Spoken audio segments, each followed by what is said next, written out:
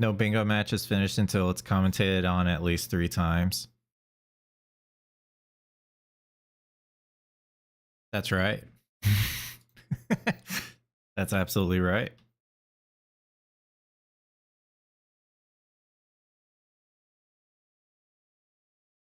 Okay. I think I'm at the spot that he's okay, he's sizing the window and all that, so I think we're at the start. So, Jack, if you didn't know, you can go into... Does it not work on VODs? Okay, well, you can go into his channel points, and I don't know if it's still there, but there is an option to have him coach you in bingo. And I did that a while back, and he's like, what the hell? How do you want me to coach you? And I'm like, well, you could probably, like, just because, you know, I'm just because I know how to play the game well doesn't mean that I can't get outside advice. So he's like, okay. I'm like, probably like a match review type thing, like even for a practice match or something would be best, where we just sit down and talk about it. But he did a review of this, of both my base game and DLC. Of the official match, and I know some things that were wrong or could have been different in my gameplay. And I have a feeling he'll point out some of those, but I wonder if he'll point out anything else. So we will see. I'm gonna go full screen because he does have his chat here as well. Yeah. And then, I mean, I could do it where I have it set up like this. And like, but nah, let's just do full screen. You don't need to see me. I could add myself if you really want, but this is fine. Okay. Let's see what we got here.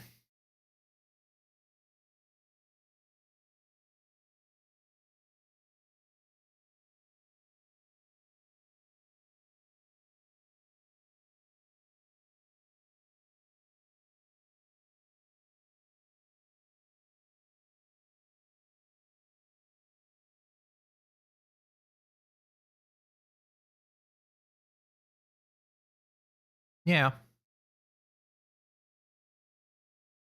Yeah, it does. Let's go. Let's go.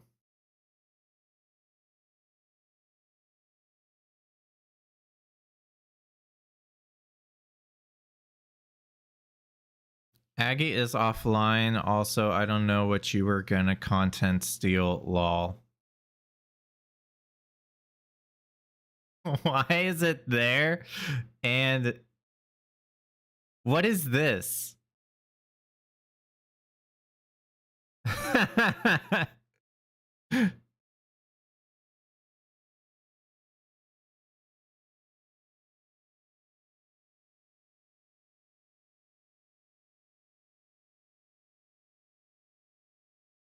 Faridula si manette, doni point à volinette, pina sans mi manicette, d'un enfant sur le banc, ça DeLorean.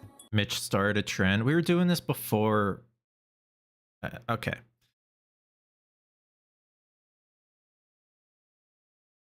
Yupari, thank you so much for the 10 months.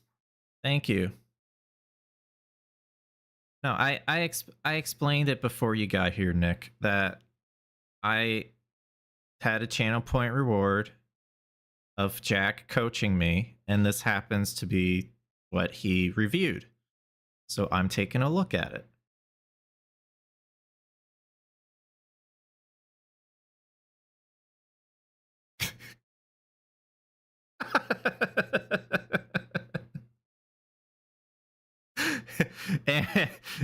and it begins. Okay, so I'm just gonna say, you know, I went for squares on the board to kind of build towards my upgrading. Romain decided to just upgrade, right? So because he decided to upgrade, he's gonna get upgraded faster. That's just a known fact.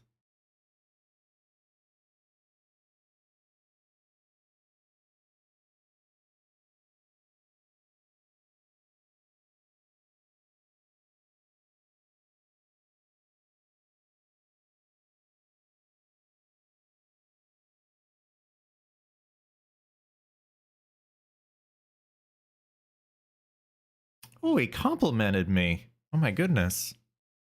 Never mind.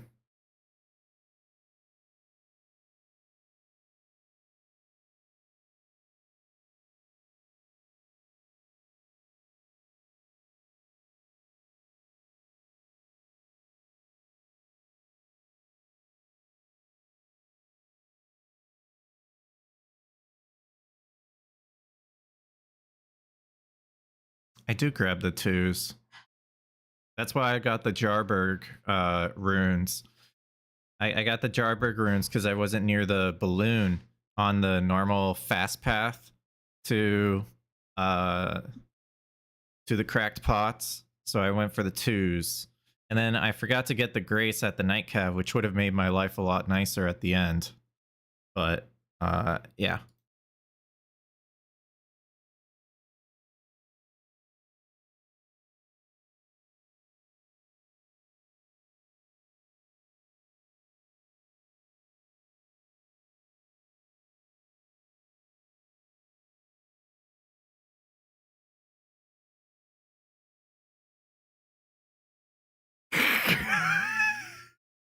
God, Phoebe is so precious.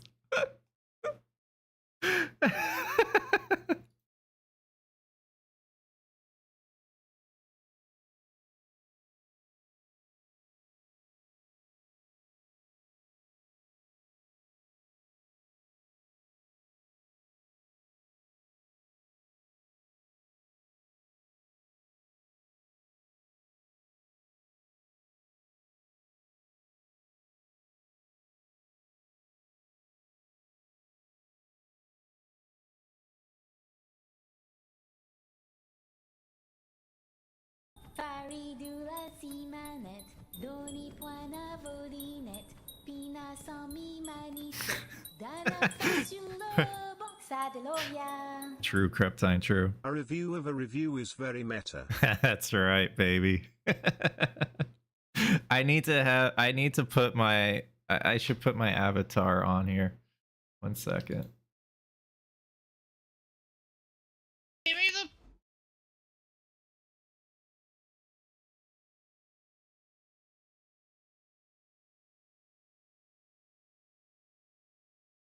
I don't know what I just did.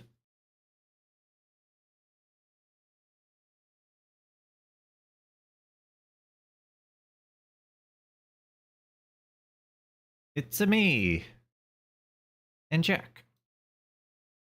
Okay.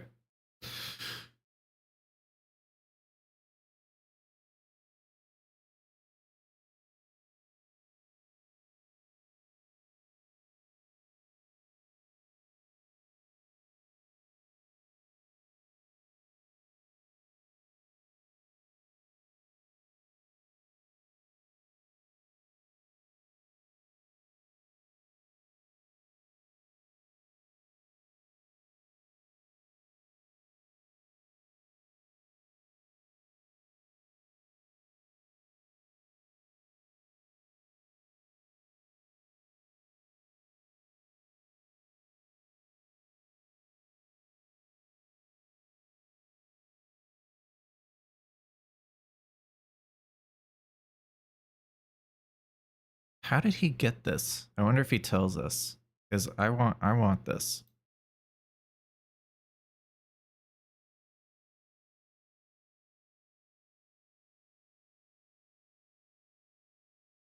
I'm gonna Google pepeJack's video annotator and see if anything comes up on Google.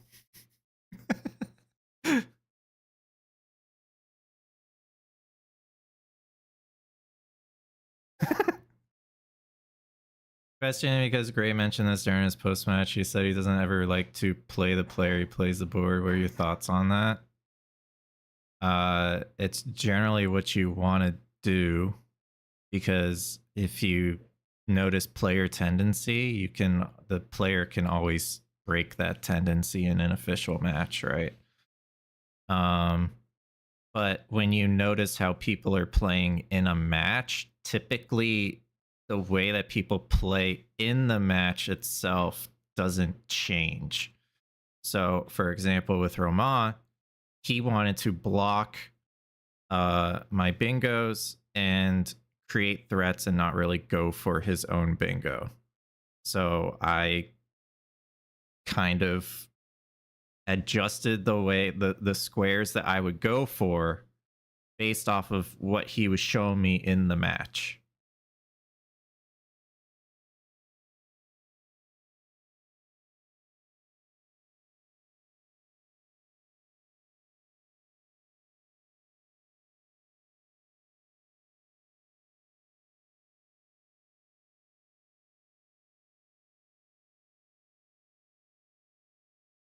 I don't think I did, actually, because I wanted to rush this square.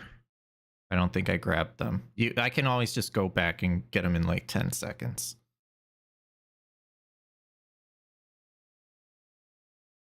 But maybe I upgrade my hand axe to +3 here. I don't remember.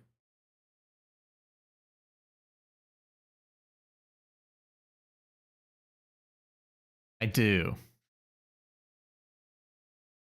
Okay, I got the stone some point. That is not true. I did it until the message pops up. You have to have the message pop up if you go to +3. Oh my god. That is precious. Stop. This is very distracting in my coaching, Jack. You can't see it because I'm blocking it. I will. What? How do you want me to focus on the coaching when you have this in the video, right? How am I supposed to focus? I don't. This is unfair. This is unfair. What's the max level you can get to without round table? Technically max level because of EG, but with the anvil, it's +3 of either weapon type. So +3 somber or +3 smithing. It's a time loss, dude. It's a permanent time. I don't want to watch this anymore. I just want to look at this, you know. She's still. Oh my god, look at those eyes, dude. That's crazy. It's so cute. She's so cute, dude. I want to meet her in real life. I guess also Jack too, but if Phoebe's there, you know.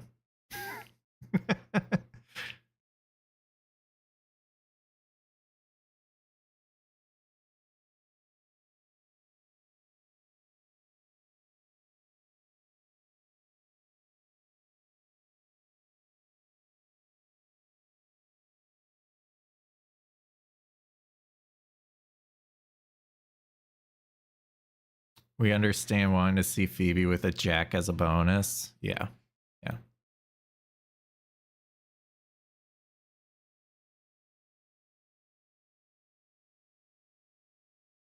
So, to be fair, the reason that Romain does this pathing is that he didn't grab the Somber 5 in Old Altus because he died, right? You can replace a Somber 5 with Smithing Force if you wanted to. But instead, he uses this time to... And of course, I have no idea this is happening, right? I only know I've got 2 squares on the board. He's potentially upgrading his weapon to, I don't know, +12, +15, maybe max level, because there's a lot of high-scaled enemies on this board. And I'm thinking, okay, I can force him into Dairy Will and, use that as an indicator of when he has Raydans, like when he wants to go to Raydans, right? But no, he just skips it. He just skips Dairy Will because he forgot that he gets locked out. So that was just unfortunate. But the fact that he, you know, travels and gets more map and gets a Somber 5 on the way to this Grace, like that is uncommon. And it also slowed down his upgrade process too.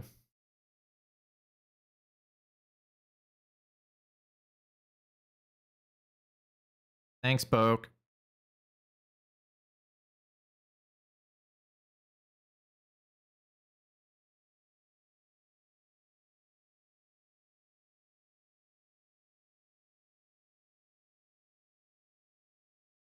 I think I grabbed it because I wasn't sure if I had aggro was gone or not. But yeah, I didn't have to grab the Grace.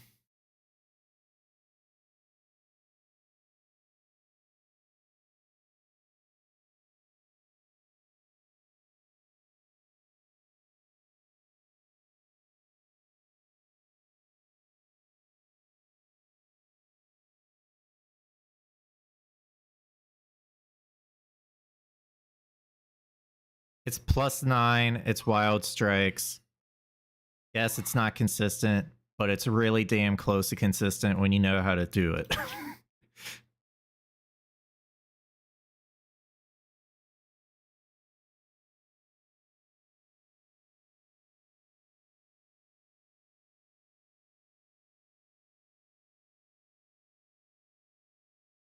I don't think you even need the Blood Grace with this weapon level, but yeah, it's fine. It just makes it better.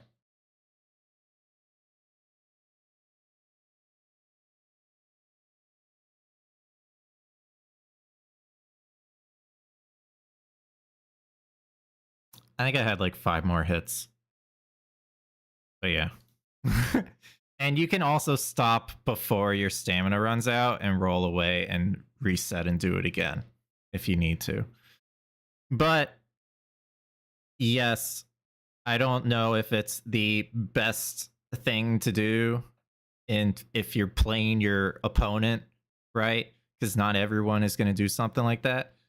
I will say, I believe I have seen a game in practice where Romain kills Magnus in like 15 minutes. Okay. So he can do it too.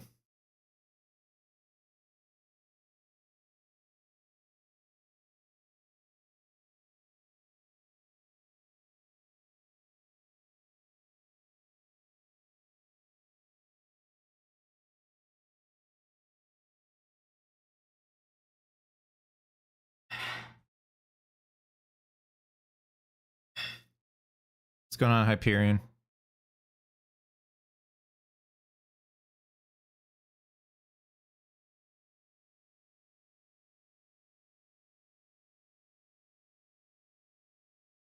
Yeah, I should have went for this square. I should have went for this square instead of this square.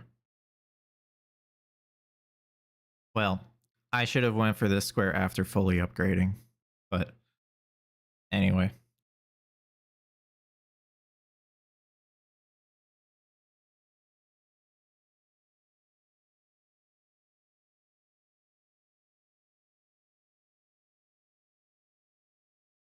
Oh my god, Crackblade. Oh my god.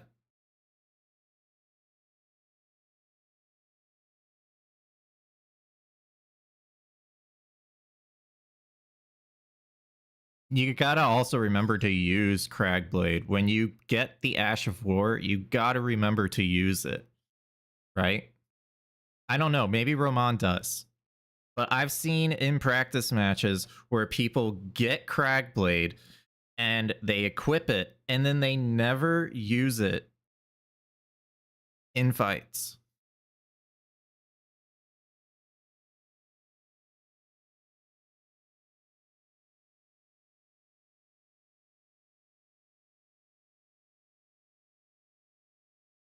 Okay, yeah. So my thought, I was like, okay, I'll check here. There's a small shield check. If it has parry, great. What I do after the fact, I know is a mistake. I want to see if Jack points it out.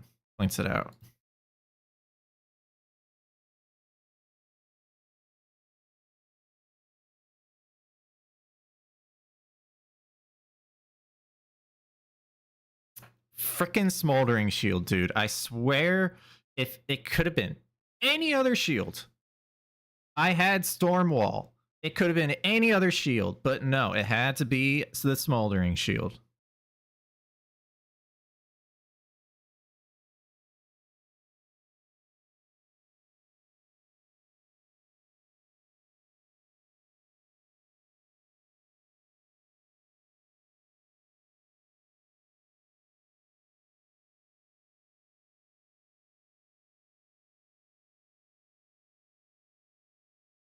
Give me the... Yeah, this is what I was thinking. I did know this could happen, but I thought this square would be marked before this could even happen, but he just straight up skips it.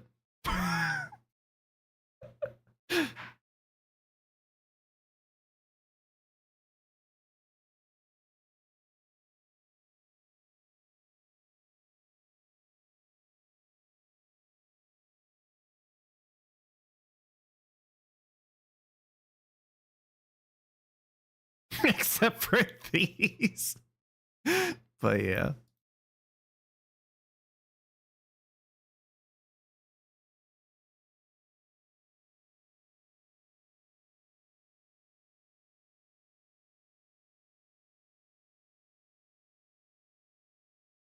Yeah, Bordeaux, it can get complicated for sure.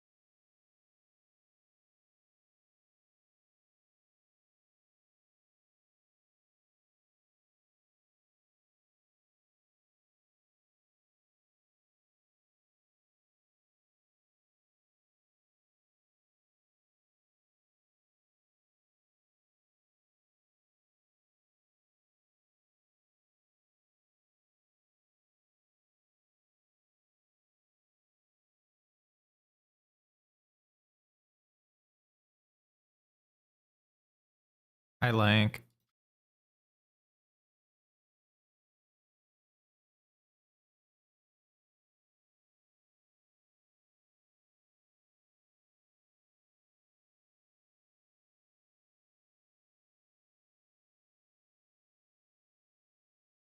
So one thing that he hasn't mentioned is the fact that I hard stick with this Margit with 6+ parries, even after not finding a parryable shield. There were also 2 starting classes with parryable shields that it's like, okay. The only reason I kept going for it was like, Romain's not going to go for it since he hasn't done it yet. He would have gone for it by now, was my thought. But what this does, this extended time where I grab the shields, realize you can't change the Ash of War, so F me. Then I go back to Stormhill, grab the Bernal Grace for 2 Bellbearing Hunters, grab the medium shield pickup, come back, and then fight Margit with a +7. When I already have the Somber 6 from Magnus, was the mistake, right? I should have went to Haligtree, got in the Haligtree money, went to +22, and then fought things. That's what I should have done. Instead of focusing on this square. Romain magically blocks both of my lines, right? But yeah, sometimes in the middle of the game, like, you have an idea, and because something went wrong, it takes longer than you think it's going to take, but you still go for it. And that's hard to pivot off of, right? That's a hard thing to pivot off of. You just have to constantly be thinking, if this doesn't work, I go do this. If this doesn't work, I go do that, right? But in this moment, I'm like, if I get this square, I've got 4 lines of pressure, and he doesn't know which one I'm going to go for, right? That was the thought process.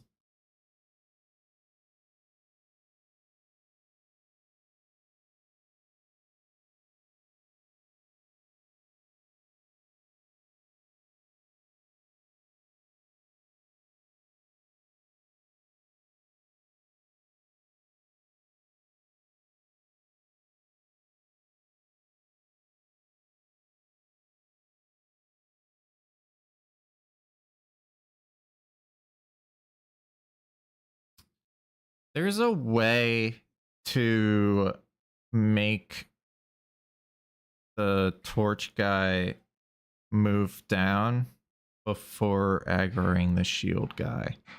And maybe Romain was trying to do that, but just couldn't do it successfully. But personally, I do like fighting near this doorway. And if you can get him in the corner here or in this corner, then he's pretty much, he's trapped. And it's really easy to just constantly get damage.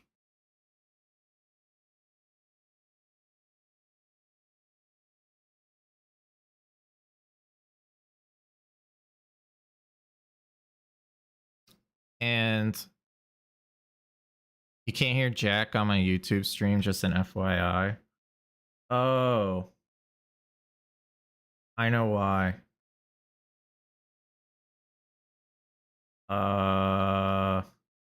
This was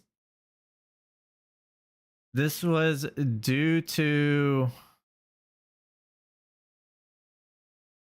charity streams. Hold on. I can fix this.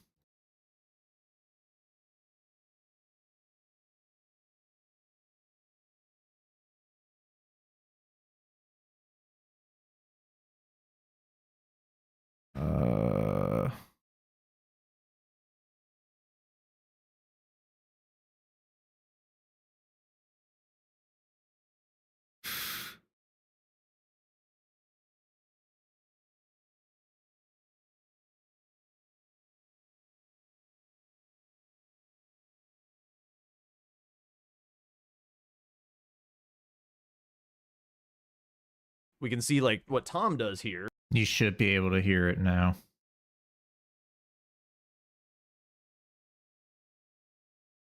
So if I didn't get Margit with 6+ parries and I went for the upgrades at this point, I would have had a +22 Great Stars. Just, I think he is +25, but I would have had a +22 Great Stars here.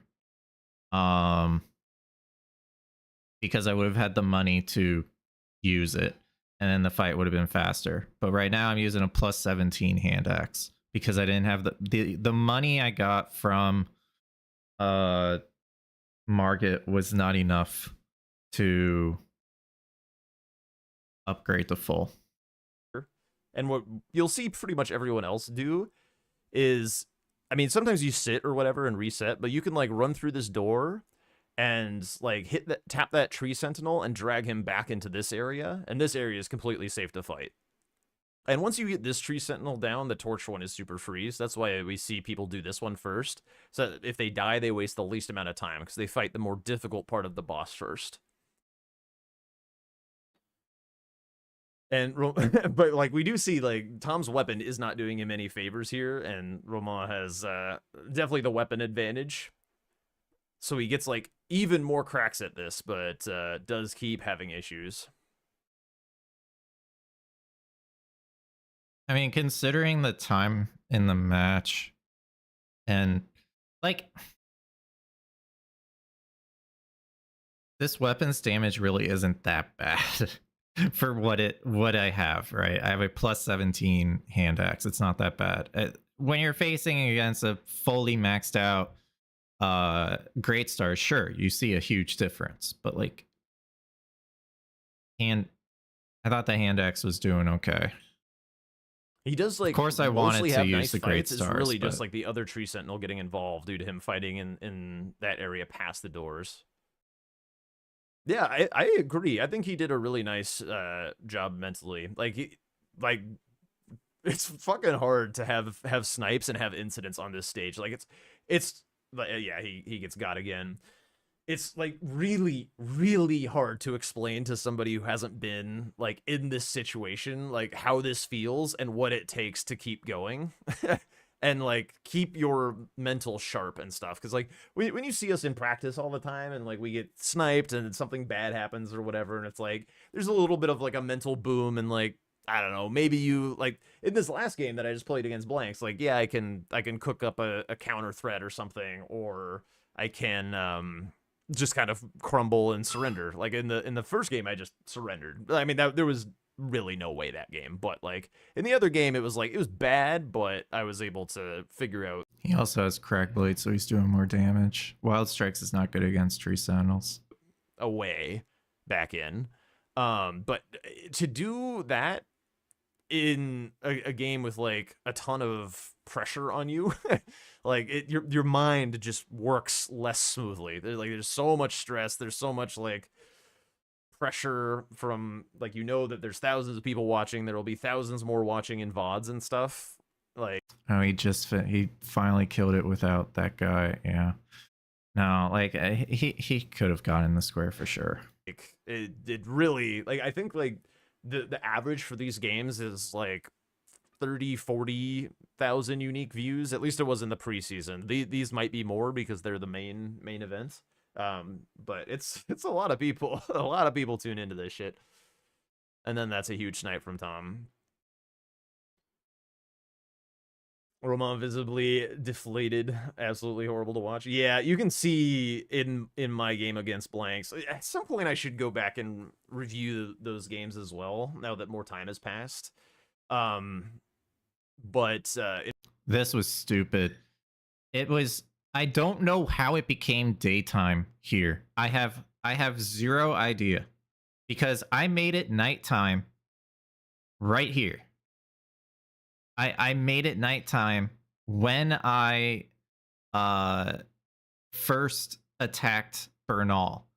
So I have no idea how it's daytime, one. And two, how Bernal is just immediately aggro to me. In my game against Blanxz in the official, when I got sniped like 3 times, I was also like, oh god, how do you get back? I remember one snipe also that was like, I felt like I shouldn't have been sniped there, because I was like, why is he here? I know I hit Bernal earlier, but I also sat at the Grace and I made it nighttime. Did I not? Dude, I can't get a good Horaloo anymore. I did Magnus earlier before that. Yo, Janko, thank you so much for the tier 1. Really appreciate it. That helps with the Partner Plus push. The brand new tier 1, by the way. Type in the chat, Dumpy's in the chat for Janko. Like, what is he doing? I was like, I don't even think this is... Oh my goodness. Atreus turned around, he What just is... goes, whoa! And he just What is happening? What is happening? Oh my god, Janko with the 5 gifted as well. Wow, thank you so much. That's crazy. Thank you so much, Janko. It's very kind of you.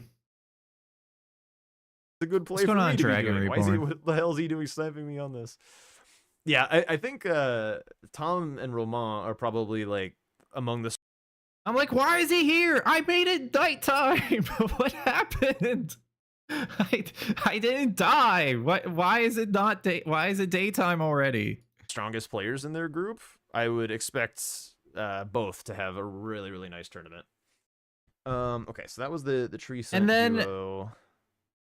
Okay, Melania. I can't even grab the Grace. He's already on my ass. Around. What the fuck is that?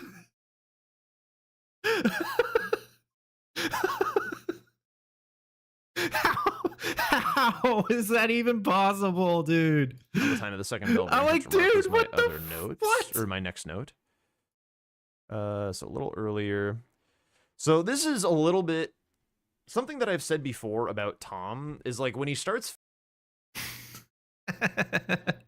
he hits this right on the nose, by the way. I already know exactly what he's gonna say. He hits this right on the nose.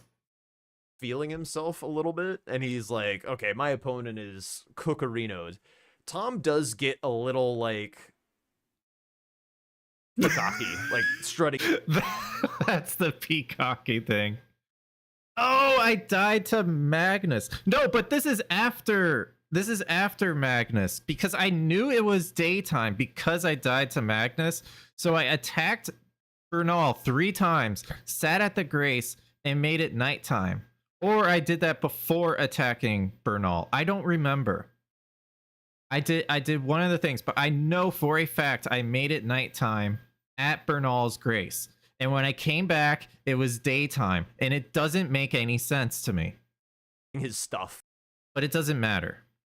And this is definitely that. Like, he's in here with one-shot amount of vigor. Like, this is not the vigor bar we're looking for. Why not, Jack?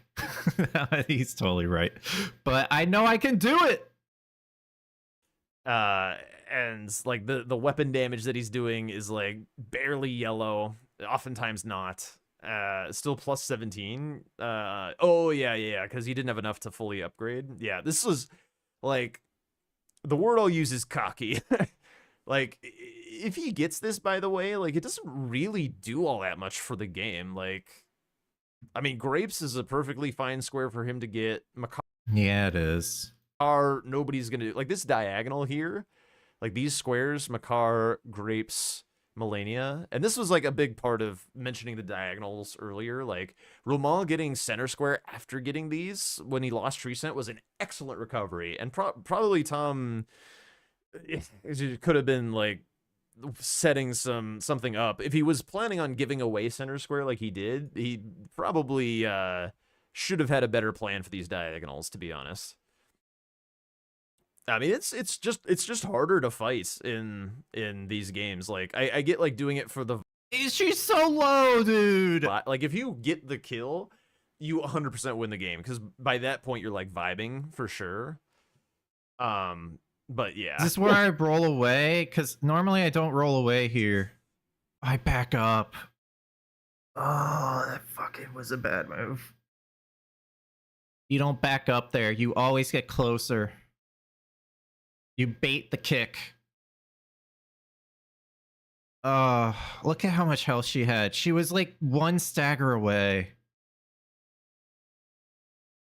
Oh my god, I died in Lake of Rot. That's what it was. Yeah, that's what it was. Yeah. You're right. Okay, it makes sense now. Yeah, when you're at this point in the fight and you play, I played a little passive. I was getting a little scared. I'm like, bro, this fight's lasting too long. Why is she not dead yet? And I was also like, why is she not staggered? Why can't I stagger this boss? Like, what's going on? And I backed up here, and it just... And then... Yeah, there's the waterfowl. And it's like in these kinds of moments where, like, you... Hang on a sec. It's like you need to be reacting so fast. You tested R1 spams versus CR2s. CR2s are so slow that if you don't do it immediately with like perfect positioning, she will hyper armor your attack and you'll be out of stamina. So what I do with weapons like this, which I totally forgot, was in phase 2, I do jump attacks. I do jump R2s instead of charge R2s. It basically does, you know, great poise with the jump attacks, but I don't have as long as of a recovery time as a charge R2. Yeah. Like what's about to happen here is you So because I was going for R1s after she would slam down and cause the little geyser rot explosion, that was causing problems. I should have been doing jump attacks, heavy jump attacks. And I would have had poise a lot more controlled. That was part of the issue.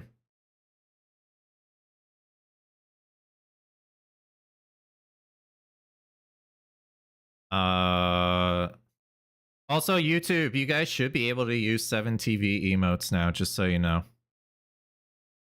I think I linked it. I think I properly set it up so YouTube can use 7TV emotes. All right. Yeah. So I die here. Obviously, that's bad. I don't even know how much time it was. It was at least 4 to 5 minutes. So that caused an issue. I probably could have just went straight to bell-bearing hunters, or you know, just finished tree bosses. Well, no, I did Erd trees, and then I guess I could have immediately went for bell-bearing hunters. But yeah, when he got the center square, I guess panicked and went to Melania because I knew for some reason that Romain would not go for Melania at that time. So if I got it, it was like a guaranteed block. I get a shit ton of money. I'm set up for the other squares. I can maybe even snipe misbegotten bosses from him, that kind of stuff. You can see a moment of indecision and like the little bit of extra stress, the little bit of extra pressure when that oh fuck moment hits. Like it's harder to just bam, do the right thing because your brain is just operating a little bit slower. So here, what he needed to do. Tell me what I need to do because I know what I needed to do. Backs off. He takes like one step back here. The thing is like this is really hard to know in the moment. But what he needs to do is he needs to do the runaround. He needs to go that way rather than back. But he hesitates, and that. I'm just having a human. I had a human reaction to her jumping up spontaneously. By the way, I like. It's rare for her to jump up like that, right? Like, I can't. I'm not an AI, guys. I'm not an AI. I have human reactions. That loses him the time to go back.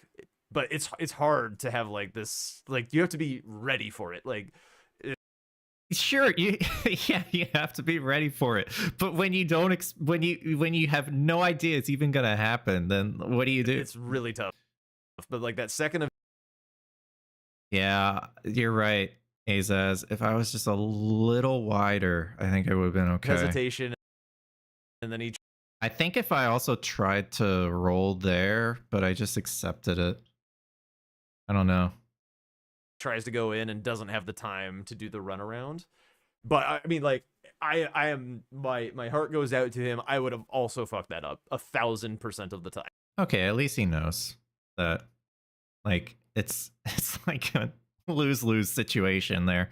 The reason go in and doesn't have the time to do the runaround. But it's hard to have like runaround. He needs to go that way. He's talking about one is just operating a little bit slow. He's talking about what to do when it happens. It's more about what to do to not make it happen. So here, what he needed to do. This is what I should have done after this kick. Let's see if I can get the timing right. This attack, I should not back up. I should always get closer. Because when you get closer, you can bait the second kick. When she goes up. But I went backwards. And also, if I went forwards, I would have been closer for the circle, right? So that is the mistake, going this way, going backwards from the boss after that attack. So he backs off. He takes like one step back here and back. Really tough, but like that second of hesitation, and then he tries to go in and doesn't have the time to do the runaround. But I mean, like, I am, my heart goes out to him. I would have also fucked that up. You can't. I don't know if you can do a second R1 because I've tried that with claws, and you're like locked into the second R1. You can't dodge the kick when it happens. I'm pretty sure. But and this is a heavier weapon too. 1,000% of the time. Don't like this play. It was one square. Claws are not two a dangerous line swings. at the Yeah, time. that's true. If the stat dump or yeah. It is just like one square. It would help him meet requirements for some things. Like there is still this like whip only square, and it like whips have pretty shitty stat requirements. There's some late game stuff like BBK and Fire Giant that having some juice for is nice. But yeah, it's a little bit much. A little bit much. I think he was feeling the power of great stars. Did Tom ever do the Haligtree run? No. Basically, at the top level of play, you want to avoid doing the Haligtree run if at all possible. And it's kind of there for like panic situations of like, fuck, I need money right now. Or like, I need to rush like Stamina management is very cruel to keep up with in the fight, so it might just not be possible. What, the second R1? Yeah, you have to pay attention to stamina for sure. 30 faith or something is like an important spot. Then like the money is there for that. But just for like your standard upgrades, for the most part, it's not worth your time to go Haligtree. It takes over a minute to do, and if you like think about how much you could do in a minute of Elden Ring, like or this like Elden Ring bingo format, like What's going on, you Beto? can get a lot of progress towards squares and stuff for that amount of time. And it's also like the tail end of your upgrade progress, like stones wise, like it's only the 9 and potentially the 10. So really you're just there for money.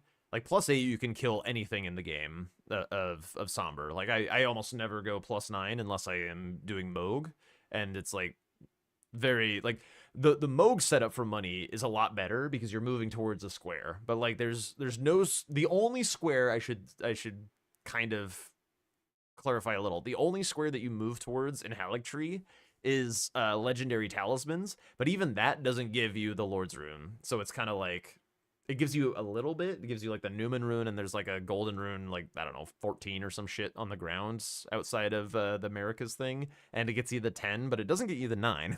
So, I don't know. Haligtree is something that we tend to avoid. Romain dies too many times. Maybe he could have won if he went for the bingo line all out. Maybe. It's very hard to say. Like you're playing against like the best of the best. You have to assume that they're making smart decisions. In which case, like, if you're in panic mode, then you could be like, I was in panic mode against Blanxz, and that's why I went for kind of a YOLO line. Romain here is not in panic mode. Like take a look at the game state right now. Let's take a look at this. We've got a row 3 here where like Romain only knows about, I guess he knows about 3 tree bosses, so it's like a little tough to consider. But he's also got like both diagonals to work with, which is huge pressure. The square total 6 to 5. And at this point, also, more importantly, Tom has 0 threats right now. Absolutely nothing going on the board. So like from this position, there's no reason for Romain to like full send the diagonals. I think that he probably should have closed out this misbegotten boss square sooner. Because like, and he goes for Crusader of all things. Like, just go do the tunnel, dude. I guess this does like this line is dead, right? Like this doesn't progress column 4 because he locked himself out of Darrowell. But it does still keep this diagonal strong. Painting rewards is not the best square to be doing. Like, this BBK here was potentially a mistake. Like, it is a gargoyle, but kind of whatever. Like, at this point here, if I'm Romain, I'm interested in just polishing off that Misbegotten boss real quick, and then getting like the tastiest squares elsewhere on the board.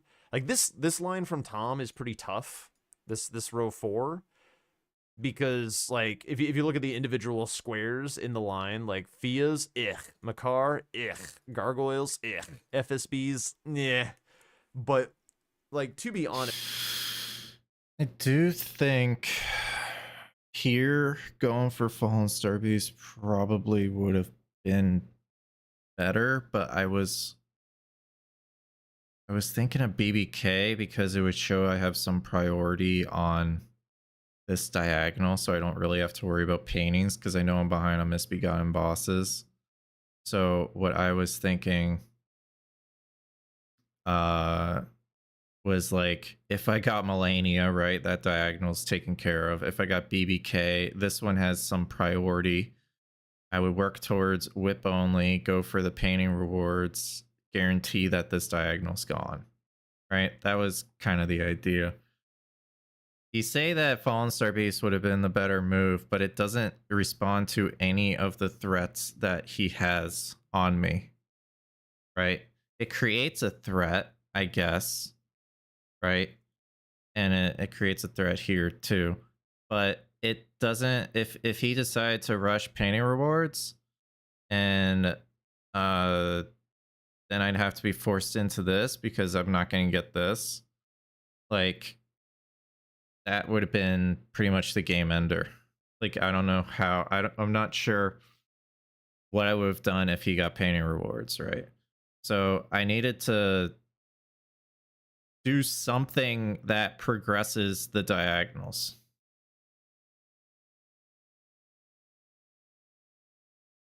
As Romain, you're the one with Raydans dead.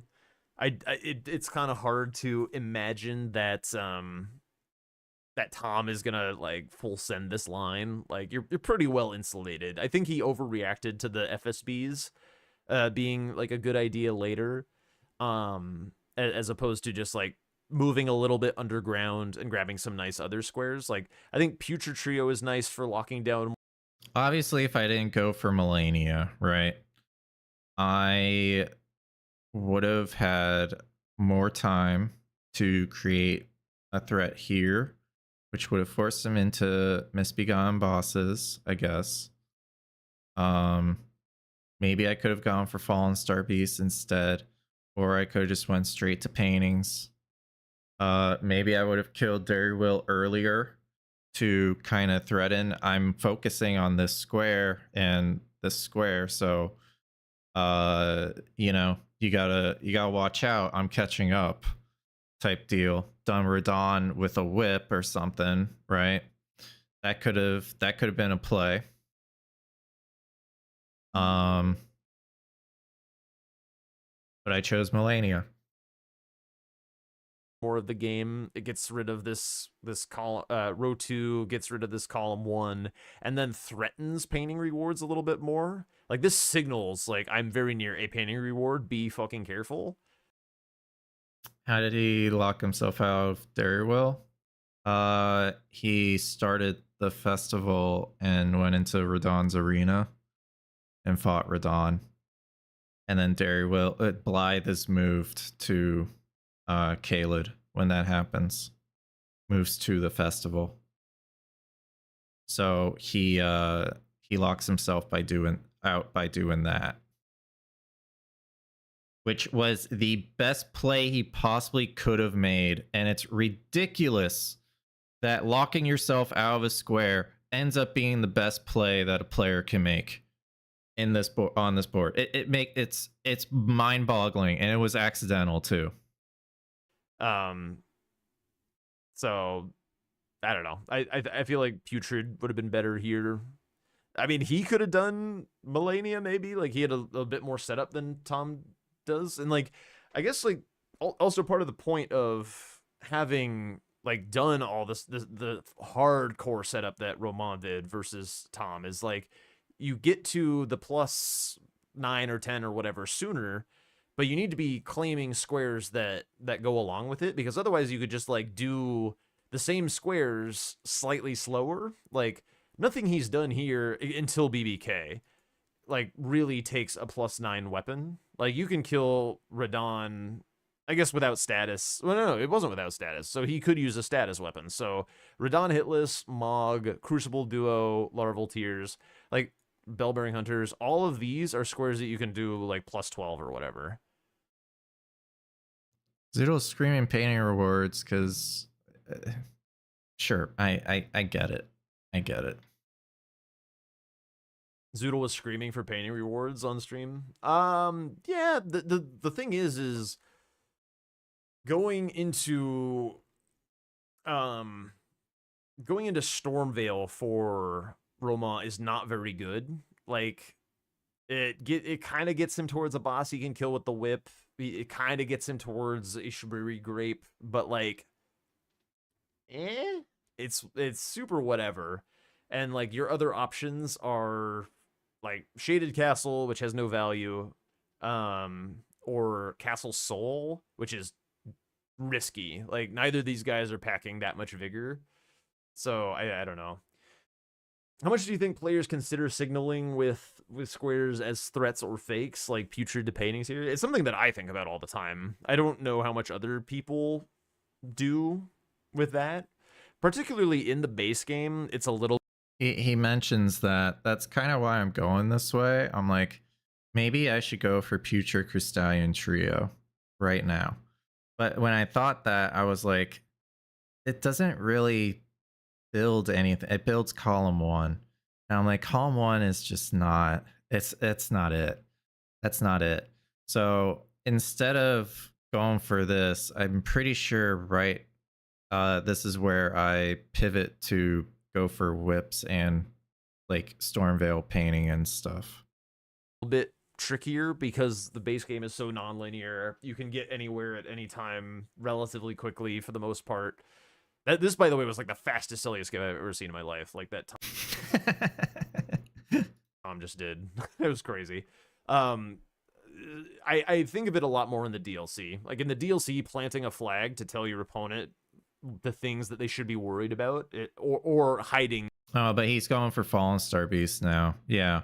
So like I could have went for Fallen Star Beast here, but this whole time I'm thinking I need to just progress diagonal squares because those are the threats.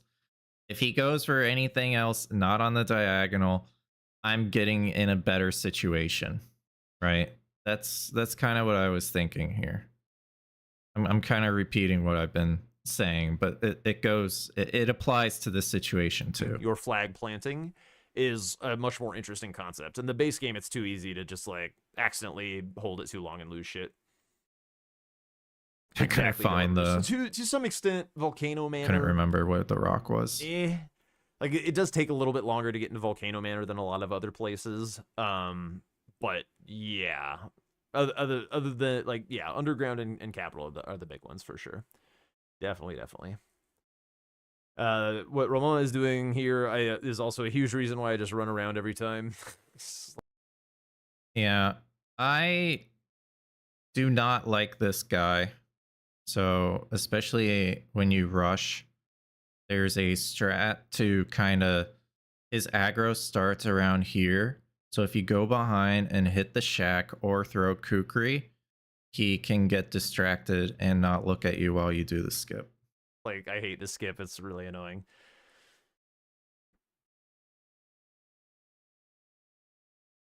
I've also have no idea what his health is. Oh, wait, hang on. I missed another comment. Romain had prio on at least 3 squares with Raydans and a massive warning square with Darewill to know when that prio is threatened. Yes. I'm not entirely sure. Azaz, here, this Grace, South Ryo, to the whip check, is that faster than Scenic Isle to the whip check?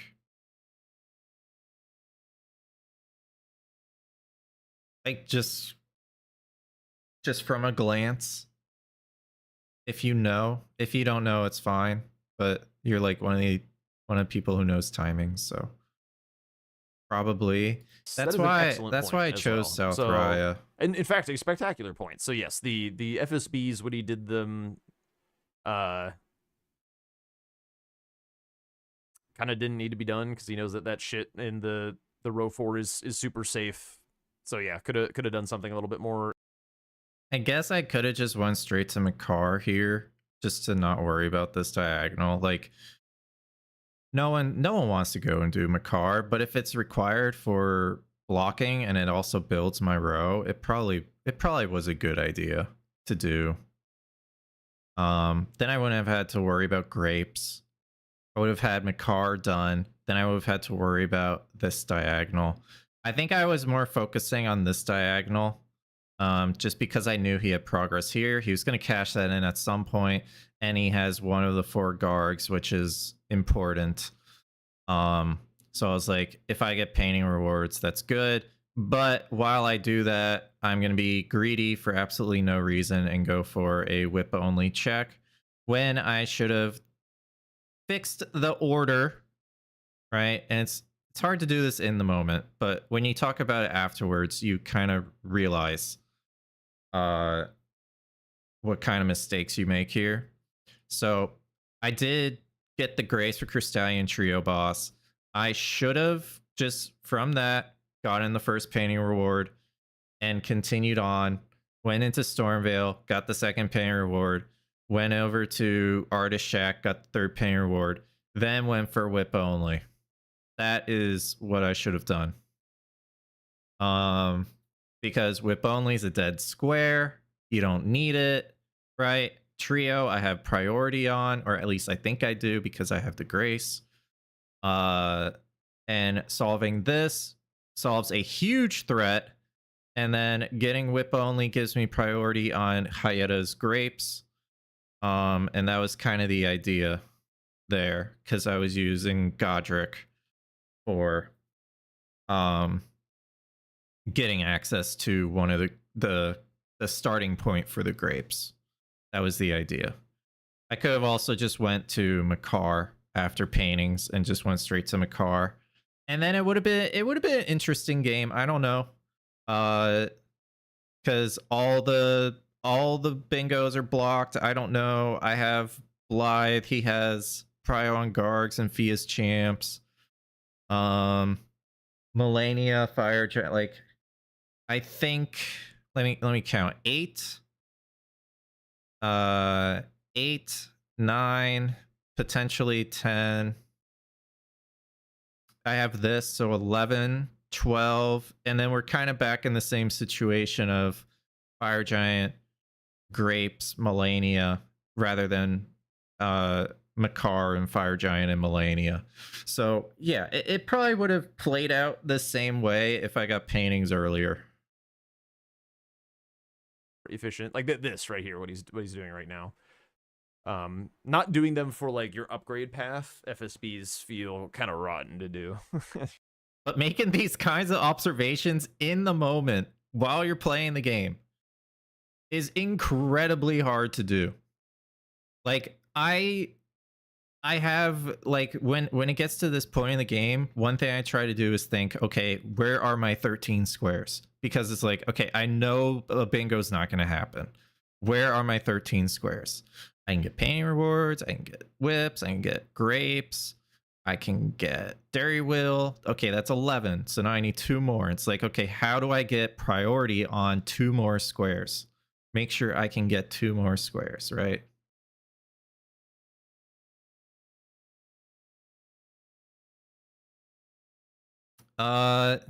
Yeah, Obito, it would have been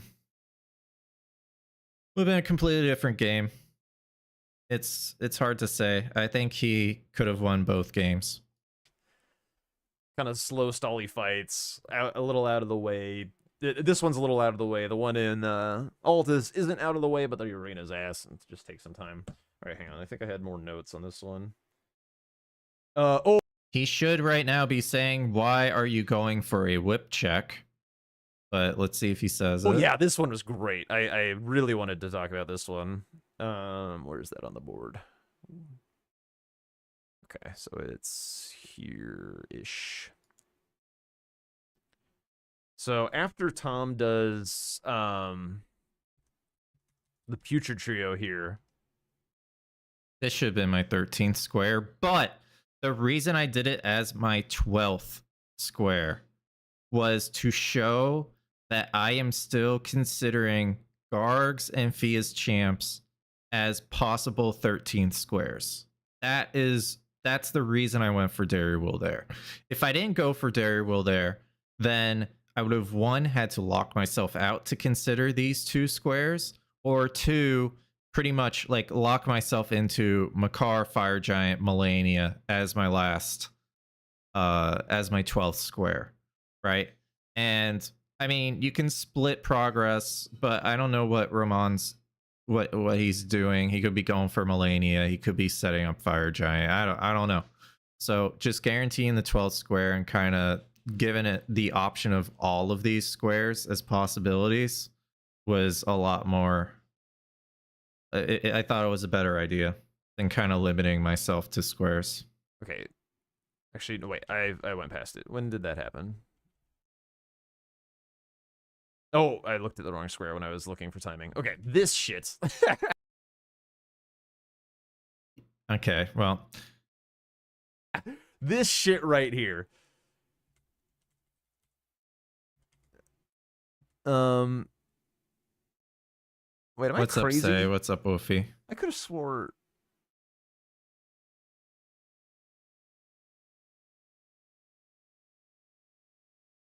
The thing that I'm looking for is I could have swore Tom had. The answer is yes, I have the physic. Yes, I could have gone the Dex tier. I also say this in the post review, in the post match review. But I did not think the damage was going to be this bad. And yes, I could have quit out and just gone and done something else and been like, okay, let me get painting rewards, or let me go get the Dex tier and stuff. But fucking stubborn. I don't know what to say. The physic. No? I thought he had the physic. I do. No, he did. Because after Darrowwill, or no, wait, after he preps Darrowwill, he runs to BBK and then gets sniped. So it was like when BBK died. 12 Dex. Spicy. Hang on, let me keep a note of the timestamp. 147. Around BBK. I didn't know Tooth Whip required so much Dex. I thought it had some arcane requirements, but no, it's Dex. It's like the worst possible stat. Sorry. Around here, we see Tom get like the charge attack talisman, prep Darrowwill, and then he runs all the way here. Gets the physic. We can see the physic. And like 147. And here we see him fighting Godric with this unwieldable whip. But like the physic tier is for Dex, which is what you need to wield this weapon, is like right next I didn't think it was that bad, to the Liurnia Grace. but it was bad. We move on. Like, what is he doing? Like, just go grab the tier, dude. How much I Dex does the committed. Tooth Whip I take? just committed, all right? Extra I don't know what to say. Tooth Whip. 24. Obviously, Yeah, so it obviously, if I did this different, I would have been a lot more ahead on some other squares. But you gotta give what the viewers want, which is a unwieldable whip fight. yeah, 24. So if he has great stars, he needs 12 decks. So he would need to come by 2 decks somewhere. Like, surely he had enough money for 2 decks. I actually don't know Like, if I did. and he wouldn't be in here for like all this goddamn I think time. I did. I think And those like, runes would give it's me so two. strange because like, yeah, it's a little painting progress or whatever, but like, if you need a block on the column 1, then just go do Putrid. You've already done it, and you have a strike weapon. Like, just go kill it. Yeah, I'm aware. I don't know why I was focused on this because I figured it would give me access to this so I could take care of the diagonal because I didn't want to go back to Melania, and I would have progress on paintings before that. That was the reason. And because I went into the fight and it was low damage, I was just like, you know what? I'm just gonna commit. That's all I could do. I was like, maybe I should quit out and get the dex tier and blah blah blah blah blah. Like, I don't know. I just committed. He also didn't realize that you need the stat requirements to apply poison. Sure, but like, even like deadly poison is very bad. Nah, I knew the poison wasn't gonna like, it's happen. not gonna do that much damage to help you. Like, wielding the weapon would make this fight take like, how much time was the I don't fight? know, a minute. Very bad. Well, painting, great. Uh, Like the charge attack. And here, well, we're 5240 and we have this much health gone. So I'm gonna say we start at like 5215. here we see him fighting. Garnia great. He has enough. Let's go kill. Very it. Anyway, so from here, I didn't have any more notes. Let me see if there's like. We're not gonna know. Like anything else to talk about? Not really. It was over 2 minutes, that's Not for really sure. for this game. Into game 2 though. Oh, come on. I check for the fans.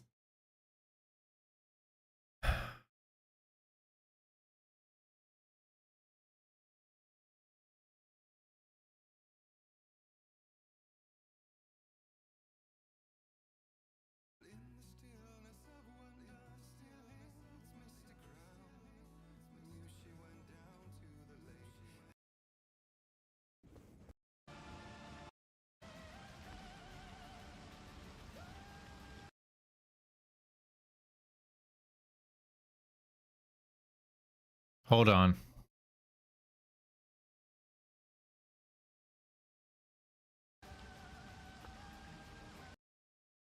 Why is my music going through? Oh, fuck. Oh, because I switched scenes.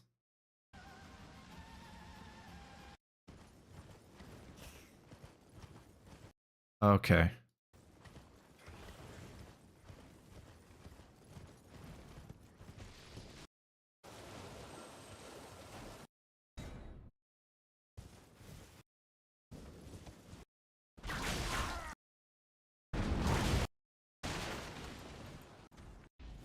Melania. I can't believe. All right, we started at 52. We started at 52. And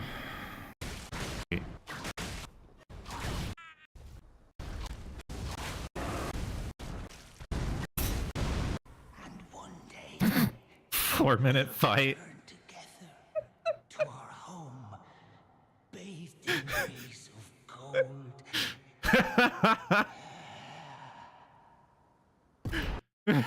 4 minutes and 10 seconds. Holy shit.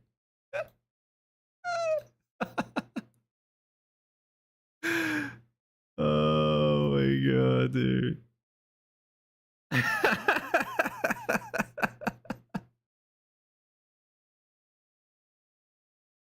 That's bad, but whatever. I was really curious, like, what the casters would be talking about in the first several minutes of the DLC, because like the DLC right now is just like so devoid of early things to do, and there's like 10 to 15 minutes of Pepo Torrent every game. It basically was a Melania length fight, yeah. But I was like, what are they gonna talk about? And then Zoodle's freaking like, this was the game that Zoodle was muted, right? That he just like, we couldn't hear him. Hang on, you won't be able to hear us, but I'm just checking to see if Zoodle's still muted. Maybe this, yeah, was it? Anyway, whatever.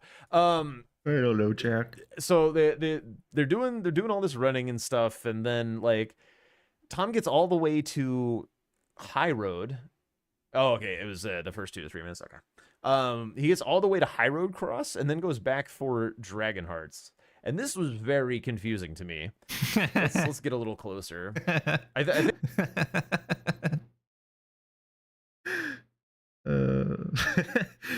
I can explain.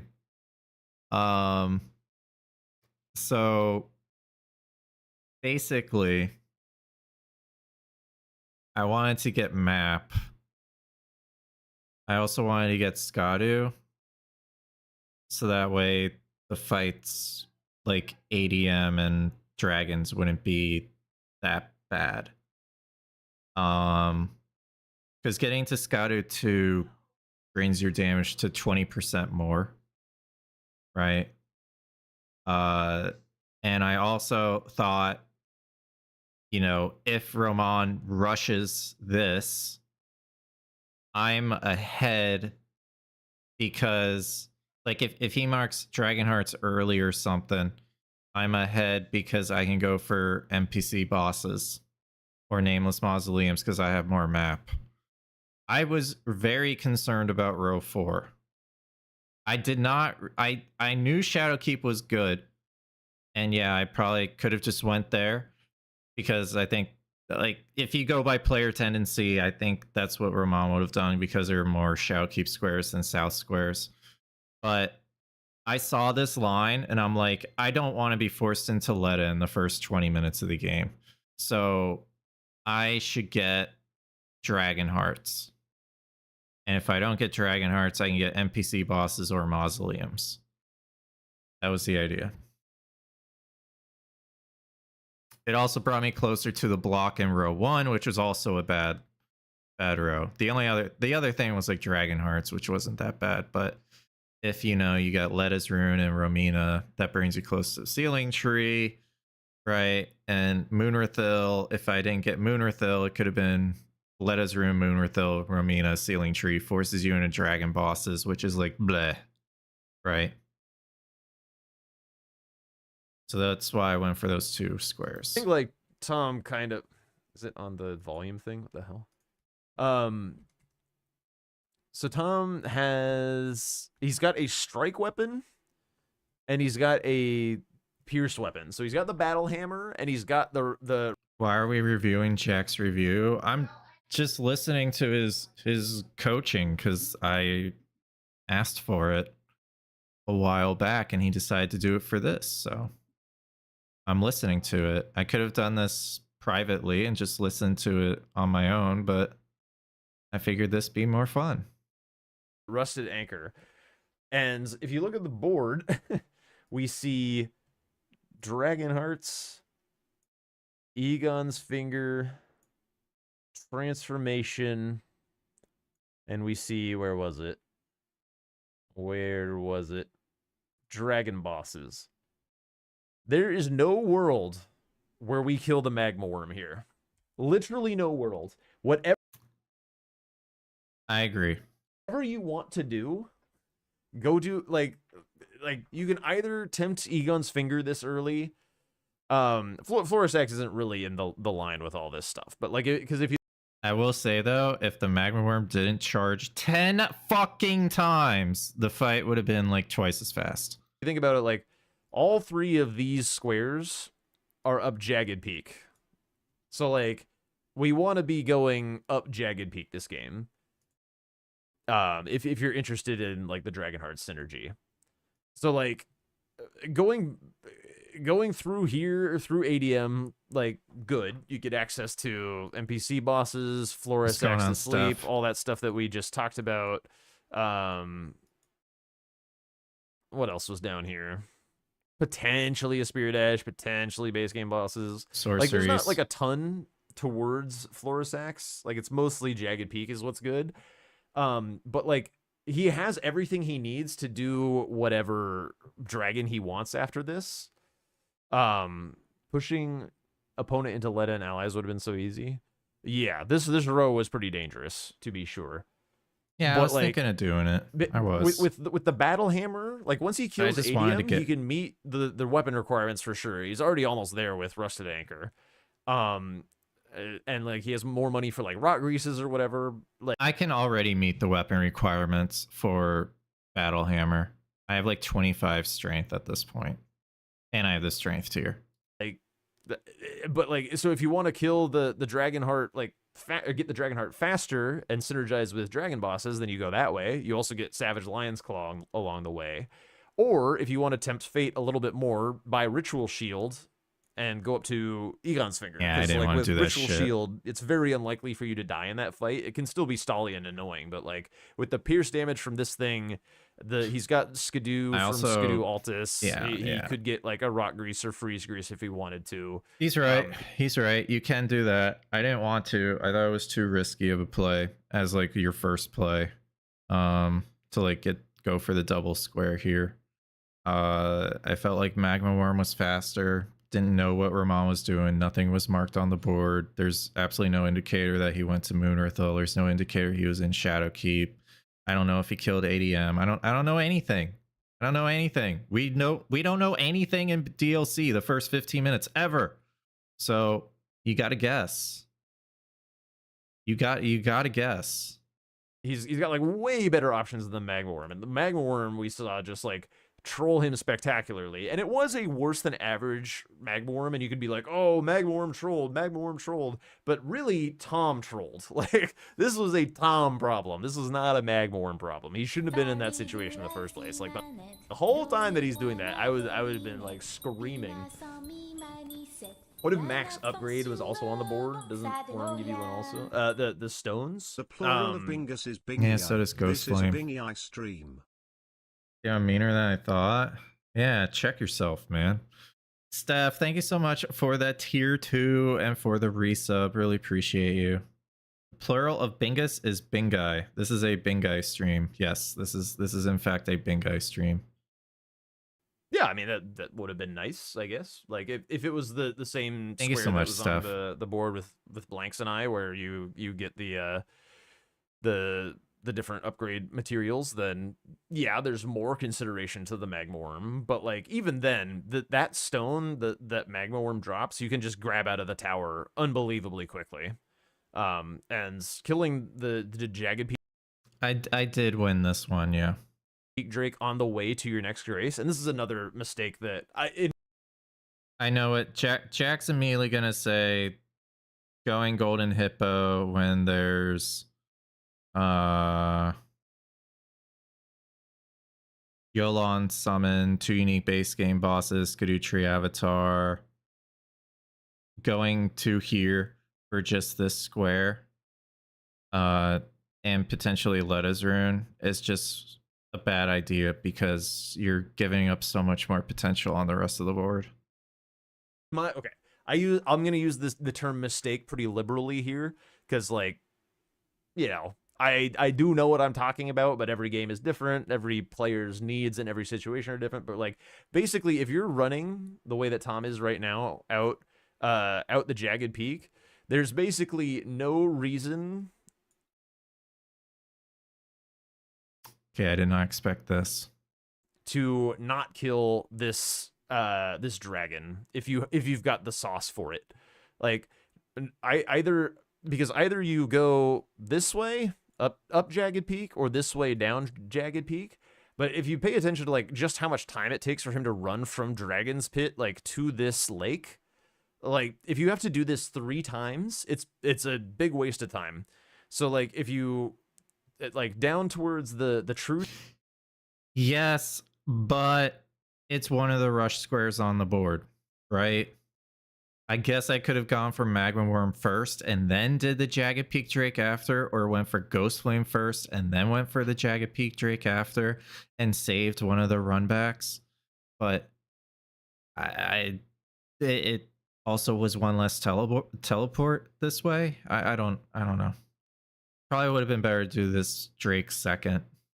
South, like that a direction, that's Florisax. That a direction is Jagged Peak. What he does is he kills this thing and he warps out and goes for the Dragon Heart without grabbing a Grace. So he's guaranteed Yes, because it's 1 rush square, 2 rush square, potentially 3.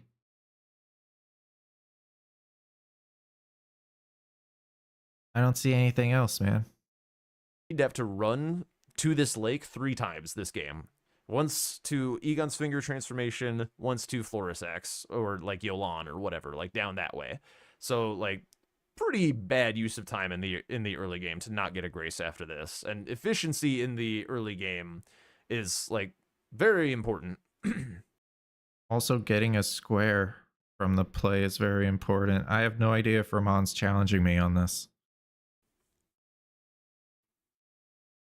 But like there's also like no information on the board. Like I feel like if Romain does Magma Worm for a Dragonheart here and you're Tom, you're like, yeah, whatever. I got sniped, but like I'm further into Jagged Peak than you are. And it's like you've killed bosses that actually give money and stuff. Like who gives a rip if you get sniped on Dragonhearts? It's not like I care.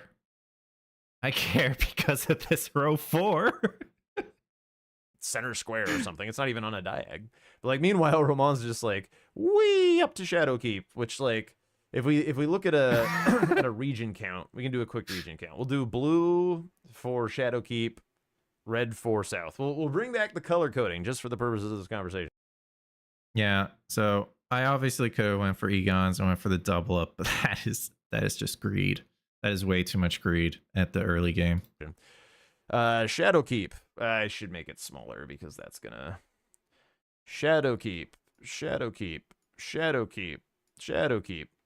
And maybe tomorrow, pretty much Wander. I don't know. Boom. This is hybrid, so we'll do like a sideways tick. This is also kind of hybrid because the painting is probably the one that you're gonna get. So you do need to be in Shadowkeep to get the painting. Shadowkeep. Jack is color coding, guys. Oh my god. Oh my god, Jack is color coding. That's not allowed. How can he do that? Why is he color coding? Oh my god. Shadowkeep.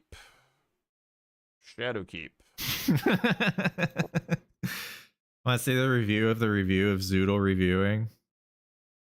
Probably Shadowkeep, but not necessarily. And actually, yeah, I should. We'll do it this way. Boop boop. But also, this like letter rune here feeds into invaders. Like this is has a little star here. So like you get a free invader when you do Loretta. Look at all of that Shadowkeep, dude. Look at all of it. And funny enough, this is probably the most important square on the board. Or not Loretta, Letta. So that's all the Shadowkeep. Meanwhile, south is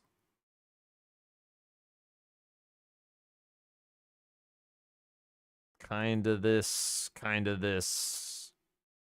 That's about it. So, like, Tom did a very stally Dragonhearts, and he's progressing kind. I don't feel like getting forced into Letta's bad on this board. It's the longest square other than Yolan summon. Why would you... Like, I get you're saying, like, you know, Romina, Ceiling Tree, Letta, I guess is what you're saying. But, like... If Romain forced me into tons of squares along the way, so, sure. There are the 1, 2, 3. There are tons of squares along the way, sure. So it's not like the worst thing to get stuck into, but like you're gonna have to do it eventually. And I don't know. The game could have played a lot different if I went backside from the start. And I was thinking of doing it. Would be the second Dragonheart, if not Magma Worm, the Ghost Flame Dragon. And potentially ruin my early game. Yeah, I mean, we probably could have went for Mausoleums too. or NPC bosses. I could have raced on that, but like if you show you have 2 dragon hearts, then you pretty much have 1 of these. And the thought was like you can just basically do 2 of these, like just do the 2 nameless mausoleums, get the NPC bosses at the same time, and then get Egon's Furl Finger because you're ahead on that, or it's a race, and then you're stuck on Letta and allies, right? I don't want to be stuck on that 20 minutes into the match, 25 minutes into the match. Does that make sense? Because then my opponent's also going to be trying to go for Romina and Sealing Tree and like taking away these squares that bringing them closer to Letta. That's why I didn't want to deal with it. 4, 5, 6, 7 squares compared to Romain, who, by the way, when you go Shadowkeep, you get a shitload more skidoo and money, so more power, versus Romain progressing 1, 2, 3, 4, 5, 6, 7, 8, 9, 10, 11, 12, 13, 14, 15 squares. You get the idea. And obviously, like, the first region that you choose is not going to be, like... Still charging, by the way. The end-all, be-all of, like you're not going to get everything there or whatever. Yes, and it's possible, like, the Loretta plus Ashes, or Invaders is not something that you, like, necessarily... Apparently, after the second charge, if you're far away from the Magma Worm, it stops charging. Is that confirmed? That is, someone in chat said that. I don't know if it's true. But if you're far away from the Magma Worm, the charge stops. I don't know. Really think about as being a synergy, particularly when you're new, because it's like a little goofy to think about Letta. I keep saying Letta as an invader, but she is in fact an invader when you do Letta Rune. But yeah, like Romain has a grace in reprimands, and he's got a Spirit Ash coming up like right here. So he's... I did have the Battle Hammer. I could have gone Ghost Flame here, but I thought the Magma Worm would be faster. But he decided to have fun and get his zoomies out, you know? He's got 2 out of the 3 Spirit Ashes. And like somebody didn't take him out during the day, and he got home from work, and the Magma Worm was like, I gotta go do my zoomies. And that's what happened. They're going nuts about the Magworm stalling, which is their job as commentators, but like me this whole time, I'm like, why is he here, dude? Why are we killing this Magworm? It's so bad. Always walk your Magma Worm before going for the square. So yeah, we get our first square at 15 minutes, and Tom is kind of like very far behind on map. Like, if yeah, whatever. You see that as Romain, like, the other thing is, like, when you get information like this, it's time to respond to that information. So you know he's spent some amount of time going south, and that amount of time not going Shadowkeep. Going this way is progress that Tom cannot have, because Romain basically spent the entire time running there, and Tom, we now know from Romain's perspective, Tom cannot have gone that direction as far as Romain. So it's time to leave and go do something else, because like you can clean up the breadcrumbs that you've been leaving. Like you can get, especially that Letter Rune, like leaving that for Tom to get, especially through back section, is egregious. Very, very tough. But like, I don't know what he's doing. So this is just my, like whatever Jack says about Romain, sure, he can come up with ways to make Romain's gameplay better and all that. But I'm concerned about what about my situation, right? So of course I could have went Shadowkeep. I could have went for all of those different squares, went for that. I was honestly thinking of Letter Rune as the very first square right into Moonworth Hill, kind of build this, challenge Romain on Romina, get progress on Sealing Tree, force him into Dragons. That was a thought I had.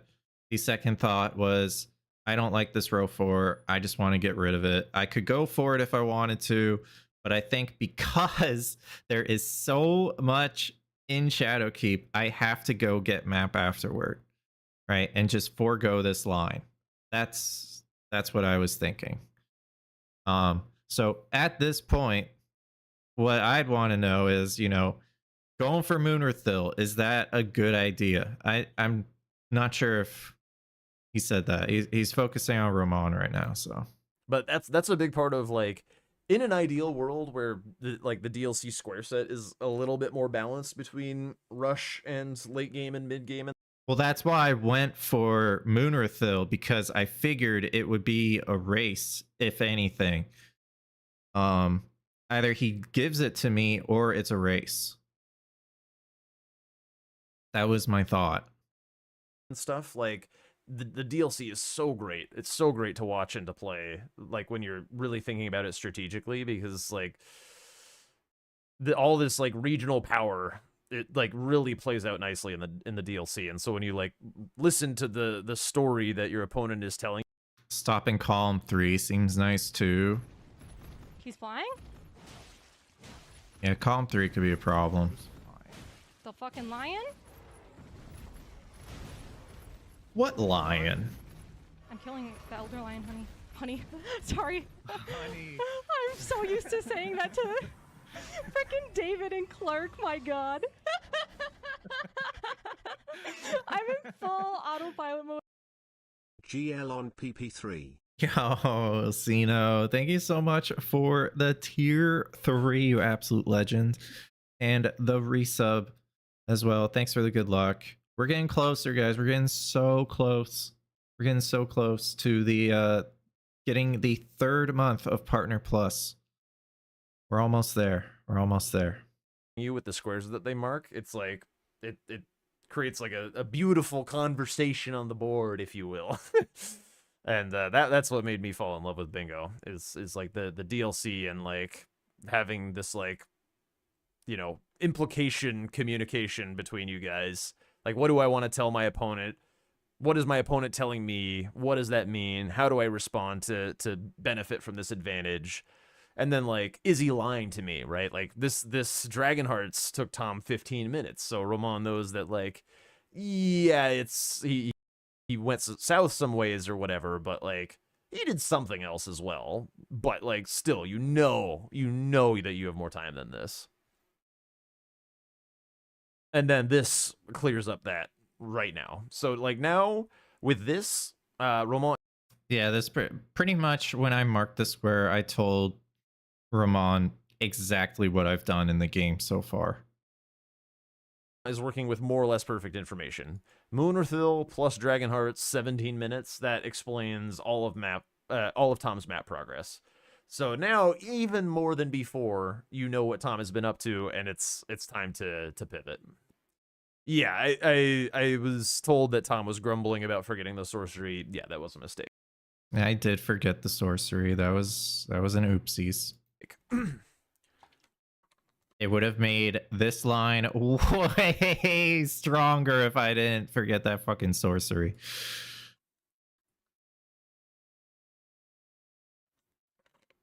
I missed what Tom does here. He's just grabbing the skidoo. Okay. It's kind of a Mitch play, but whatever.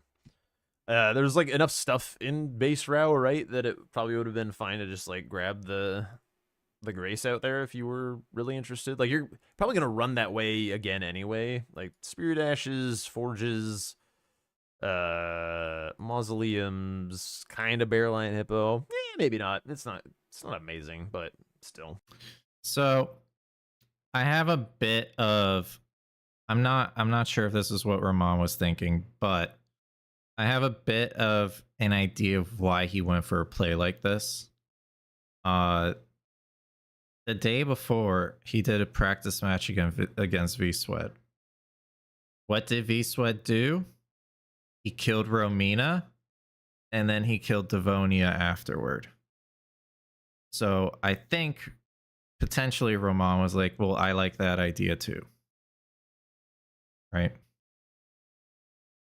Showing, oh, I'm actually way farther than you think I am.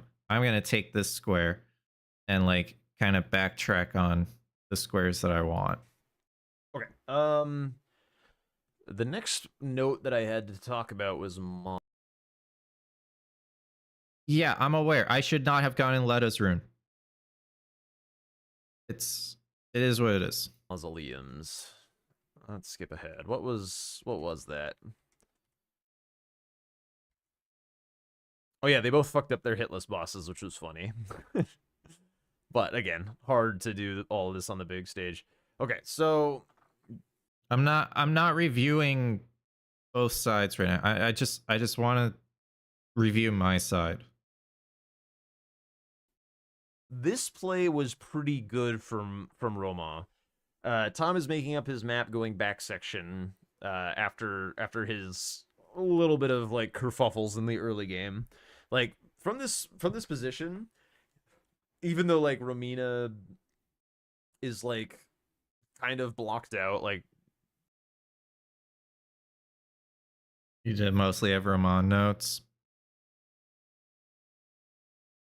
I get that. like this square doesn't do anything anymore. Like Romain's still in like a better position map wise because he's so much further in. He's got like all this progress out in Ancient Row. Hypothetically, you could do other things in Shadowkeep or other things in Shadow Altus or whatever. Like this play is pretty exciting. It does take him a lot of time though. Like the NPC bosses, Bear Lion Hippo, mausoleums. Like, but it's a lot of it is playing around squares that Tom is already done or is going to do. Like, sure, Romain has this Crucible Knight Devonia hanging out right here, so like, ooh, column 2. But like, you look at how much value there is in Dragon Hearts on this board. Like, there's still, like we said at the start, he's got 1 dead from the Dragon Hearts. You could assume he's got 2, to be honest. But like Transformation, Egon's Finger, like all of this is like very much blocking out this Mausoleums play. It's still like good value, but it's not. He's leaving so much behind in Shadowkeep that like if he had cleaned up a little bit of more of this stuff before going and doing this, I think it would have paid off for him a little bit better. Like if he like this square as well, like you just go up to Mesmer, grab like which you already need for burn anyway. So like Mesmer has the sorcery underneath him down by the bats. Burn, sorceries, That was gonna be my 3rd square, but I messed up. Letta plus Invaders is synergistic. And like, let's see, what was the front to back section skip situation looking like? Yolan makes it a little worse. Tree Spirits makes it a little worse. It's kind of whatever, I guess. The front to back section skip. I mean, he also has the better weapon. He's doing a shit ton more damage than me, so he's able to catch up on some things that I'm kind of holding on to, right?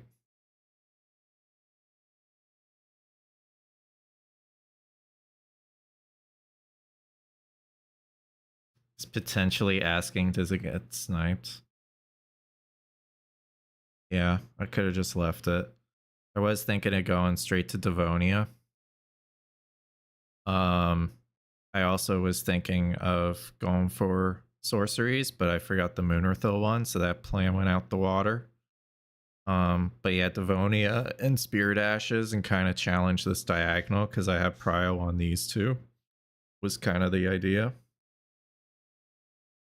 But I decided to go for Letta's rune. But yeah, this probably would have been better. I just thought, you know, since he did Romina, this was going to be his next square, so I didn't want to walk into that snipe. Either way, like there's still like squares that he could be taking away from Tom before going and doing some other stuff. I guess like maybe he's concerned about the row that Nike mentioned, the row 4. So if Tom goes for this and this, then Egon's Finger is still his for free, so that would force him into Letta. But like, I think a good player with good mastery of the DLC could be like. I feel like the beginning of the end though is such a huge swing. What, getting Letta's rune?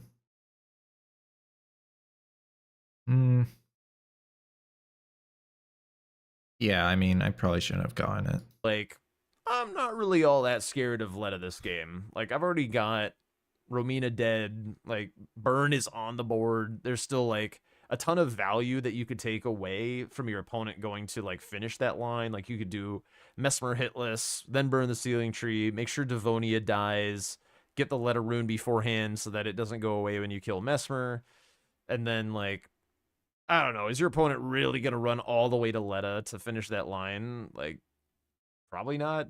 If they go that dark, then you can just like go there first and take it away, and then they waste all that time and you've won the game. So I mean, to counter that, if I noticed he started going for all of the Shadow Keep stuff, I could have pushed this row as well. Give me the. I think like something like this happened in definitely one of my DLC games against CBD. I think it was Gravebird Armor, where I was able to just like let that sit on the board for like a really long time because CBD kept telling me he was doing shit. And I was like working towards it slightly. I was marking squares that like told me that I was working towards it, or that told him that I was working towards it. So like, hey, fuck off, don't go for this, bud. I'm on my way. I grabbed this Grace for Rakshasa like, just in deterred him case. from going for it. He marked other squares, and then I just like leveraged my priority on things correctly and closed out the game. So I like, even though this line looks really nice, I decide that it's probably best to kind of get mapped towards Egon's Furrow Finger and Transformation, because Transformation is a center square that he could have been sneaking, getting ADM progress and going for Transformation while I was getting Shadowkeep progress and getting Letta's rune. So I thought it was important to kind of secure this center square on this board. And super scary. I feel like jumping the gun on the block and letting Tom catch way up in Shadowkeep is kind of tough. And then one thing that Tom is kind of doing here that's pretty cool is he goes and grabs Letta rune. So you treat capital squares in base game like how I'm talking about Letta here. Do you feel there's a difference?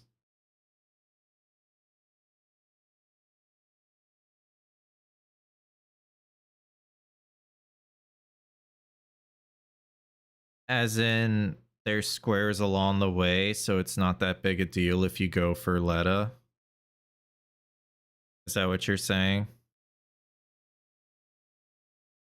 So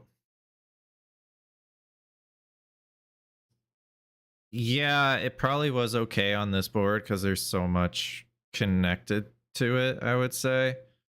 But you also have to remember that going for Letta and her allies, and you don't have a perfect weapon for it. Like if I had Bloodfiend's arm, I guess it probably would have been okay. But since I don't have like an amazing weapon, no wild strikes or anything, the Letta fight and the path from Enter Ilum to Letta, that's going to take more than 5 minutes. So you're losing a lot of progress on other squares just to make sure that you're going to block the bingo.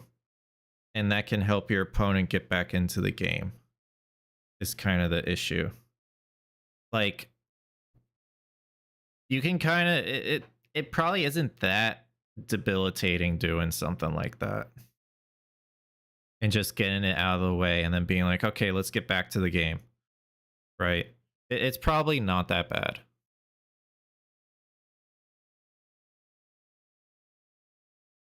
And then he leaves. And this is like a really nice yes. And also you can have multiple squares that are inside the capital. But for just this board alone, the only square in Enter Ilum is Letta and her allies, right? Strategy for when you have to, like, we use the word invade prio. Like when you need to invade somebody's prio, you can do it one of two ways. You can either look to bulldoze it, or you can look to poke at it. And what Tom is doing is poking at it. And basically the way that you choose between the two is like, if you look at the squares that are actually at play here, where it's like Letta rune and Devonia kind of being like the main ones that Romain has left dangling in the Shadowkeep area, like they're not terribly close to one another. It's like once Tom gets Letterrune, hypothetically, Romain is like, oh shit, he's here. Am I reviewing the tapes? Yes, I'm reviewing what Jack has said about my games because I asked him to. And then he goes and kills Devonia. So rather than Tom trying to bulldoze. Yo, Sleep Dead Man, thank you so much for using your Prime here in the 21 months. Really appreciate it. Thank you. I feel like base game is almost too easy now. Like you can get it just so juiced so fast. Yeah, which is why people are coming into my chat and saying, bro, you didn't upgrade fast. And I was like, bro, I had I had all my stones in the first 20 minutes. I'm sorry I didn't have it in the first 10 minutes. Like Letterrune and then I'm sorry I didn't just rush upgrading. Like, oh my god. Devonia. He just goes one at a time to avoid getting sniped, essentially. Like it's like, all right, I got some value out of this region. Now I'm gonna fuck off and see what you do. And like then it like forces Romain to clean up some of his stuff, and Tom gets to like avoid getting sniped. It's like, okay, I pull you back here. This is at this point I'm like, I'm not gonna pivot because I don't know if he is gonna go kill ADM. Right? I grabbed this Grace. I'm like, I'm just gonna keep going because I don't know if he's gonna kill ADM for his third NPC boss. I go somewhere else. It's like pushing and pulling your opponent around the map. Would I be watching both NPT games? This is the second one. So yes.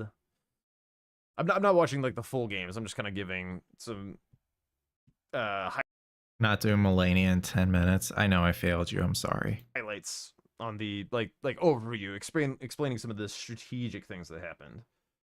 This one was another one that I actually had flagged, where Romain has 2 NPC bosses dead because he did nameless mausoleums, and then he goes for Dane here. And this I would also flag as a pretty big mistake. Yeah, so when he marks this, I look over, I'm like, okay, that took a minute. And then I'm like, he doesn't have ADM yet. So I know 100% I can hold transformation. Because we mentioned that there is still a bunch of shit in the south, like Tom has not cleaned up any of it yet. I don't know why he didn't go ADM. It was a fast option. He wanted to make sure he would get the square. He also doesn't know if I'm trying to challenge him on this right now. Just because I did Letta's rune doesn't mean that I'm not looking at this square, right? This would be a perfectly... And I could get some kind of solid row going. I could, you know, go for... If I got NPC bosses, I could go straight to Spirit Ashes and then kind of maybe go for the power play of Scadutree and Remembrance Hitless, because he also doesn't have backside. I don't know this, but he doesn't have backside. So he needs to block this column or else he will get stuck into a square that he knows he's behind on, right? And I can potentially do a Scadutree Avatar Hitless. fine moment for You just need a lot of damage. To go south himself and get a little bit of prio there. And because he marked nameless Mazos before Tom, and Tom's been kind of doing some other... Yeah, he doesn't have it yet. He doesn't have back section yet. Yeah. stuff, like very unlikely that Tom is ready to go on the third NPC boss. So just take the extra time and go down to ADM. Yeah, I do think there is a chance that I could get this square if he went for ADM and I didn't. If I went for the Black Jail Knight Mausoleum first and he marked Mausoleums and he went for ADM and I went for Dane, this would be my square. And then he's in a bad situation. exactly, Bella Bruce. Just take that extra time, open up that region of the map for yourself. You need it for a lot of stuff still. Dane gives you absolutely nothing.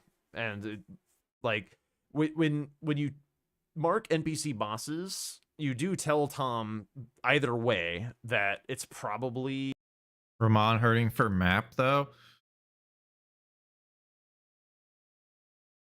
But you're stopping a very bad threat. Column 5 is a very bad threat for him because he doesn't have backside.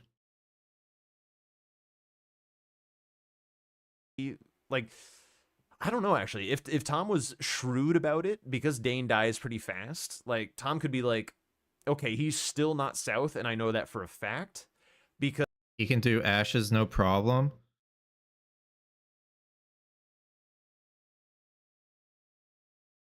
So can I. He also didn't get the grace in base row.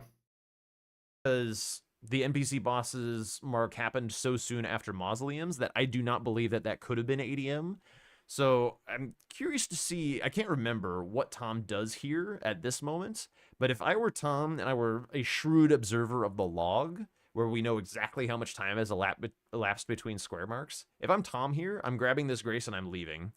So I'm curious to see if he does the same, because he would know that it takes like more than, yeah, perfect. The excellent read here.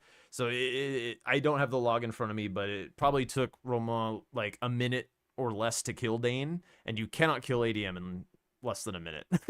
So he knows that for a fact that Romain is not in Dragonland. And you can see he was actually like looking to potentially steal away Devonia there. He had ported to first floor, prepped the elevator down, and was like, maybe I go move towards Devonia at that time. And then Romain marks it, which kind of like Romain was kind of employing the same strategy that Tom was, where you like, or actually the inverse strategy of what Tom was doing, where it's like, Not going through back section when 3 dupe, Jolon, Scudutree, and 3 spirits on the board is bold. He goes for it later. But yeah, like it definitely would have been better for him to go backside early. okay, I mark something that shows I might be invading you, and then I pull back a little and see what you do, claim up some of my own prio. Installed out because of map progress. I mean 6 solid squares. I don't know what you mean by that. Like, I don't know where you are anymore, so play a bit more defensively. Yeah, Wander, yeah. So I would say that was a pretty nice time to do Devonia. I liked that quite a lot from him. It was 1 minute 4 seconds. Okay, yeah. You cannot kill ADM in that time. So Tom, being the shrewd observer that he is, knows this and goes and does something else for a little bit. Let's see, what else did I make a note of? Like, mostly from here, Tom just kind of runs away with things.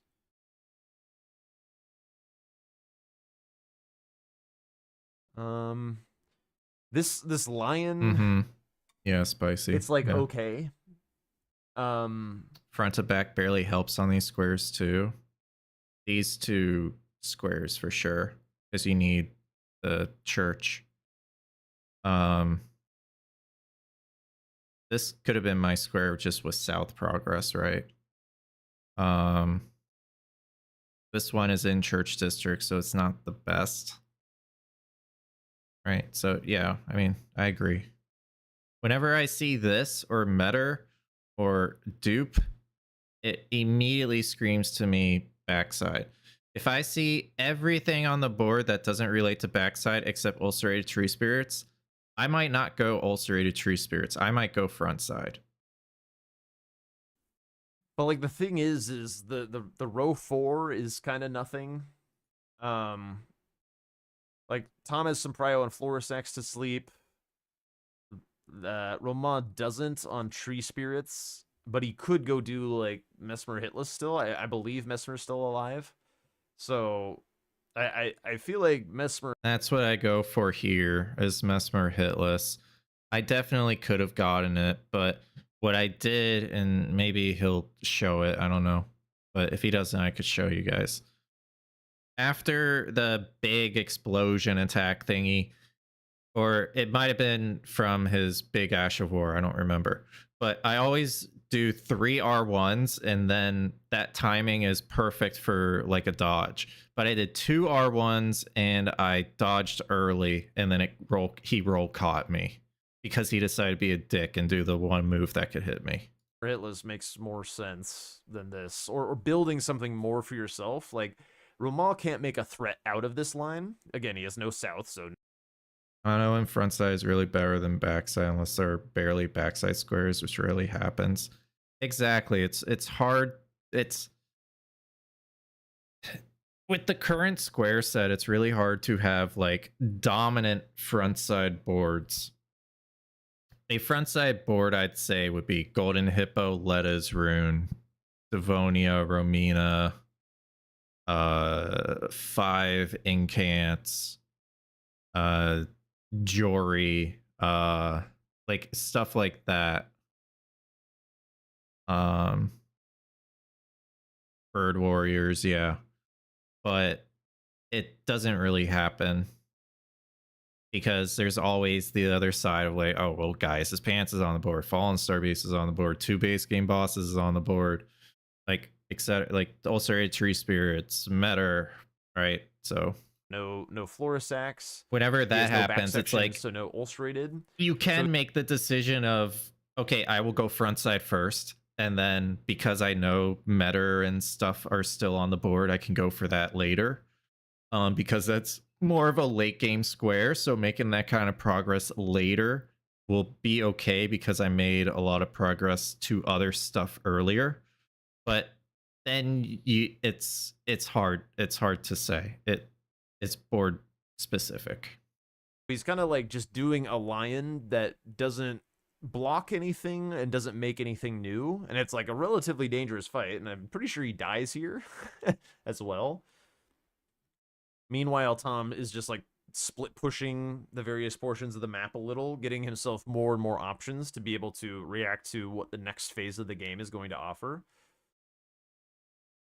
If Romain had set something else up and then done Dane, it might have forced Tom to start cashing out on the south. I mean, it's probably just better to just go there. Like, just be there, you know? Not be terribly far away from all that shit and maybe be able to get something. But yeah, I mean, because like ultimately you on games where there's something like Yolan and Ana and dupe 3 times, I don't know if you guys caught this, but I messed up on this. no matter what happens, like you're gonna want to have access to that region. Like if you tell your opponent that you've invaded the region, they might clean up some of their faster prio, like Egon's Finger and the transformation and stuff. But they're not gonna be able to then Just do the sweat run. I did, but I did it too early. I jumped off the ladder to the lift too early. clean up like dupe 3 times and Yolan, right? Like you'll still have access to that 4 later. So it's just better to be there. Like you don't tell them you're there and then immediately pursue the fastest thing. You know, if there's graces that they probably have prepped for it, then that would be just asking to get sniped. Also, here comes the moment. So he's getting guided towards the edge by the lion and quits out as he falls, and then he's falling regardless. But I am pretty sure that when you fall here, you still have the stake of America. So he warps back when he sees himself fall. Yeah. And this actually wastes him some time. We can actually slow it down and take a closer look. Hang on, there should be. I think this is a DRL reaction. I think this is a DRL reaction and muscle memory of you can't quit out in DRL, but you can quit out in bingo, and that muscle memory hasn't taken over, right? And he didn't want to continuously fall, so he also thought that warping would be faster than dying and taking the stake, right? I think Play that's what XP, right? happened there.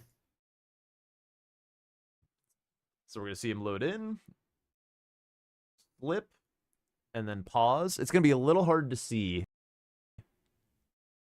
It's gonna be a little hard to see. Actually, probably impossible for you guys to see, but right here, It's there is there, yeah. Anyway, the warp back means he has to run all that way again, which is a bit of a bummer.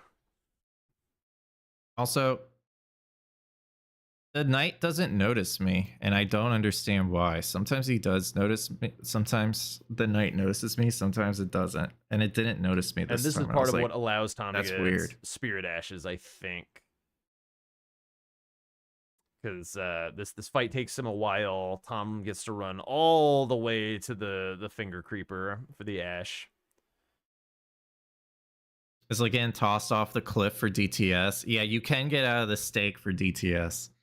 Is it day night dependent? I think so, but I have been spotted by the knight jumping to the ash when it's nighttime. I have. Okay, he's splitting a little bit towards Messer. That's right. He goes for the sorcery and the Hitless here as well. Yeah, so the game could have been way different if I remembered to grab my sorcery early on, because I would have probably not gone for Letta early. I would have left this because I would have thought it was more of a snipe. I would have went for merchant sorceries, and then I would have had this column, maybe cashed in on Egon's Finger, maybe even ulcerated tree spirits first, or base game bosses, and then go for Egon's after, and like kind of push this. But I forgot the sorcery at Moonrithil, so the game got a little more delayed because of that. And like a lot of these squares are things Or that at least my plans got more delayed. Romain could be contesting, but again, he's fighting things that just don't really matter. Like, it's not synergistic, it's not threatening, it's not important defense. Missing the Scorpion Ashes. It's day for me right now. Yeah, somehow I didn't. Did you suspect he went Hippo before BLH got marked? There was one point where I did think that, but I was like, well, that's not the worst possible case scenario for me, right? So I didn't want to assume that was the case. I did think he killed Golden Hippo, right? I felt like he killed Red Bear and Golden Hippo back to back, and then went to Dancing Lion was kind of the thought. But I get time wise, it doesn't really make much sense. But I guess with the death, it could work. Like the timing could work. Did he not grab them, or did he get them and just not? But I wasn't sure. I had a hunch, but I didn't want to stay with the hunch because there was so much backside that I figured he had backside. It's a square. He didn't grab them. Yeah, because he did the forge and went to reprimand, I think. Yeah. He forgot that they existed. Goofy lion being goofy. Yeah, that whatever the hell is going on with that lion, dude, that's crazy. Also, when you rock Bloodfiend's arm, you should probably be getting both wet blades, both fire and holy. You can kind of see here his attunement is sacred. For those who don't know, not that there's many of you, but for those who don't know, the Bloodfiend's arm has kind of broken, like not even kind of, literal broken scalings with faith builds, where when you have faith scaling, for whatever reason, it also scales the physical component. So the AR gets like truly ridiculous. That's why you see sacred and flame art attunements on Bloodfiend's arm. So when you go for this in the DLC, there's a huge... I probably should have gone... Well, like I said, if I got Moonrithil Sorcery, we would have this square easy, right? I went for Hitless here to kind of challenge Romain, like saying, hey, I can also go for Ceiling Tree, so it's not really your square anymore. That was the idea. And then I would cash in on Floor Sacks, and like maybe something could come out of column 1 for me. But huge amount of bosses that are very weak to fire didn't and pan out. very weak to sacred. And the reason that I say that it's nice to get these the different wet blades to swap and stuff versus when I say things like I don't like buffing is because like a lot of times you're talking about like 40 or 60 point swings, which is way more damage than what buffs give you. So like if you think about like Mesmer versus Romina, like the difference between fire on Mesmer and the difference between fire on Romina is absolutely massive. Okay, so I guess his lion does give him the bear lion hippo square, which is cool. Like it's synergistic. Like he's picking out nice synergistic plays, like this synergistic with this, and then like obviously this and this being correlated is very nice as well. But like it's still all just dead, right? Like this. See, now he's going backside. Dragon Bosses has been Tom for a cajillion years, and he knows it. He's like he takes so long to mark this square, and all of that is just like leveraging how much he knows about what's actually going on in the game. He may have held it a little too long, in my opinion, but Probably. it's still quite nice. And like getting 3 squares in a line that gets blocked is like, you know, you got 3 squares, but it doesn't. In bingo, it's really, really important to make your opponent mark squares that they don't want to mark. Because if you don't put up meaningful pressure on your opponent, if you do 3 attacks, you're pretty much at a perfect time to respond to whatever Mesmer's going to do. They still but just instead, get to I do do whatever they 2 want as efficient. I roll, and because Mesmer is already starting his attack, I got roll caught. As they I can't do anything about it. Want to do it, and as long as they've got like a good brain on their shoulders, they will have a good pace and be very dangerous on majority. So you have to force, like, that's the whole. Why did you preemptively roll there? It was a mistake. It should have done 3 because I was being more hesitant with the Hitless. It was starting to affect the way I played. Because he marked this, and I'm like, I have to get this square. So I was thinking more about it. If he didn't mark this when I was fighting Mesmer, I would not have gotten hit. Point of making line threats in the first place. So you gotta force your opponent off of what they want to do in the game. The more you can do it, the more you slow them down, and the more you pull ahead. And then like obviously there's the chance of actually bingoing them and stuff, which is cool, but as you've undoubtedly noticed, it happens pretty rarely. What's going on, Jory? It's more about forcing your opponent to slow down, which Romain has not done this game. I can't believe that. But like missed. if you think about it, like if you're just looking at the board state right now and you're like you miss like context of map progress and all that kind of stuff, like holy shit, Romain has a 6-3 lead against. This is kind of what happened with the DLC match with Blanxz and I, right? I was behind by a lot of squares, but I had map for like the rest of the board.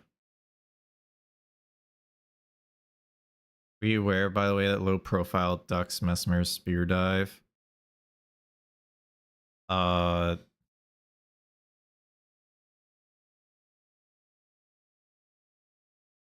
What, the attack that happened after I missed there at the end? Yes, but you can get hit. The nuclear pasta Thomas himself, like what the fuck? But like it's all kind of dedge. Like Tom probably should have gotten that Mesmer hitless there. It was a little bit of a goof that he didn't, but like this is a free block on the row. Tom has progress towards Florisax anyway, even if he didn't. This is like probably why he didn't. You never have? Maybe like when I was getting up from the crouch state. Reset. He knows that I got hit, but like, yeah. Ulstrate Tree Spirits could be his. Like all of these are like very solvable on the row 2. Obviously Dragons is like Giga Toms, and then like because none of these form real threats, Tom just gets to be like unbelievably synergistic as he moves around this map in this mid to late game here. Like this goes his way because of all of these synergies and stuff. He gets the sorceries, like all of these just kind of like fast routing squares that are just like hanging out for him. And that kind of shit just catches him up so fast on majority.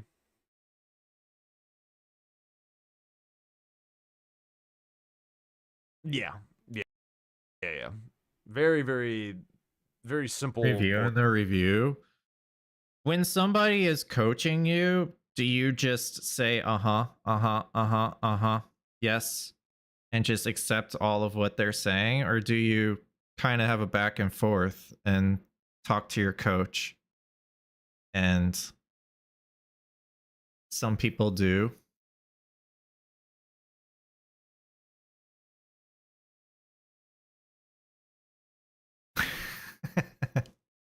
State for Tom to solve, even though it looks dangerous. And again, like, I don't have the chat open, but it's very likely that the chat here is like, holy shit, Romain cooking or whatever. And it's like, he's doing very well, but like, it's not enough.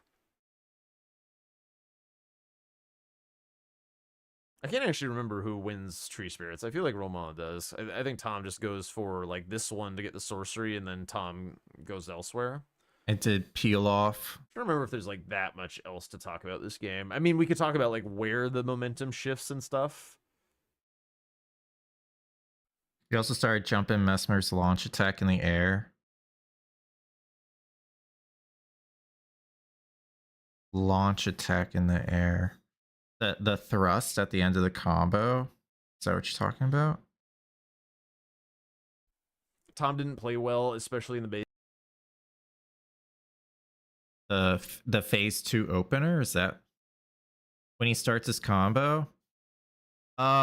You can do a jump attack, but when I remember I do it, when I don't, I crouch.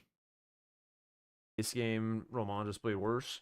That's a reductive view of it, I think. Like, Tom played very well in the base game, and just Toxic YouTube chat incoming. How do you feel about that, YouTube?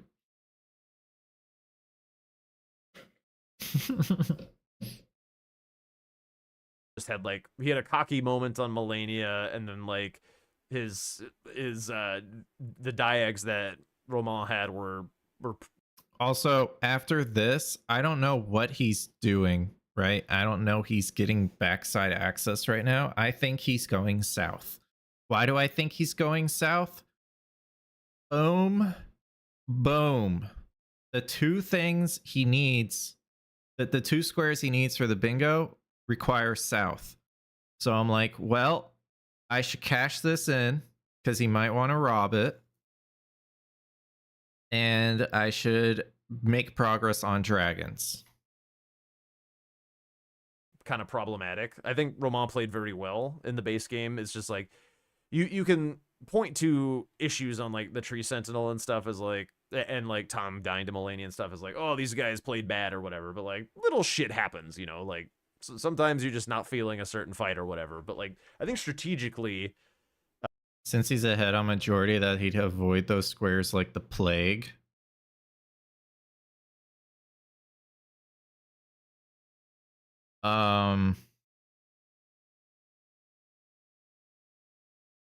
He might want the bingo, but let's count 7, 8, 9, 10, 11. Yeah, I mean, he could have avoided south, potentially.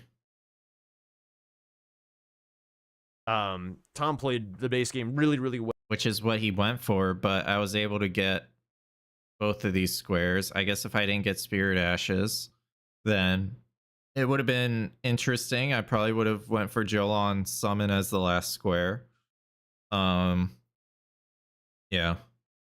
Well, had a little bit of, you know, maybe first round shakiness, maybe just like not every bingo game is going to be the most perfect game of your life, because it never is. And then Romain had some nice counter pressure and stuff, and I think they both played a really nice base game, to be honest. Especially again on the stage, having to perform, like it's a lot of pressure. You're never gonna play your best bingo on game day. Except me, apparently, where I can't play in practice. This me reviewing, Jack reviewing Tom. I'm listening to what he's saying about my game, and then I'm also watching what I did and seeing if there's anything I didn't notice that could have been better, right? Were shit, but my game day was pretty good. And then in the DLC, Thanks, I think Timmy. Tom got off to a pretty sloppy start. I would freely admit that. And then from there, he just kind of like pressed inwards into the.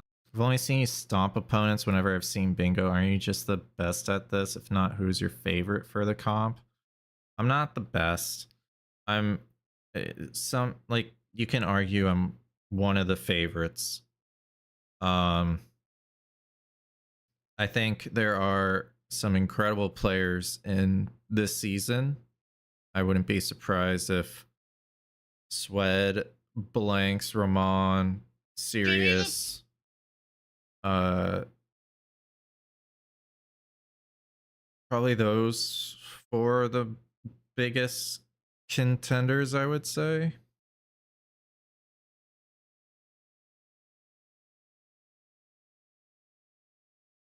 The map.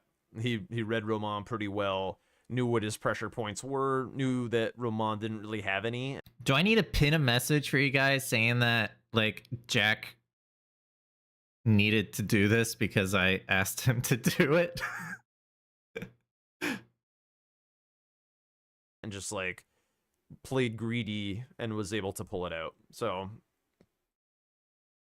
yeah, I don't think this was a very good series, I think. No one will pay attention to the message, true. Especially with like a newcomer versus a, like, dare we say, legend of Bingo. Yeah, so I go for transformation. I'm like, he could, if he didn't go for the transformation, he could be going for Egon's Finger as his first dragon. So I decided to do the transformation right before it. Was that smart? I don't know, because when you do this, you lose your armor and you can die in this fight a lot faster. And I also didn't have Ritual Sword or Ritual Shield. So like, I don't know if it was the best very decision. Nice game.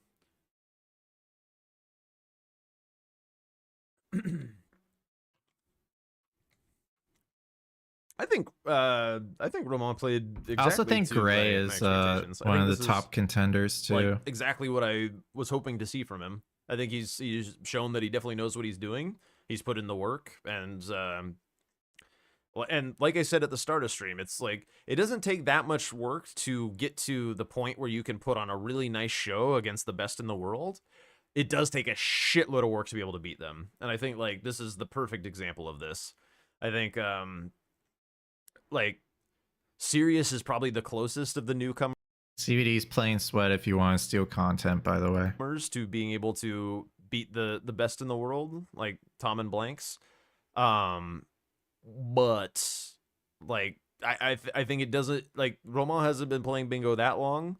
But he's been focused and doing his best to learn, and I think like this is exactly what I would expect to see from somebody who's like a smart guy. Is already stealing content, true, and has good Elden Ring mechanics. Domo saying I shouldn't have healed here, I think is a I'm kind of mad he said that, because you don't see my health, but I will pull it up for you just because of this.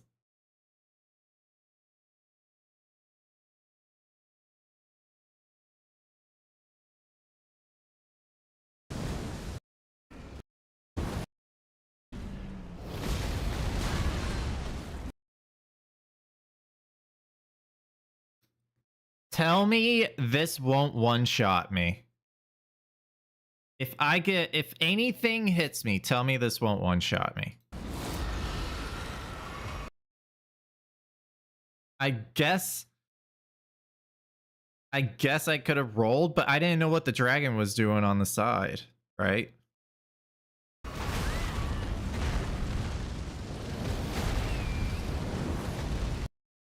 But yeah, anyway.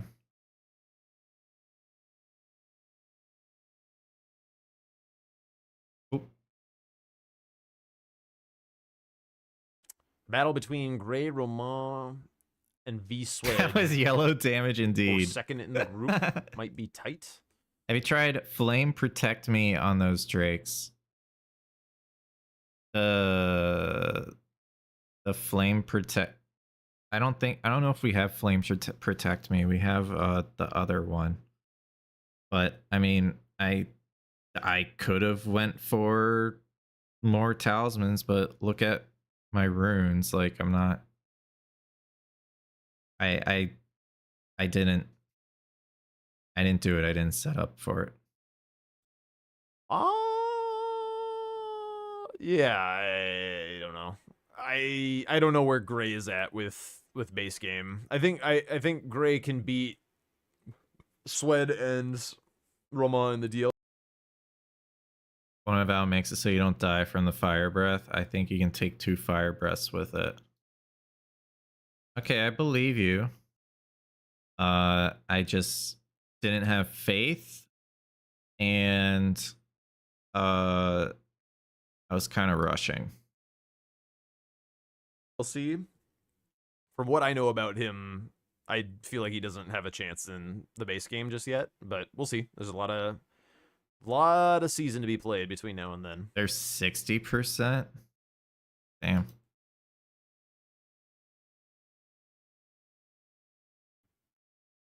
I also speak about Grey a little bit more harshly than I speak about a lot of other guys. It's because I know Grey better than like than other folks. I've known Grey for quite a while. Yeah, Barrier of Gold is for whole magic, right? Barrier of Gold is for magic. While now, and yeah, I think like Grey is also going to have some match day jitters that we'll see. But hopefully he comes to play. This is another fight where having a flame art rather than sacred would be rather nice. His controller better work on match day. He said he want to stat dump at that point. The DLC delivers that more cells aren't as good as the spells, but they're also very good. That's true. Taking drugs to calm down the post match was, yeah. I think I wrote like alert performance enhancing drugs alert in the chat when he said that. got it to work, so hopefully.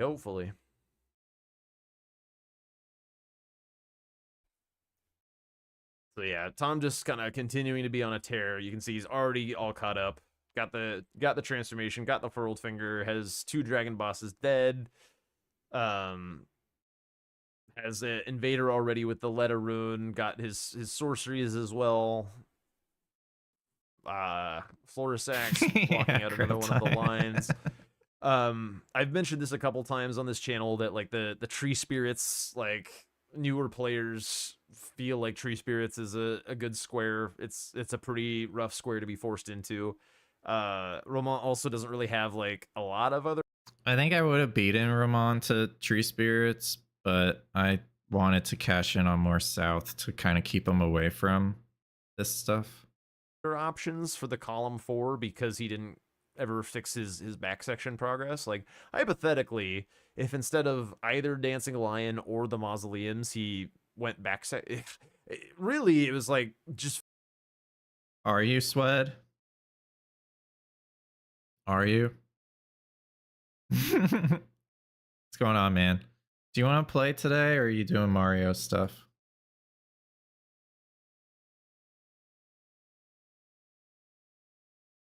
Mario stuff, okay. Full send Romina through Hippo was kind of like a pretty rough opener. It was the right decision to go Shadowkeep for sure. And I actually didn't talk about this yet, but like going through Hippo. Holy for tree spirits is bad. Yeah. Serious might be looking for a match. If he's still around after we finish this, we could play him. On this board is a bit Zoodle. wild, I would say. Like, especially if you're not interested in Letterrune. Like, for Hippo, you get Romina, Letterrune, Devonia, kinda Lion, kinda. and then 1/3 of bear, lion, hippo. So like, this is not enough. This is not enough for like an opening power play or whatever. Like you could definitely get to Romina through back section. You can drop down for the letter rune. Like all of this stuff is very other than this. This is the only thing that is actually you need to kill hippo to get this square. Literally everything else just go through back section. And then like with back section, instead you get Avatar, Tree Spirits, an easier Hitless. You get a little bit faster route to Mesmer for burn. You get Yolan. You get the triple dupe. You get more DLC ashes. You get the sorceries a lot easier. Like this pile is way better than the Rao pile, and you're not foregoing. More importantly, you're not foregoing the Rao pile to get access to that pile. So. Yeah, Airline Hippo I think Tom's two Dragon Hearts through Magmor was a bit throwy, but Hippo to Romina and then never like unless there's Golden Hippo, one Red Bear, like Dancing Lion, Scorpion Stew, like that then it's got to be insane synergy for me to do it. You need to get access to the squares that you eschewed for speed earlier on. Like you're going for a square that requires 3 bosses to kill to get the square, right? And if there's not really like, synergy on the board, we're able to play the board with colors on, then it's a big time sink. I don't think Romain goes hippo there. That's just an expertise thing of reading the board. It's like you kind of get the vibe of like, yeah, okay, this like when we looked at the game where I went hippo against Blanxz, and it like that was at a glance what I called like a borderline game of like, okay, this is pretty good to go through hippo here. But then like once we really dug into it, it's like, okay, back section solves all the problems. This wasn't really gonna work. The death to Devonia notwithstanding. Those kind of things become easier to spot with colors, and like I think having the colors takes away. This is the new meta. A very interesting part of the strategy of the game, because I think like the colors, like you can at a glance at the board, at a vibe, you can be like, okay, this region of the map is strong. We're beginning the color rant, and then kind of like go on a vibe.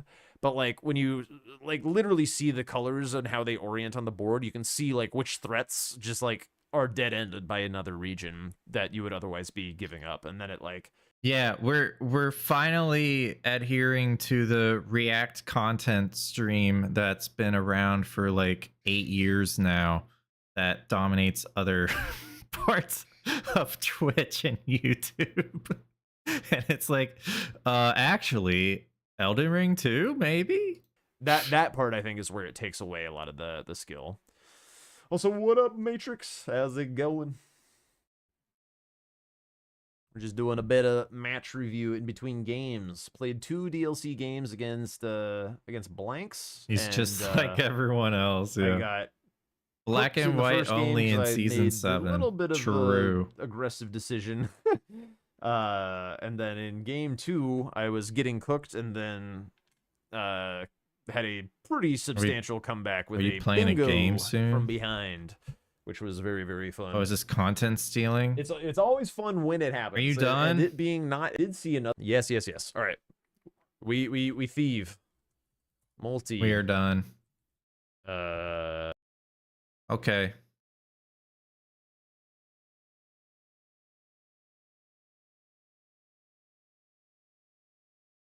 I will say, I don't know if this counts for the channel redeem, Jack.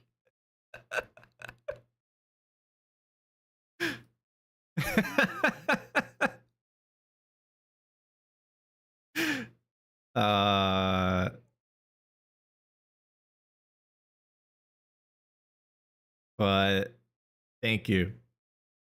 I think there were some things you said that helped me, so thank you. And it also helped me, watch it myself and see if there were things that I missed too. So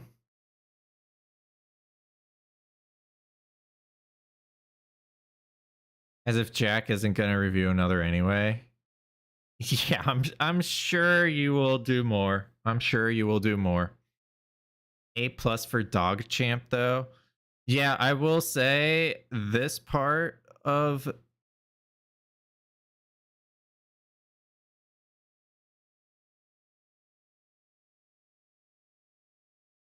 where is it? Oh, this is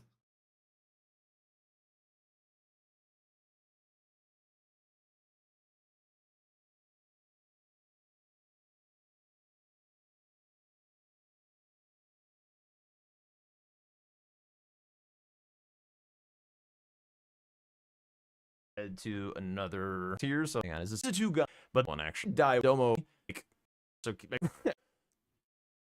because like call like this, and so there's gonna be about to really good. Because like the die not where is she? for bingo do it for like where they're at. And Domo was yelling at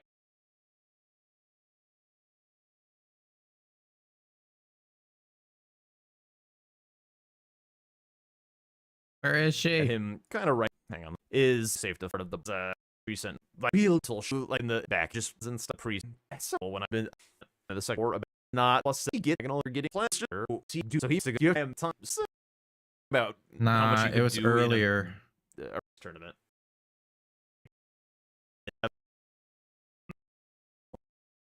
Nah, Phoebe was definitely not camera Already shy. just like a huge amount of pressure, but like at about the same upgrade. There level. she is. Get your twos and your. Why is Sirius even up right now? I mean, he's probably a little amped from competition. It's pretty normal. She paused him in the face at one point. That was so fucking cute. Which direction does Tom go? Yeah, it kind of looks like he's going in the direction to skip the twos, which I feel like, but this was feels good on like Romain has to do all of this running around for no squares, and like really by the time the weapon There was a part, and you can watch my VOD. There was a part where I was like, I can't watch this review when there's a puppy that looks like this.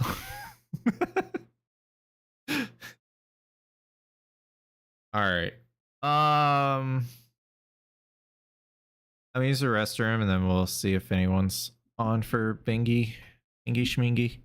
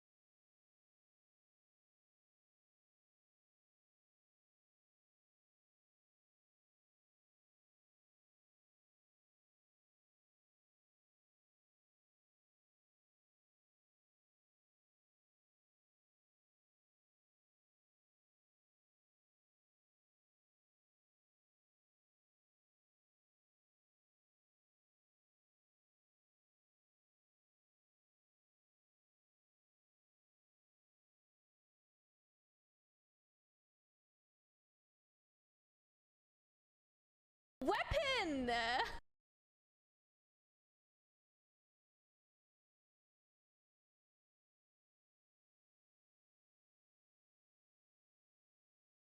Dude, I can't get a good Horaloo anymore. Okay.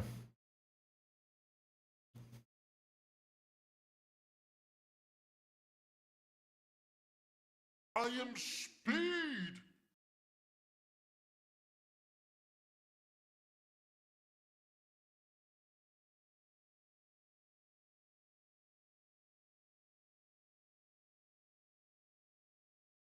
All right, I'm seeing if Sirius still wants to play. It's kind of late for him, but you will see. Yeah. Well, thank you, Jack, for doing that. I'm sure there'll be more in the future.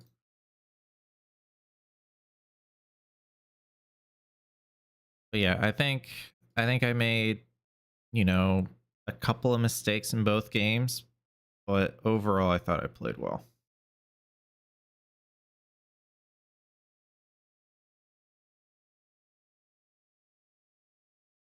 All right, sounds good, Jack. Enjoy.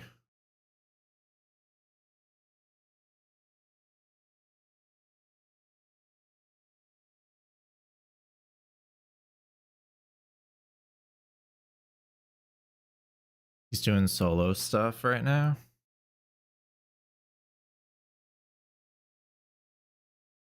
Well, I messaged him on Discord. If anyone wants to instigate and let him know, you can. But if not, it's not a big deal. Dude, I could not kill Moog yesterday. I don't know what the hell happened.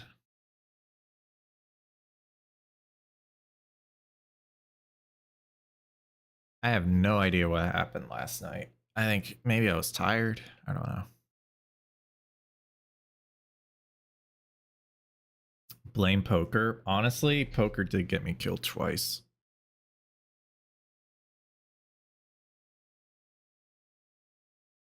I thought I would be able to recover in time. 10 to 15 minutes and he's down. Okay. What else can we content steal for 10 to 15 minutes? Guys, does Domo play the trailer whenever Bingo Brawler starts up every day? Like the official matches? Does he play the trailer?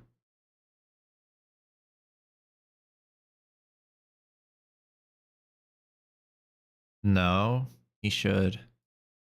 You haven't seen the trailer? I will show you. It's very good. It's a very, very good trailer.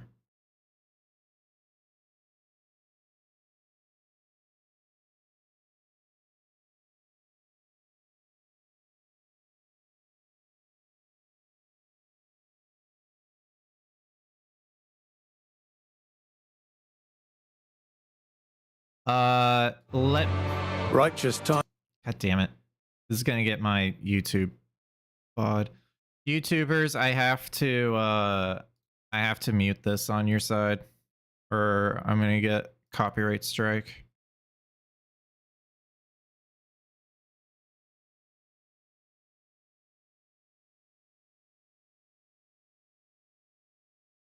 One sec.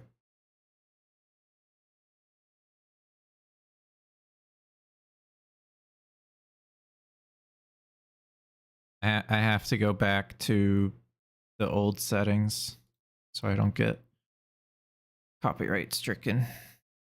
All right. Yeah, this is the Bingo Brawlers trailer, guys. If you haven't seen it, it's on the YouTube channel for Bingo Brawlers.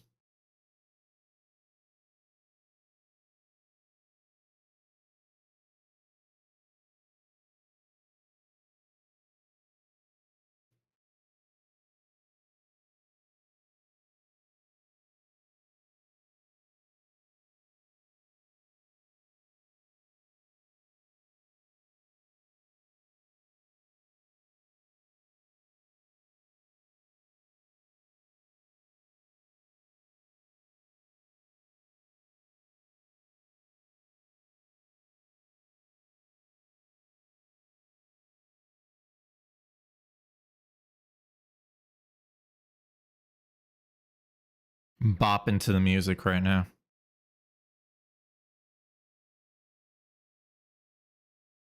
I thought this was a cool graphic. I do feel like in the future with stuff like this, I feel like voiceover would be like even better. Maybe not reading ever, like just, you know, having the key points. But yeah, it's informative. I do, and potentially in the future too, if you move this towards the end rather than the beginning, I think would be better.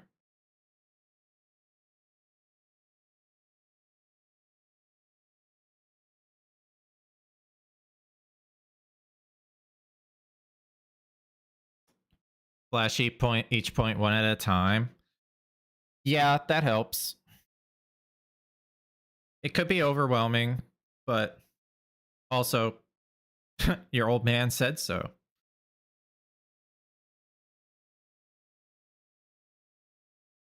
I still think it's funny I've never marked this square. I did Zoodle. I did like 2 minutes before I started it. Yeah.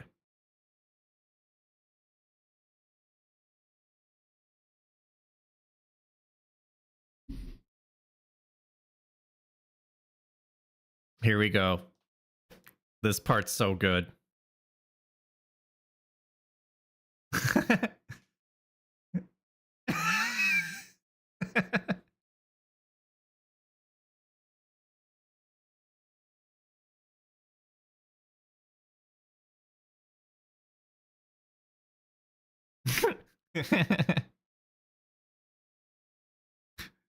I don't understand that.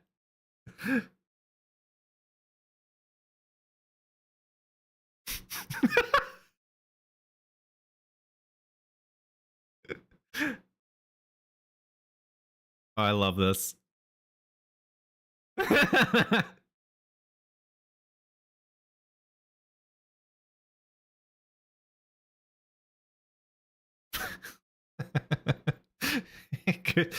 Gustav's is amazing.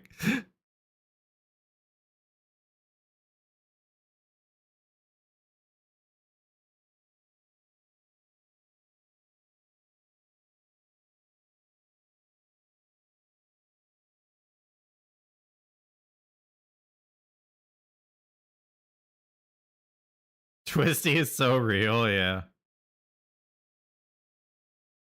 New square.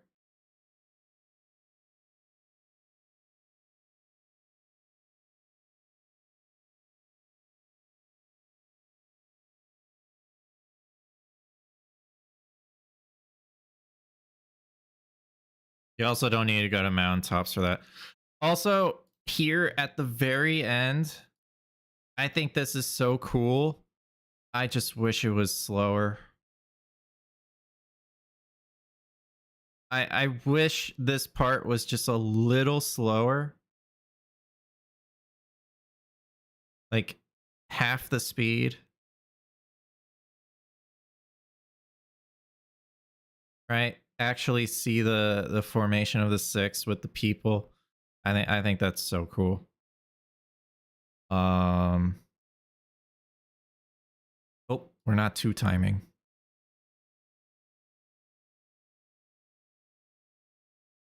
Yeah, it's so fast, right? It's so fast that some people don't even notice it, right? You didn't know it formed a six? Yeah, Jamo did that in the season 5 trailer too, but it was like more like you could see it because it was a lot slower. He did that with I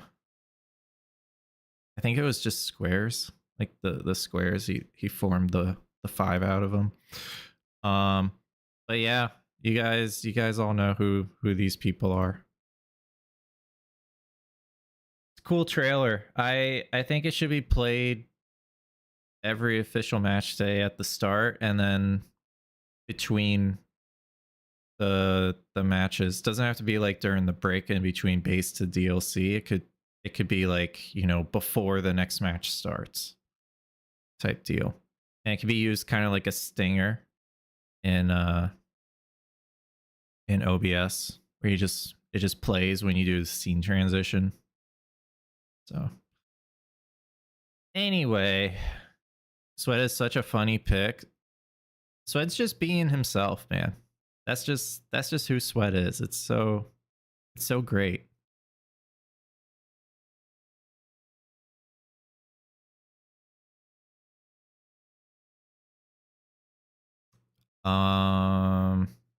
Swed's a funny guy. Vswed is a very funny guy.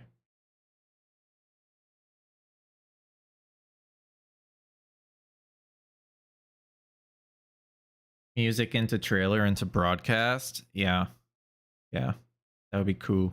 I think that's what he was doing in season 5, from what I remember. Be cool if it's done again.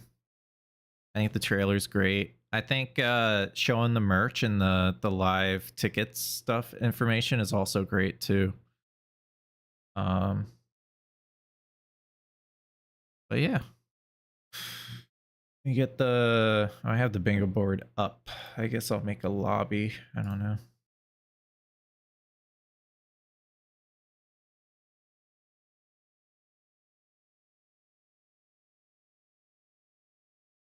I think that's what he did on day 1. Gotcha. Okay. That's good. For merch and tickets is being shown between matches on the break. Yeah, that's good. That's good. That's when it should be shown. I like that. I like that.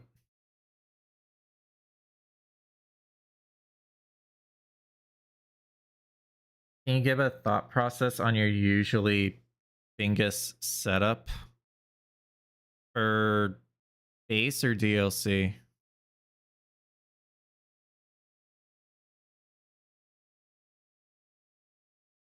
DLC? Yeah, I did this. If you check my, I can do it again because I don't have anyone listening to me in the voice channel. It kind of threw me off, Jack. But I kind of did this yesterday, but I can do it again, maybe better here.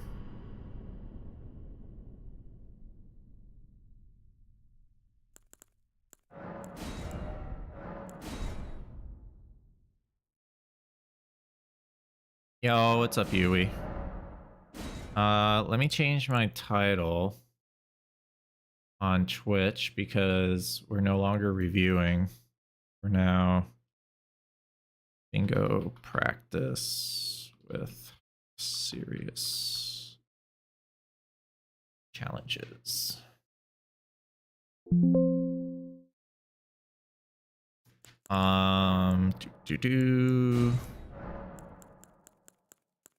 Let's say we start with pickaxe, right?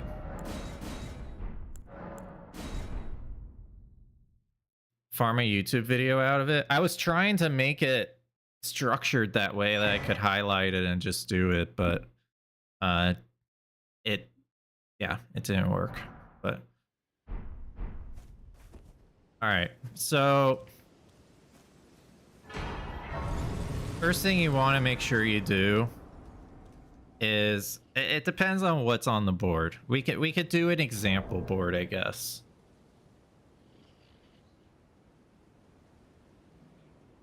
What up?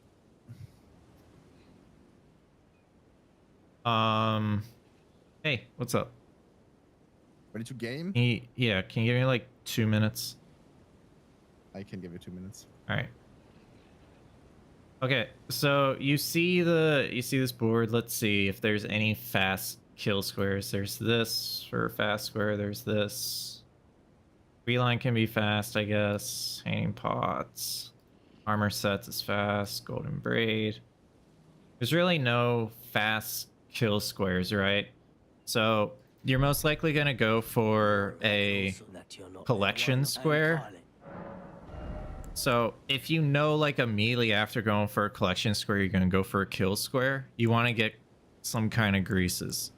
So generally I get rock grease and freezing grease Rock Grease is just good because DLC enemies have a lot of health. The rot ticks a lot more damage than like one freeze proc will do. So Rock Grease, Freeze Grease, amazing. Next thing you do is go for rot ticks regardless of Skadu 2. Yeah, it's percent based, right? Or like damage based. The next thing you want to do is get the crystal tiers. So the way I do it is I get green burst for the start 100% because your stamina is kind of low. Strength tier whenever I have like a strength weapon, sometimes dex tier depending on what I'm using, but it's mostly strength tier. And then thorny tier or spiked crack tier are also good to pick up. But I will say, if you use strength tier instead of thorny tier at the start, you can just have more raw damage than like with thorny tier, because thorny tier you need to have consistent DPS. So if you know you're going to use wild strikes on ADM or something, thorny tier is amazing at the start. But if you are fighting, say, Rolana, thorny tier doesn't really do anything because you're going to be waiting for attacks and whatnot. You'll always grab the crafting kit and the whetstone knife. You don't really need wet blades at the start. And then, so let me buy some of these things. So say we are fighting something after getting Kindred cookbooks, right? Say we're, I don't know, say we're going to ADM after it. So we get the rot and the freeze grease. We'll get the green burst. We'll get the strength tier. We could save the thorny tier for later, but just buying it now because it's 5k, it doesn't really matter. Whetstone knife, crafting kit. And then I like getting defense to just survive. If you get, you know, Dragon Crest, that's really good. You can get the Long Tail Cat Tally if you want. But now I have 107,000 runes. So in order to level the seal up and get all the stones, you need 77,000 runes. So what I typically do is go to at least 25 strength if my weapon's a strength weapon. You know, sometimes you need to get some kind of dexterity as well. And what this does is, say I go to, I don't know, 25 and 13 endurance or something like that. But you can buy the chest piece and the legs, or chest piece and the helmet, and get armor, like the knight armor. You can also buy a couple of extra weapons from Round Table, and you will still have the money to fully upgrade your seal. So I hope that helps. If you don't choose to get the grease, then you have 20,000 more, and you can use that for more stats. You could also buy a talisman instead. You could, if you start with the ritual sword talisman, you need to make sure you're gonna do a fight that you know you're not really gonna get hit on, because it's 10% with max HP. If you're not max HP, you're getting nothing out of it. This one's decent as long as you have a fast weapon, right? Because you can get up to 13% damage increase, but you need to constantly hit the enemy. So it's good for like wild strikes on ADM and stuff, but it's like, or like smaller weapons, starfists, backhand blades, claws. But for this pickaxe, it's not necessary at the start. You just want damage. So axe talisman could be good, claw talisman could be good, stuff like that. All right, let me get serious in here. Yo. Yo. Yo. Oh, you posted a lobby. I did. Okay. Wanna play DLC or base game? What are you feeling? Okay, sir. Yeah, 2 minute that's how it sorcery is. only. Holy crap. Yeah. PB Gaming. 2 minute 30. Gaming over here. Best rush square I've ever seen. To be honest, I still need to get better at DLC. DLC is still my weaker side by a lot. Okay. I will make a seat. I think I went Spear Let's see if we just- Talisman, Stealth it on that game, but maybe that was practice. I'm not sure. How do you feel about your matches? My upcoming matches, or No, your matches, the play you played. Like, do you think you played well, or is it like I made a things could be done couple of better? mistakes, but overall, I think I played the game well. Yeah, Yeah, I think so too. I know what Played I pretty did good. wrong. I went through the matches today, talked about them. I watched them live. I know what Romain did wrong. Yeah. It was like a tree sentinel do incident. Yeah, that was part of it.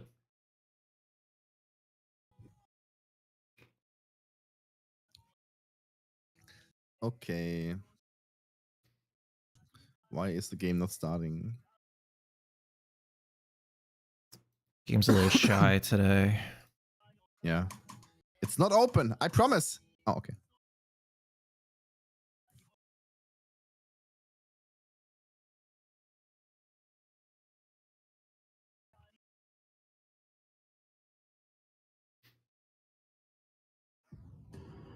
Yeah, stealth it. That's why I think Okay, I got some what is people it? that play Spear. DLC don't quite understand how to And Quake Pod, it's increase not. their damage efficiently, I would say. So trying to help out with that. What did you say you have? A spear. And crackpot is none. Yeah. Oh, cracked pot. Okay. Yeah. Same here. Okay, I'm ready.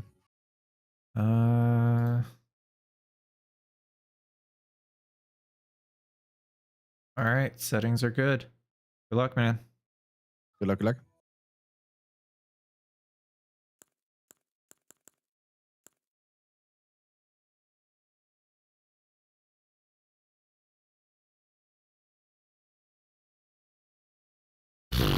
Okay. Well, that's something.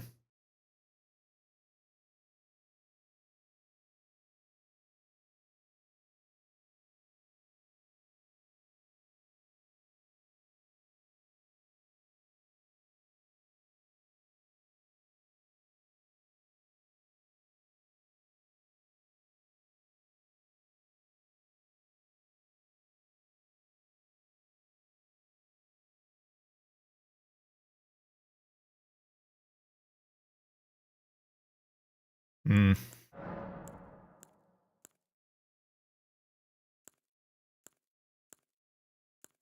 Spiked club or lawn half axe?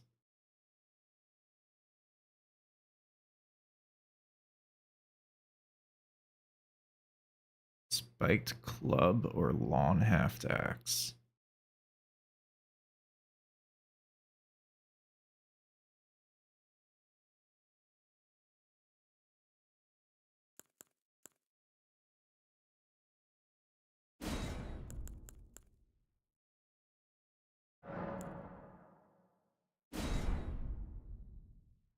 Thanks, Lid. Thanks, Lid Berta.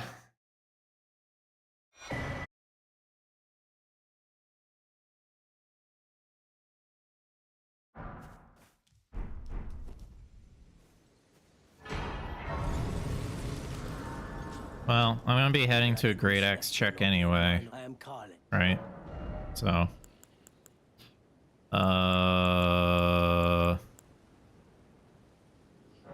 just gonna buy the greases now.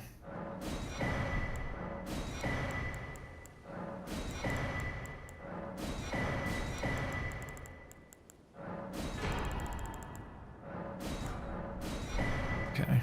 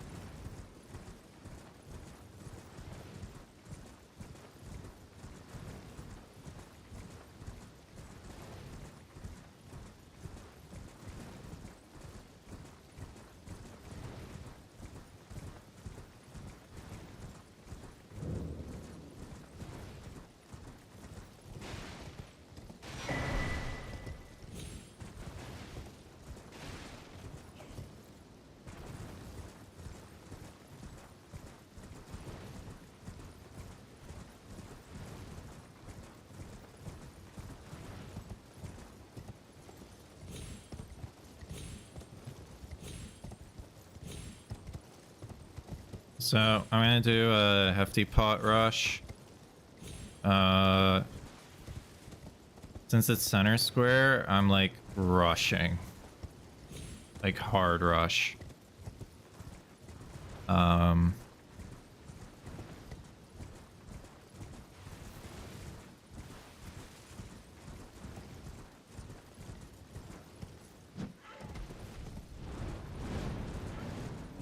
it doesn't prevent death, it just prevents fall damage. But if you die from it, then you're gonna die. Even if you have the talisman on.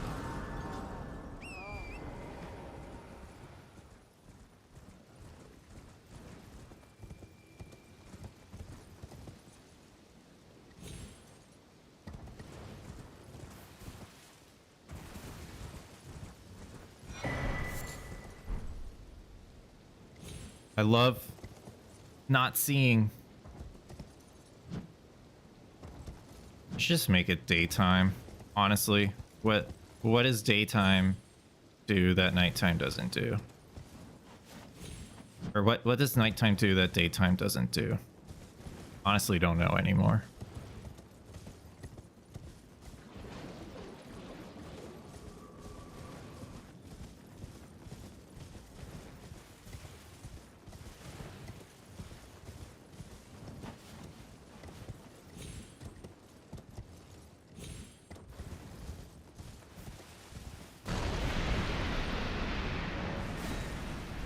Prevents sun damage? True.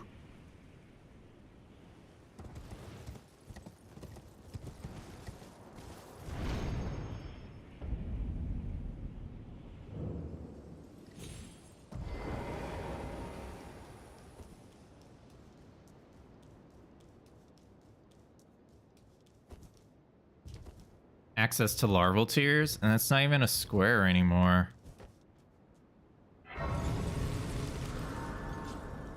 I think we should just go daytime from now on, honestly. Does it hurt?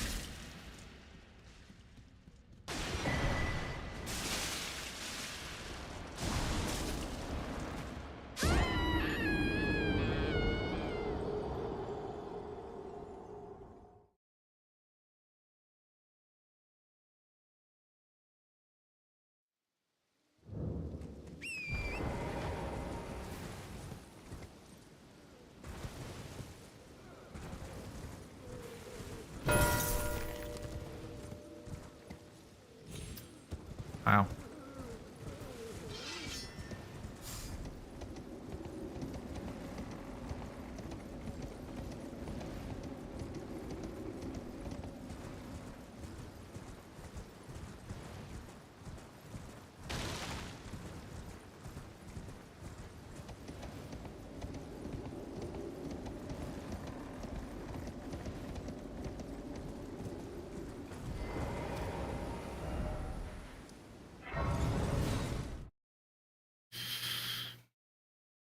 So he didn't grab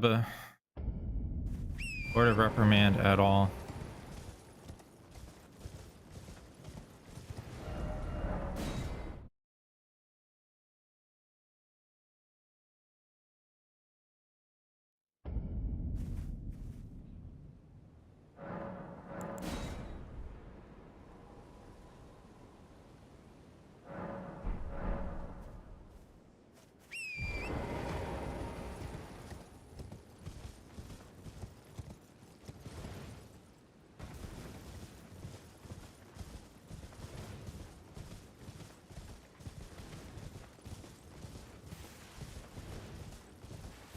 Maybe he did the thing where you don't grab Bonnie Village.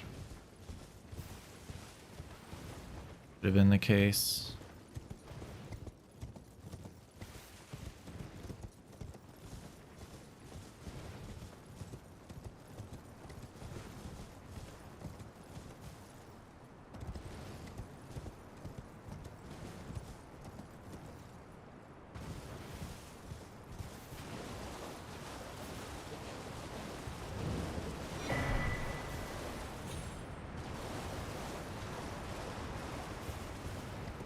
No, I didn't get Old Mother, but I got the Grace down there. What the fuck?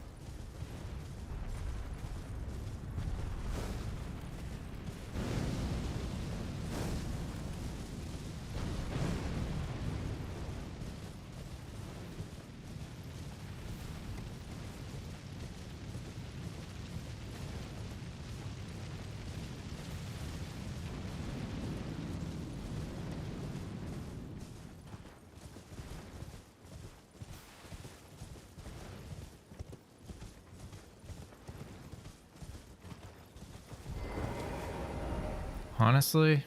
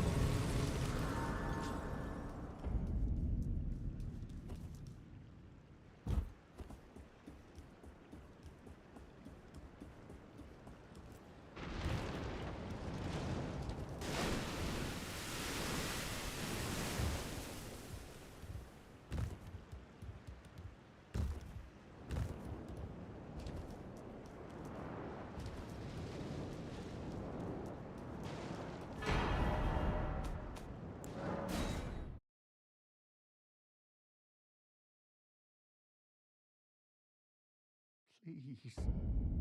I'm sorry. I repent.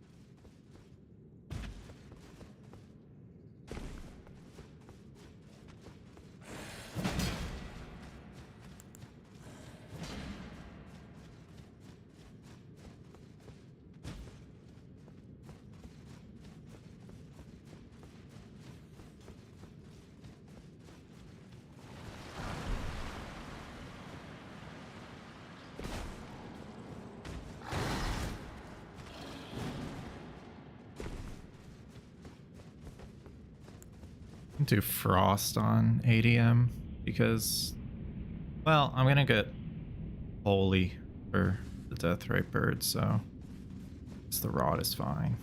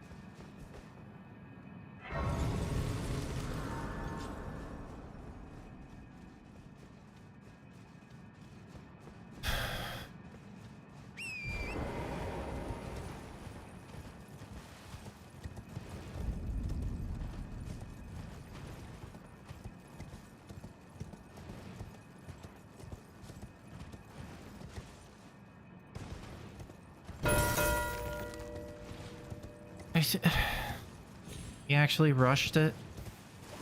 Bro, what the fuck?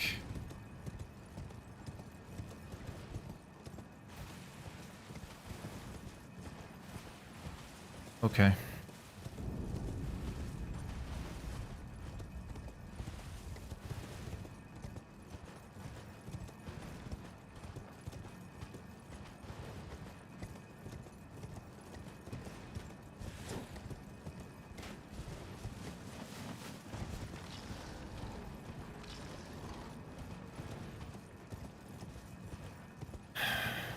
So stupid.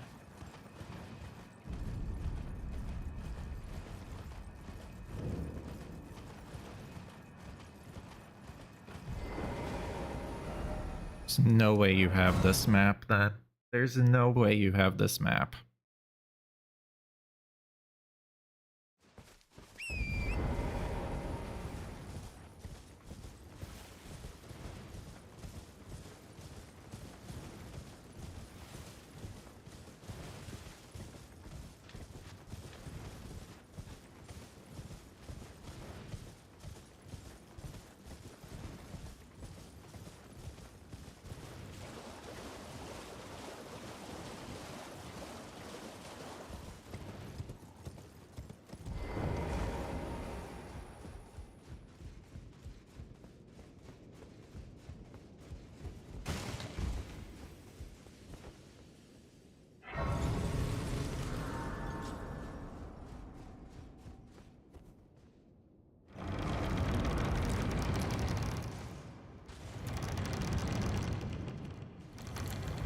guess I shouldn't have gone for upgrade materials.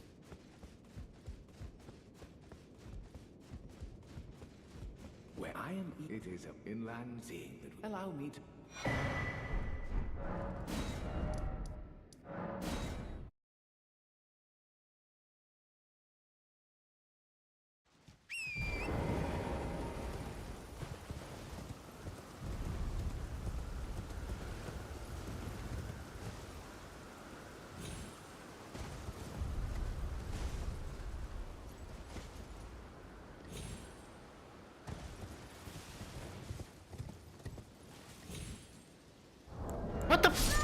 What the fuck? Dude, how? Oh my god, these rocks are so stupid.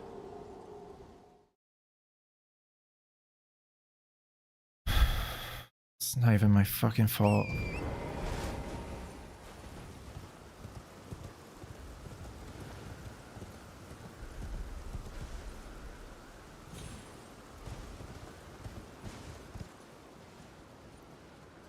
Come on. Go!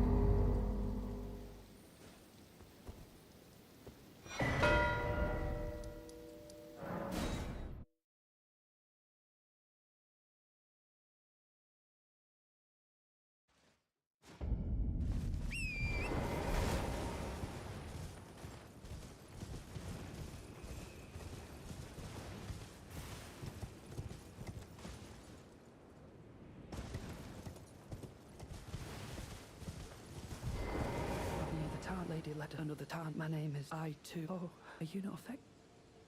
I'm of St. Tree would kindly for falling. The problem is I would sack.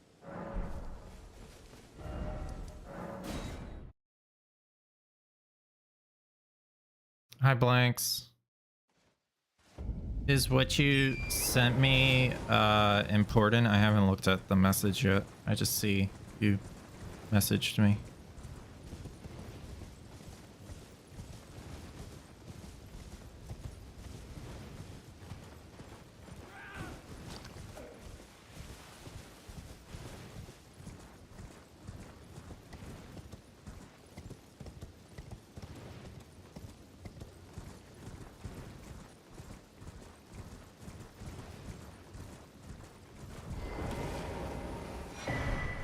Together, even if so, our much it did. We must we. Fuck it. Maybe love. Oh, give this. He asked me.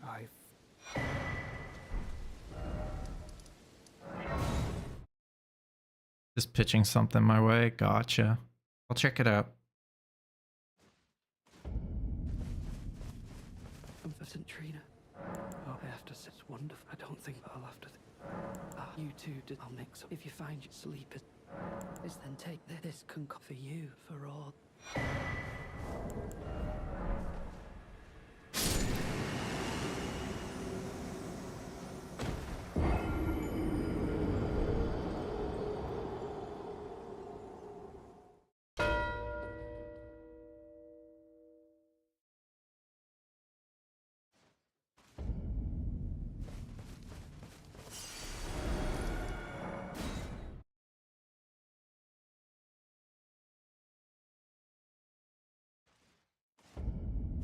Well, you're.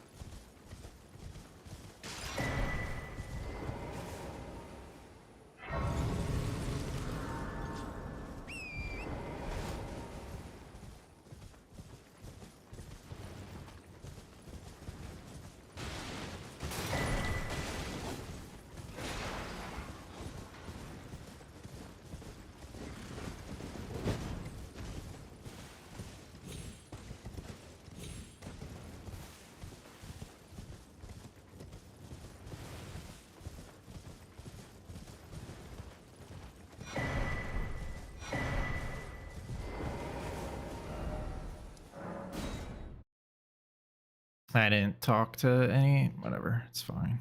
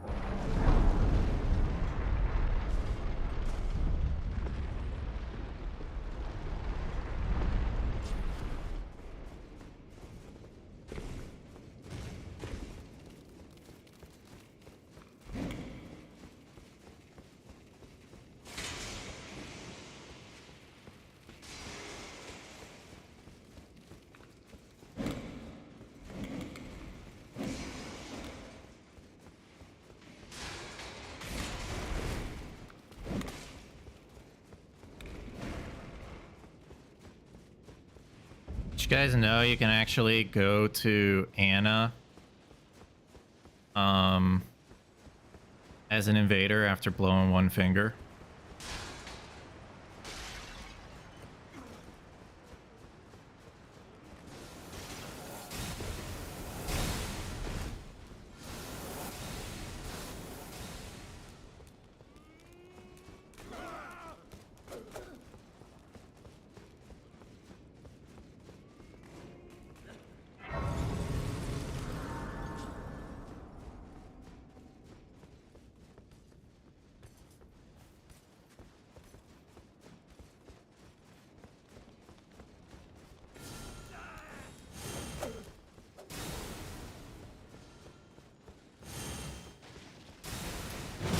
Letta's rune counts, yes, but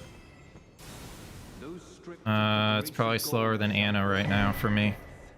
In the embrace of Messmer's flame.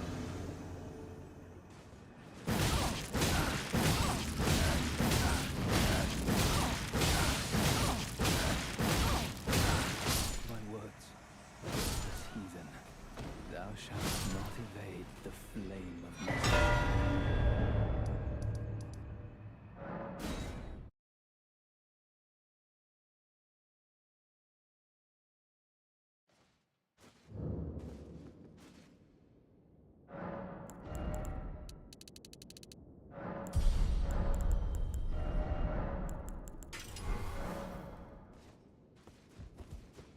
The unfortunate part is you have to talk to him again.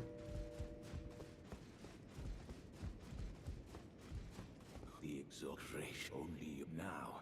I have made the gleaming.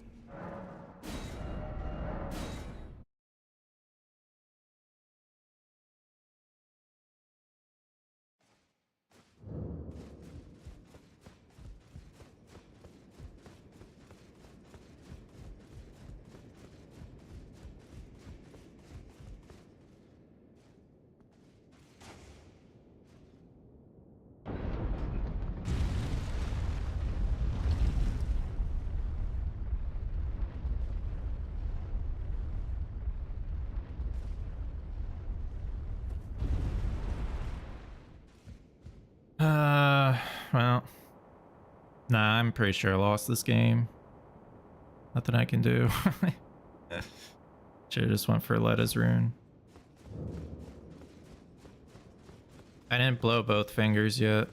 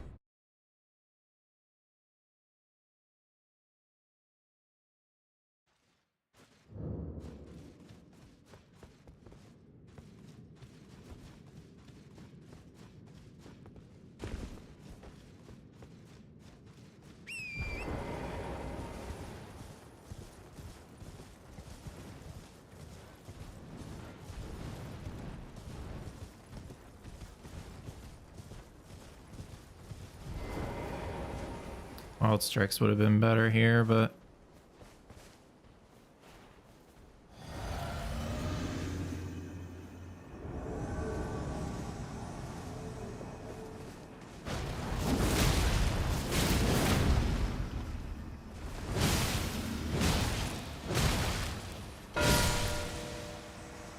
okay, that's fine.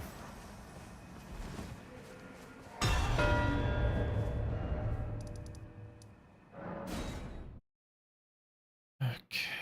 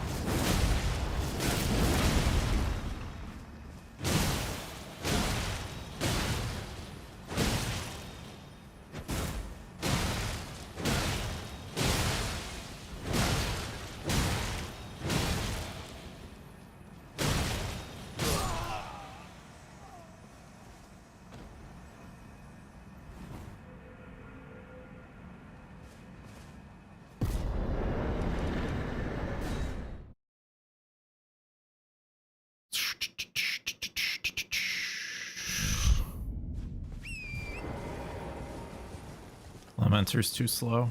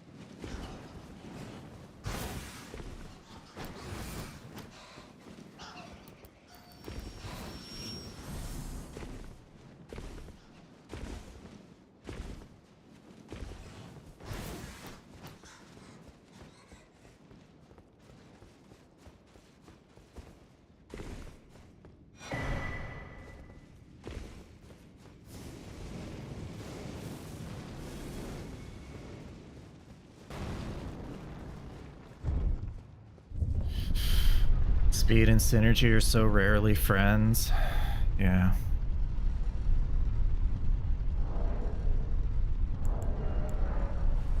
Oh my god, I have claws. Oh, baby!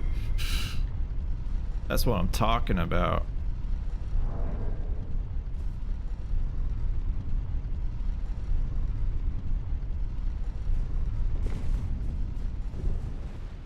Claws for Senesex, dude. Oh! We also have Rakshasa too that we could use.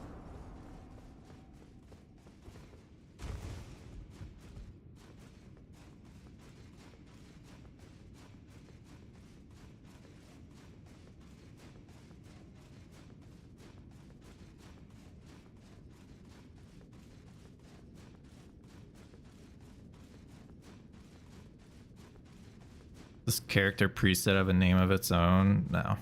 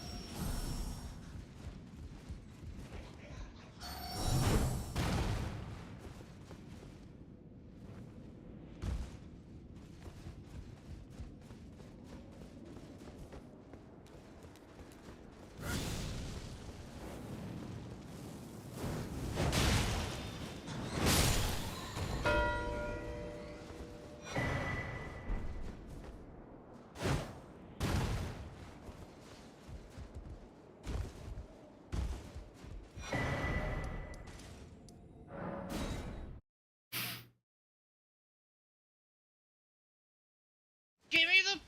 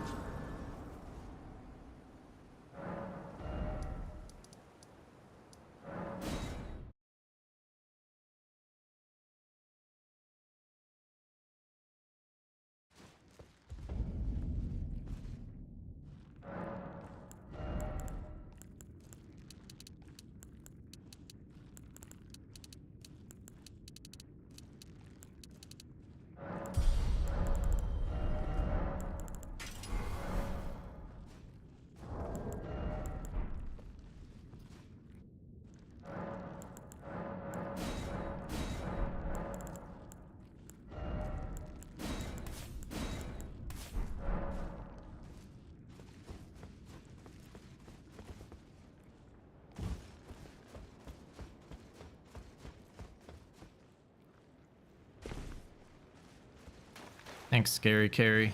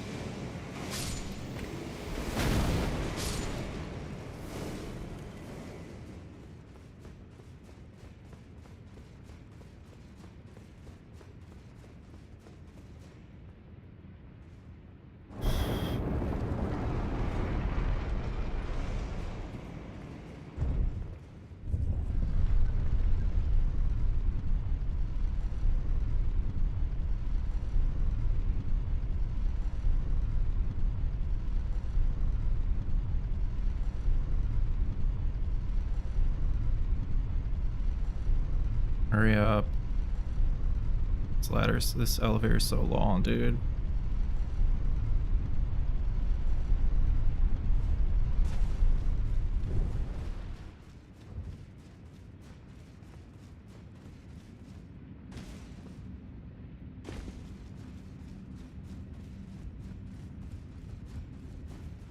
New House of the Dragon is amazing. Oh yeah.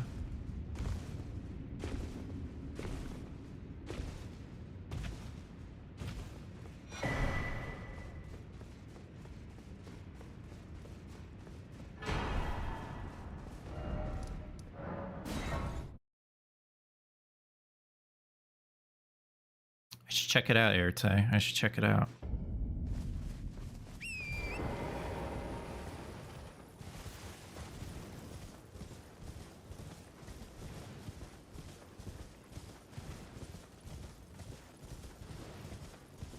I got one that was next to Mesmer's entrance. I got one next to the Deathrite Bird, and I got the Tree Spirit.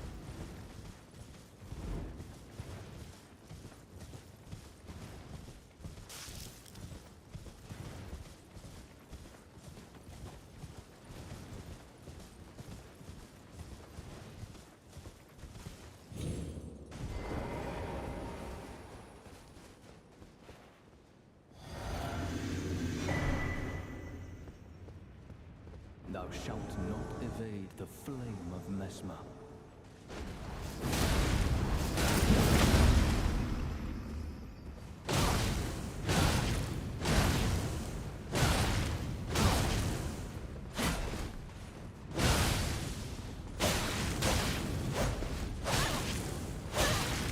Stop it!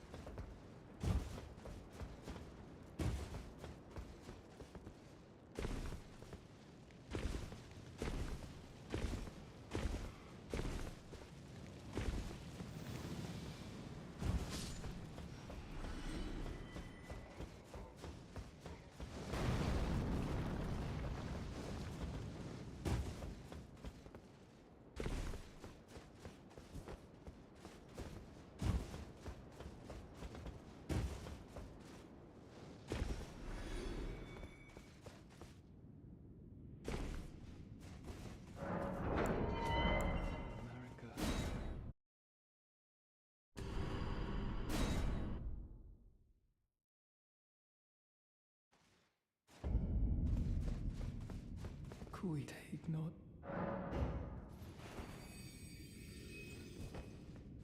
Queen Marika.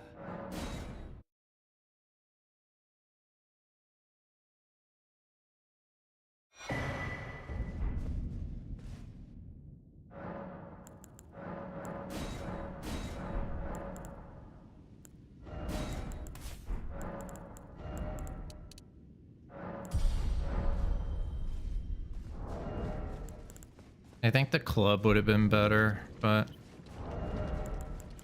it's fine.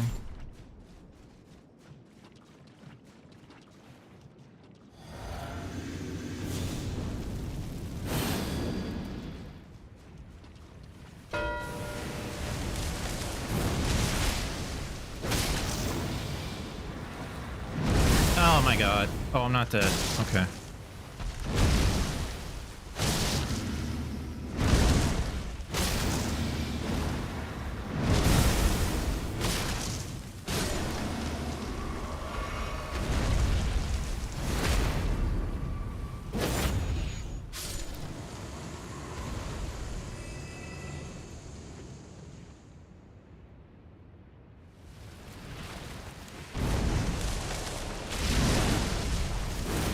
Ah.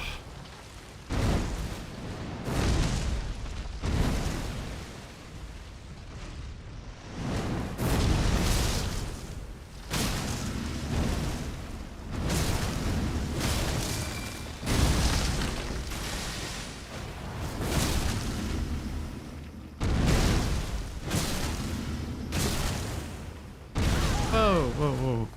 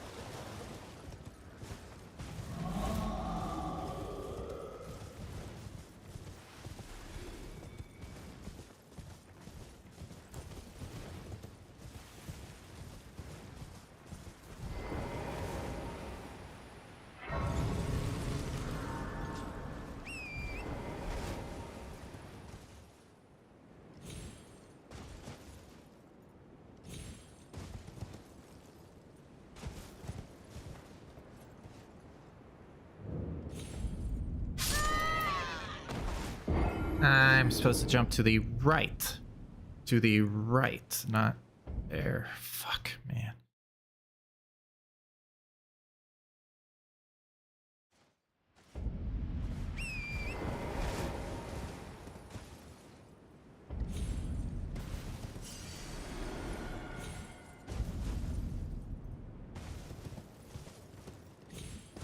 Oh. Weapon!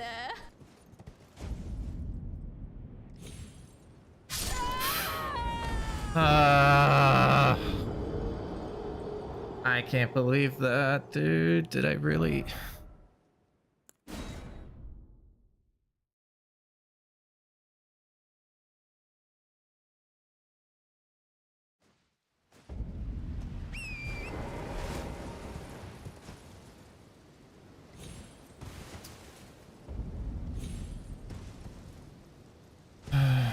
Whatever, just do it this way.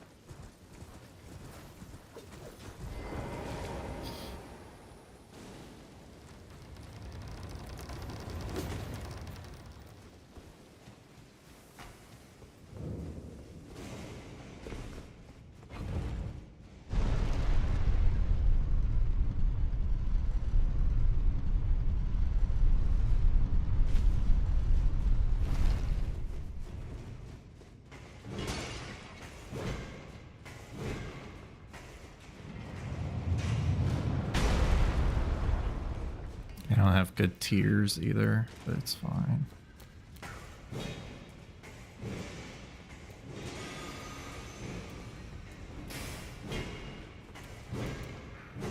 I also don't have good talismans. Okay.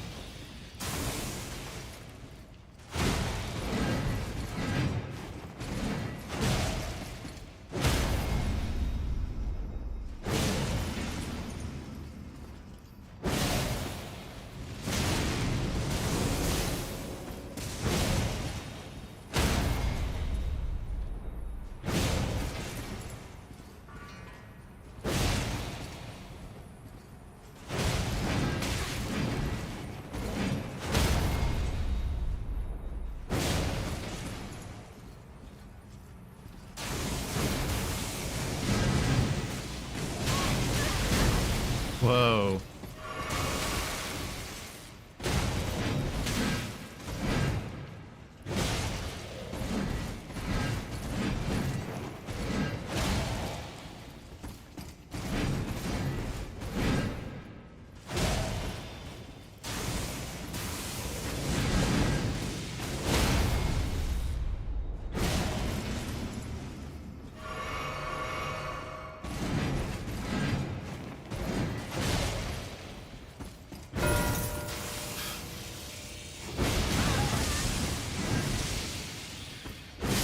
That's unfortunate.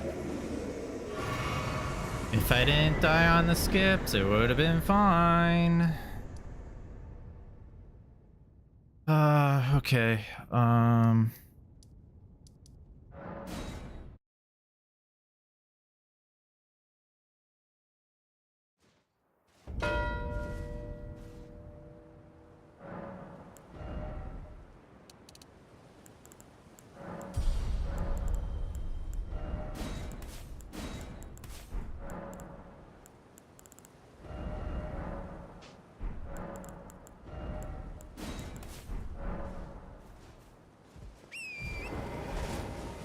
That's unfortunate.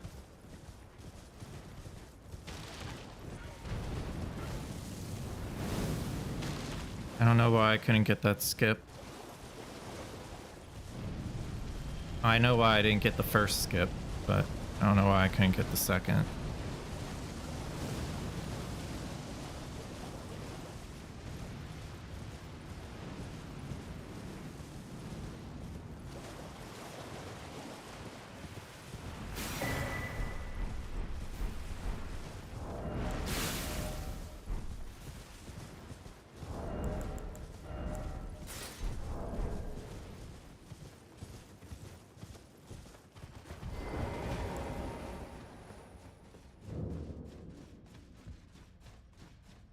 I'm talking about the Death Knight, not Ceiling Tree.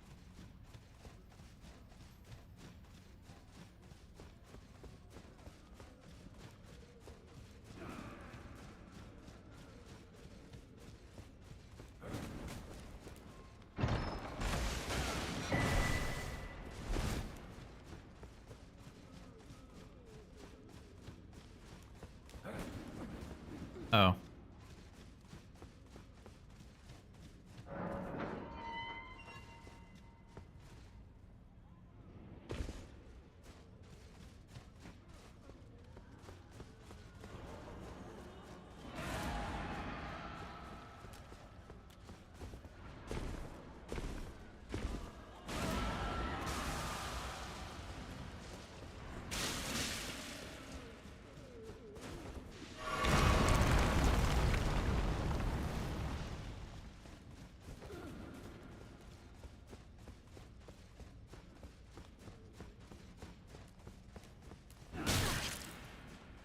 Sure, man.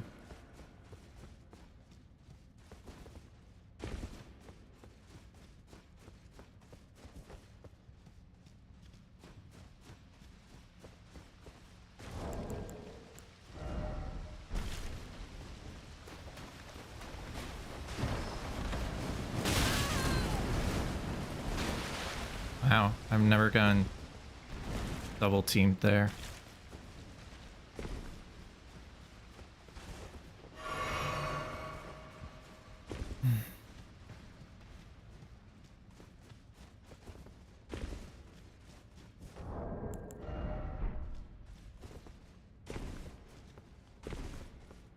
I didn't actually grab the key. Are you fucking kidding me?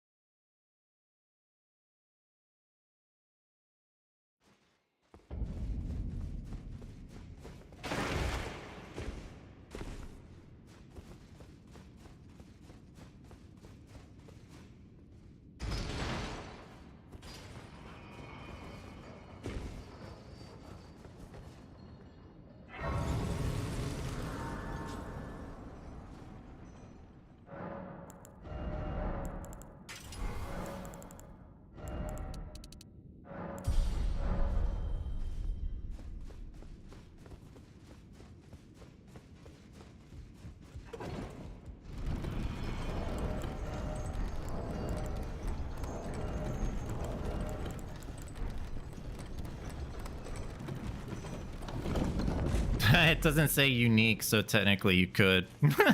But no, that demi-human dies. They don't, yeah, they don't respawn.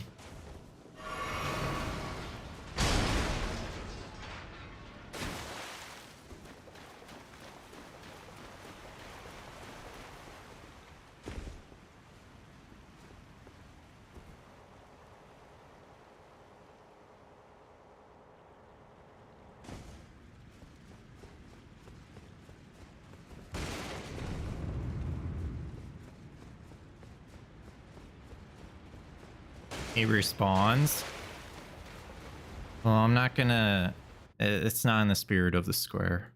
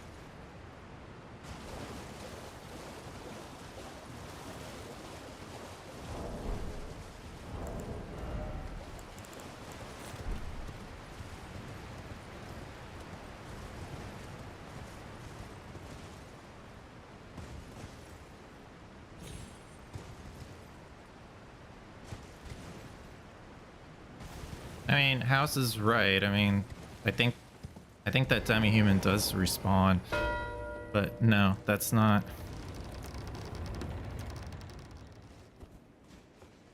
It's not what I would do.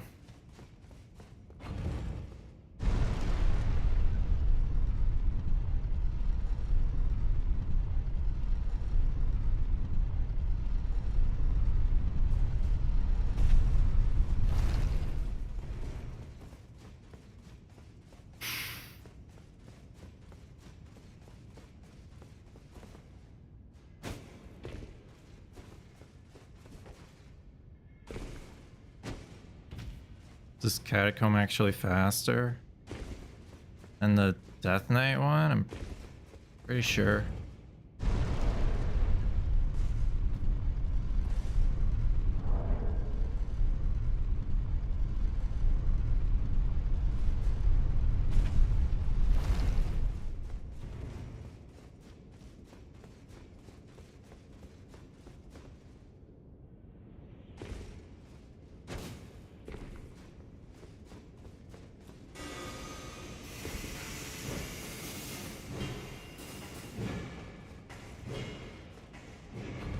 I didn't have anything that brought me down to Rao base, so I think it was faster.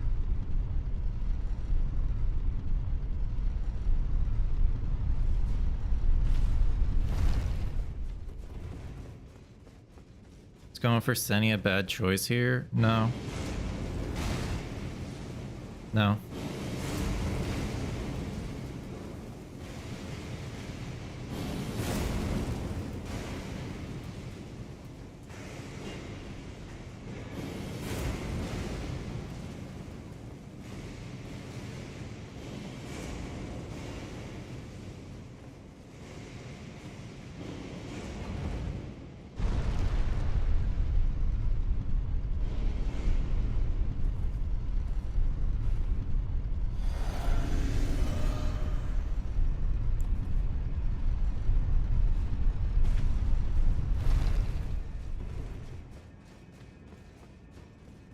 What I'm hoping is he's gonna cash in on his 2 catacombs and I'm sniping him here to even everything out.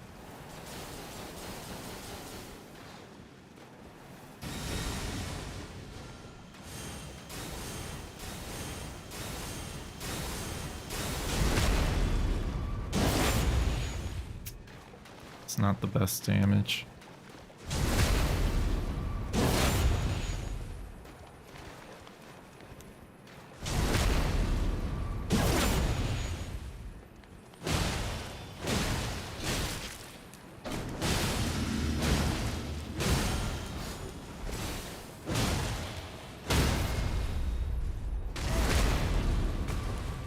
Second.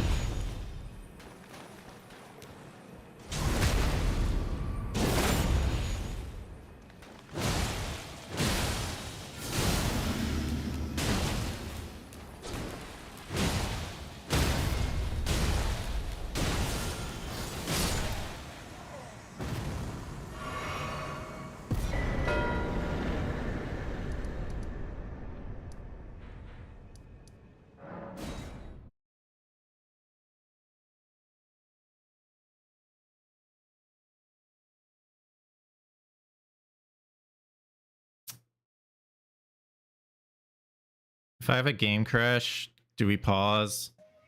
I can quit out real quick, yeah. Thanks. What a game, Tom! What a game! Yeah, we'll talk about it.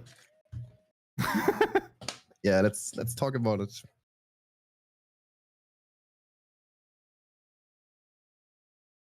I lost a little bit of time to that quit out, by the way. Just letting you know. Yeah. Well, if you need to get any time back, you can. Just let me know. No, I don't. It's fine, probably. Hopefully. I'm probably gonna lose time because it was during a teleport, so yeah. Whenever you're ready, I'll start it. Okay, going in now. All right.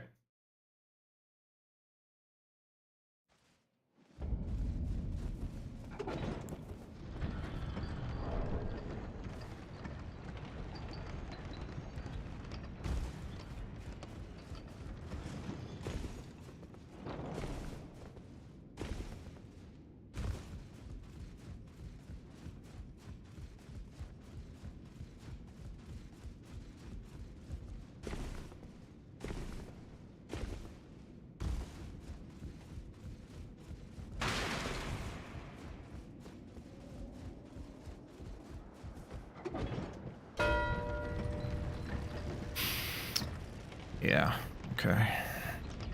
This is bad.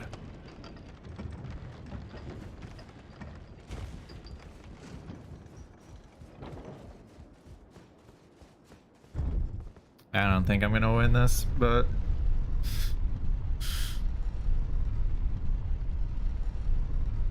you think he might be doing that instead? How am I supposed to know?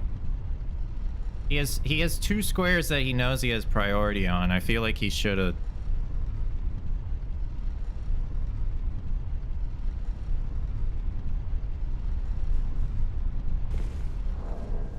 I don't even have Oh Mother, guys. To PK we go.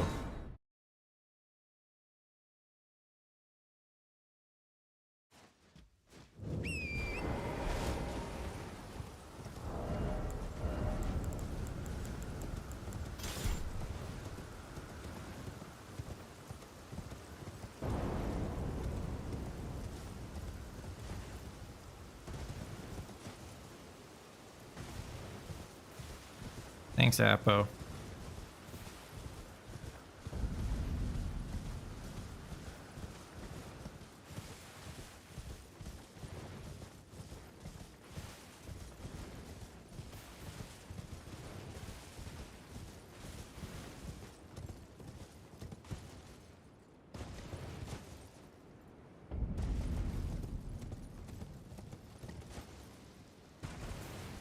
Yeah, the Death Knight square should be mine, but what are you gonna do?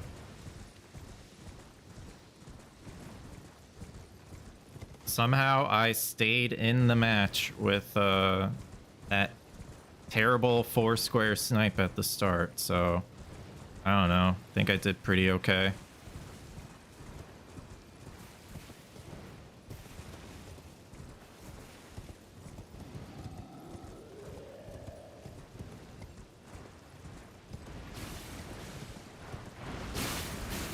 And you get the Grace near Demi-Human?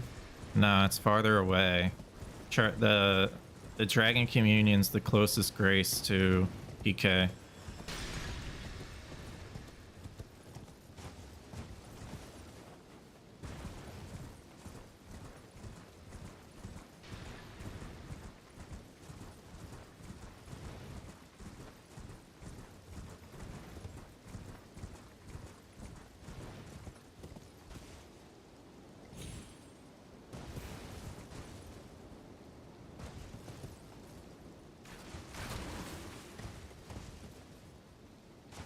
This is a terribly inefficient pathing down here, but I'm alive, so that's what matters, right?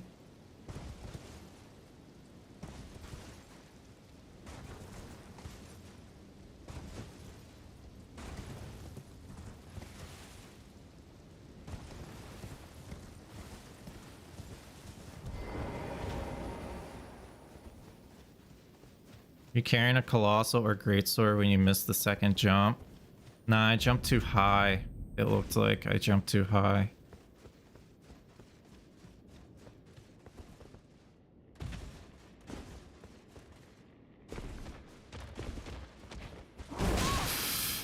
Yeah, you gotta be careful of this asshole.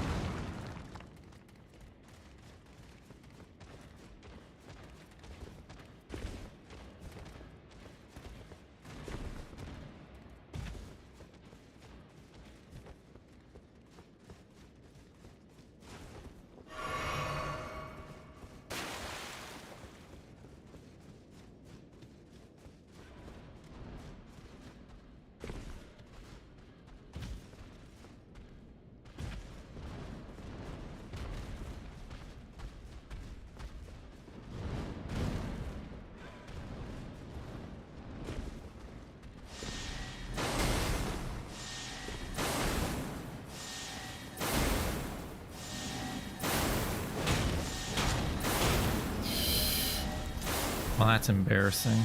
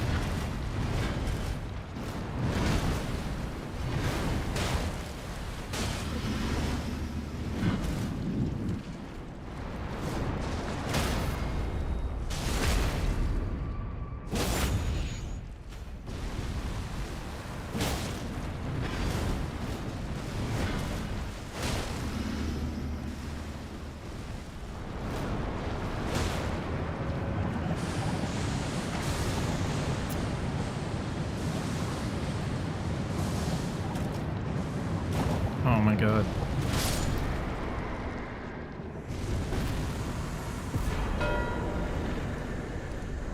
Weapon!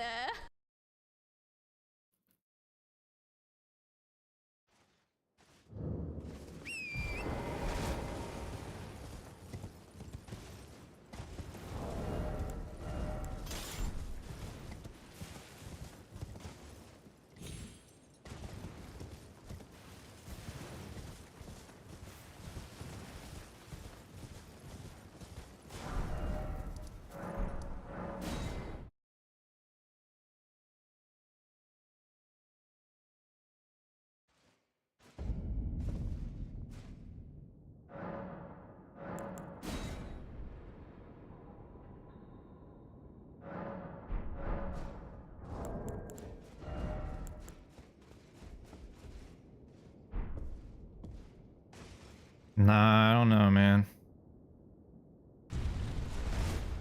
I wonder what Square SC is going for now, True. I don't know. It's a tough one. You mean the emote? Oh. I don't know what emote you're talking about.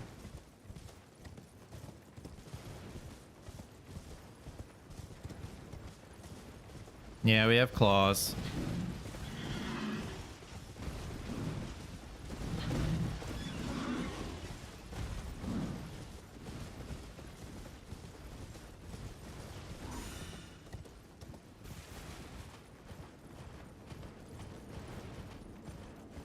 No, I thought you said he has as in like he has the game, and I'm like, I don't know about that, dude.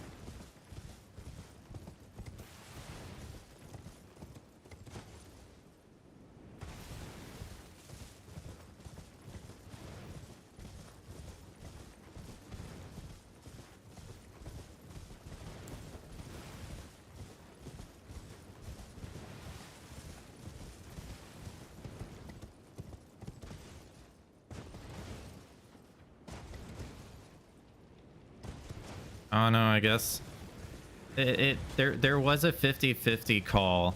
It was Semi-Human Swordmasters and Catacombs. It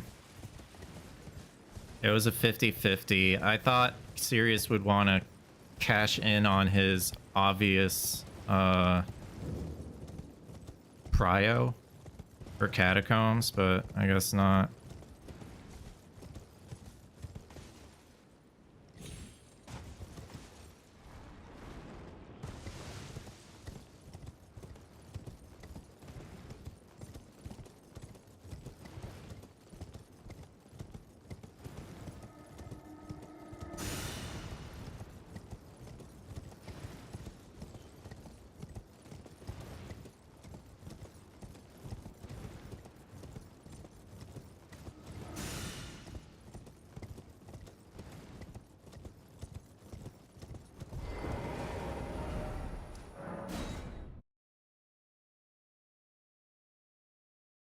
Yeah, regardless, it was a very good game.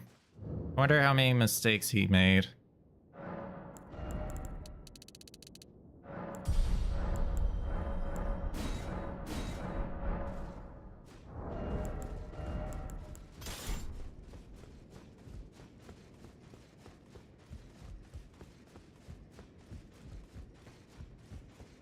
I heard it's a star addressed to on the contract now.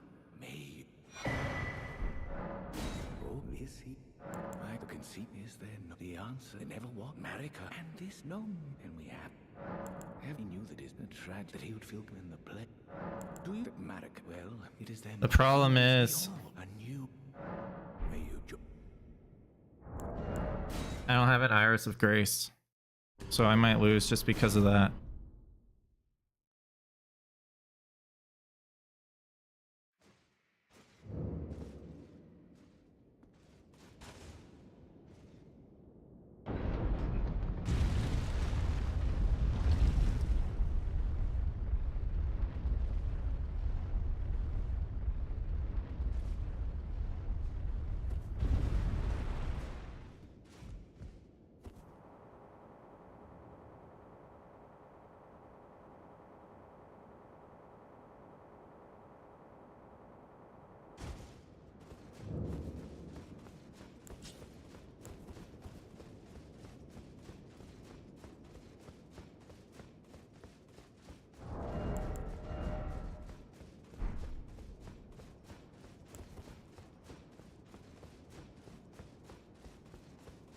I picked that one up to get the Iris of Grace. Yeah. Yeah, that's the thing. Yeah.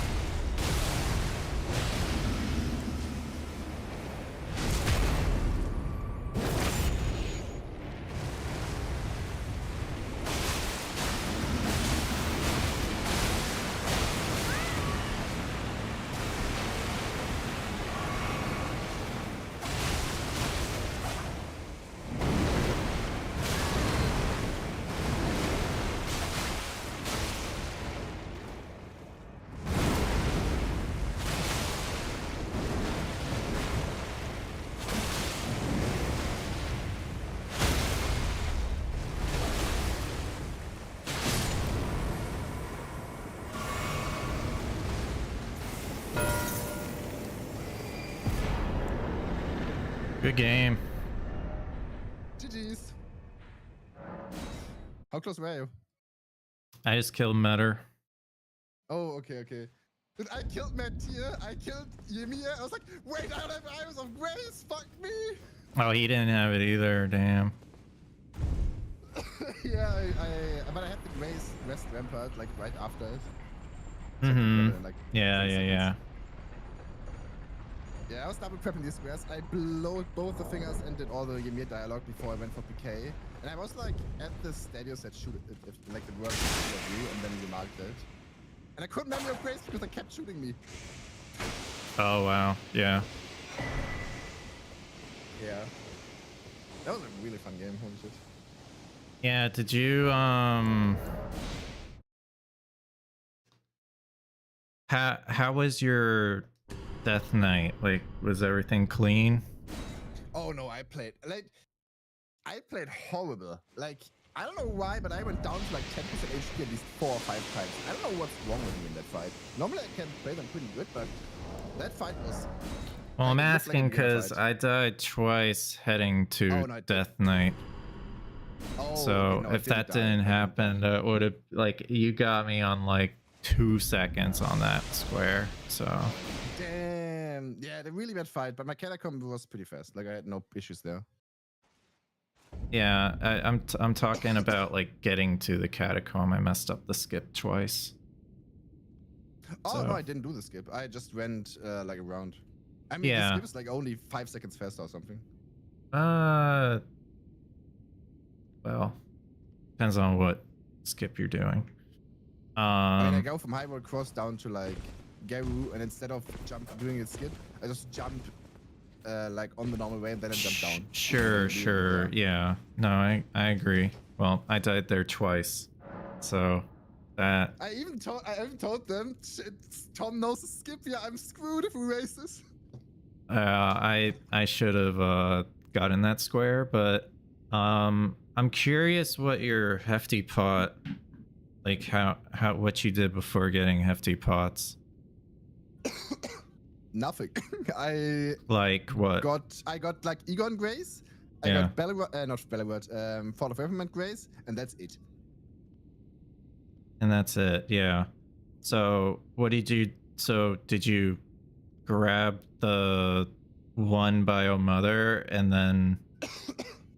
Well, I did my skip down like where the the Revered Spirit Ash is, like right down there. I first go for the one in the back, and then I run to the first one into the jail.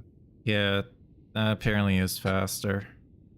I also messed up. I grabbed the Great Omen Killer Cleaver and I ran into the wrong direction first. Like, I lost like at least 5 seconds in Bonnie Village, at least. Because I missed the shack with the pot. I went like way too far to the right. Okay. Yeah. Apparently getting Bonnie Grace is slower. Oh yeah, for sure. Yeah. Okay. Well, that confirms it. And then I guess you just immediately went for blessings after Yeah. dying. I mean, I got the gray. Did I get the ADM grace? I'm not sure. I teleported somewhere. Didn't wanna. Like I wanted to do something, and then I realized, wait, let me just go for Blessing America real quick. Yeah, If I get because sniped, it's fine. that ended up being like a, I don't know, 20-second snipe. I ended up getting the grace across the bridge, and then I went for blessings. I should have just immediately went for blessings. And then I'm guessing you just went straight to ADM after getting blessings. Yeah, like Bonnie Village had I had Great Omen Killer Cleaver, and I was like, okay, well, I already bought the. Okay, so you did see that. So Yeah, you and got the that's axe check on the way to the pot? Yeah, I did. Okay. I also missed that. I think I went past it and went like a second back. Mm-hmm. Okay. Like my way to the FT, I was like, dude, I lost so much time. I at least lost like 10 or 15 seconds. I was like, if we race this, I'm gonna lose this. Well, I guess the way I did it is slower, so. Yeah. Tom squares kind of look like a pixel art. I can see it. Yeah. That makes sense. I mean, I got to, what was it? Dragon Communion when you marked Deathrite Bird. I was like, okay. But I also had the Grace, the Church District High Road, and then I also had 3 Path Cross. That's what I realized, like right at the end, like somewhere in the end, I realized, wait, you probably didn't blow back section. You probably did ADM really early too, because otherwise your NPC bosses made like no sense, like how fast you got them. So yeah. you did go behind ADM, right? I did. Blow the finger. Yeah. Yeah. Yeah. After NPC, I should have known immediately. I also died from an Eden. Like the rock ate my jump and I couldn't quit out in time. So I lost time there too. Like while I was blowing the Ah, okay. Oh, did you wait, which way did you go for Blowfinger? Did you do the new skip or the old one? What new skip? Like the one for duping. No, that's slower. Yeah, it's what you do the finger. I thought you meant. Yeah, same. Well, I don't do the finger, but I go that way. I hate the finger skip. It's so inconsistent for me. The finger's fine for me. Nice. I guess you pulled off of Invaders. No, and I didn't go for him. Like I did the leather wound into Hippo immediately. And then I didn't really go for Invaders. I thought Wumina was more important for me.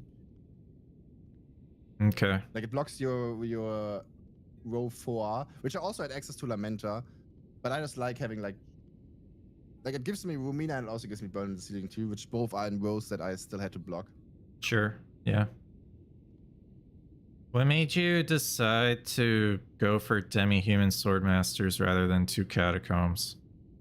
I had basically everything prepped. Like I got the Grace in Belgrade Jail, and then I went for something else. Then I went up to Senesex. No, then I went up to Senesex, yeah. Got the Grace in front of him, and then I went to Lamenta, and then you sniped my Lamenta, and then I just did both of them. It was... Because I had a Demi-Human dead. I thought you were gonna cash in on your Catacomb progress, because that would have been a good 12th square to get. I wanted that to be my 13th because you square, also were assuming that you were ahead on Jolan Summon. No, because I thought you went back section to blow a finger. I realized like right at the end of the game, like when you like before you marked PK, I realized like wait, probably I'm ahead on this. He probably didn't go back section to Blowfinger. Mm-hmm. Like for the entire game, I thought you were ahead on that. Yeah. I see. Yeah. That's why I prepped like both at the end. I guess I should have. Sure. Yeah, I guess I should have assumed that you would go for demi-humans. I think I had you on that too. It was a 50-50 gamble if I go for Senesex or demi-humans first. Because I had both prepped at that point. I had the jail Grace and I had the Grace in front of Senesex. Sure.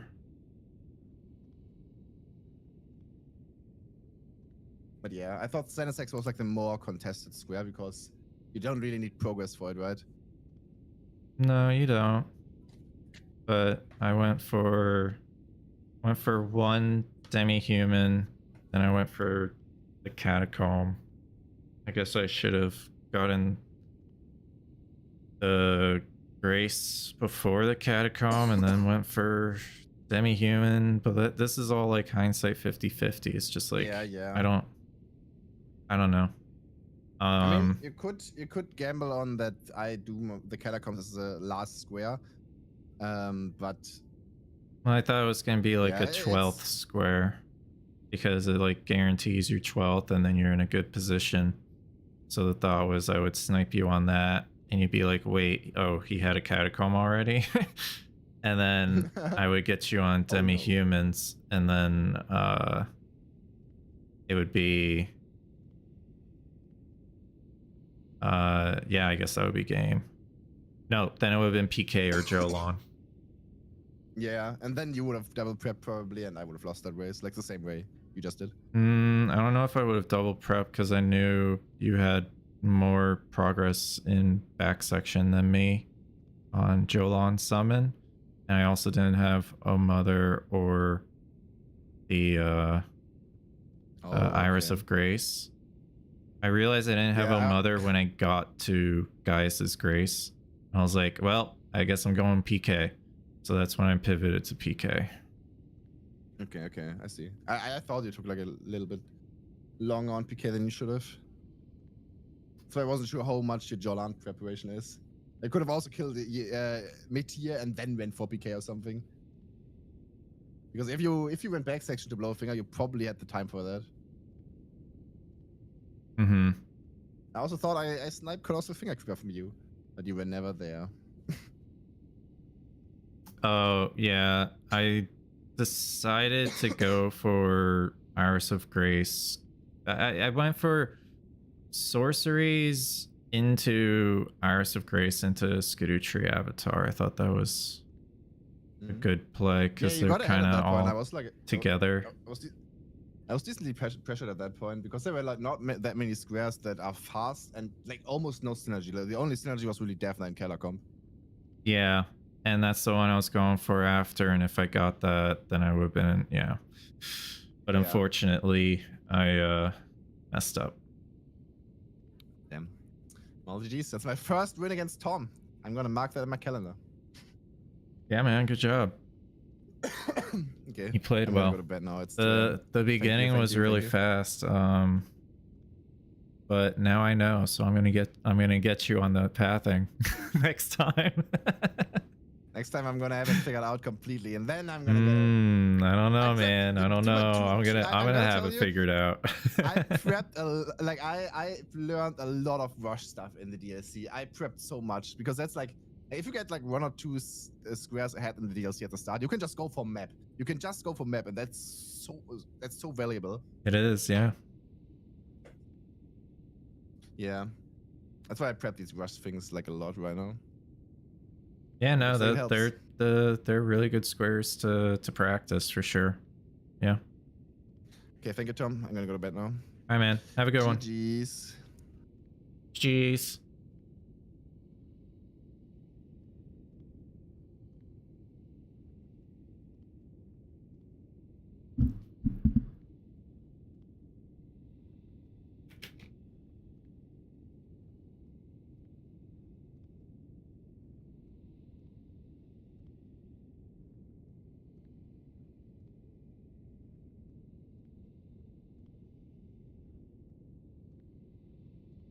Seems there's no more matches. It might be the only ones.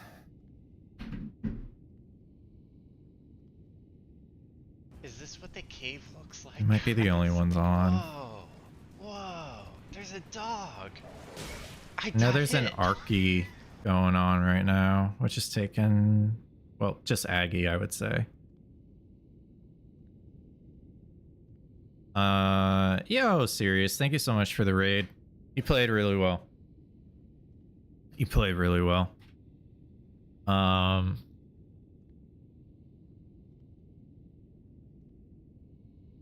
Yeah, I don't think anyone's on right now.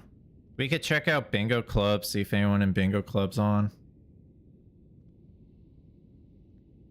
You have so much fun grinding bingo. It's why do you think I've been doing it for so long?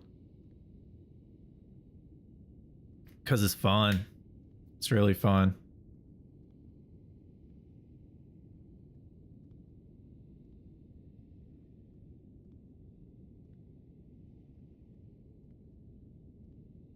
You poke Yui. He was here earlier. Might be early for Yui. I mean, it's like 10. It's pretty sure it's morning for Yui right now. Ranked bingo. You saw him do it last time. I mean, we could do ranked, or we could just see if anyone wants to play in Bingo Club. I don't really care. Yeah, that's what I thought. 10 a.m. Yeah.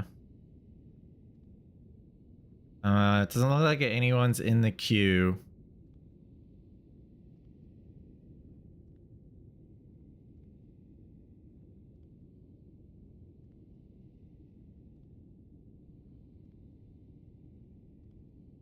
You can play if I want.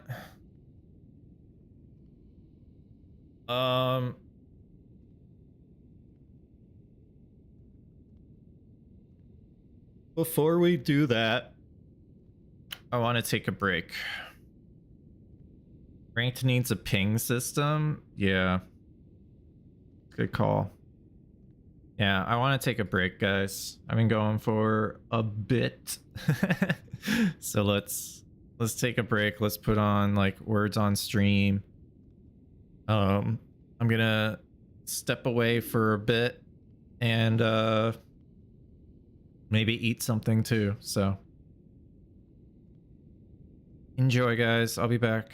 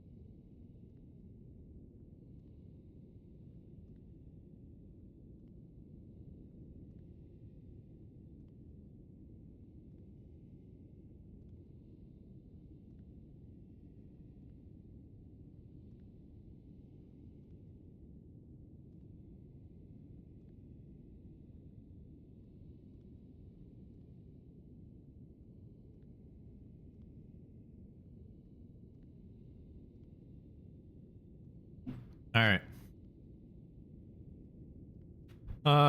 You can continue this one for the moment.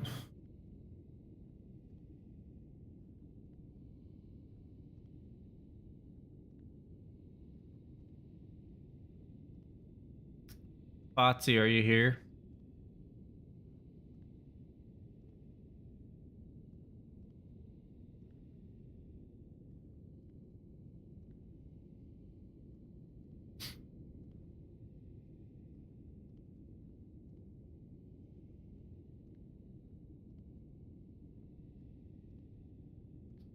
You started playing a match in Bingo Club? How you did? Okay. Well, I will put out a...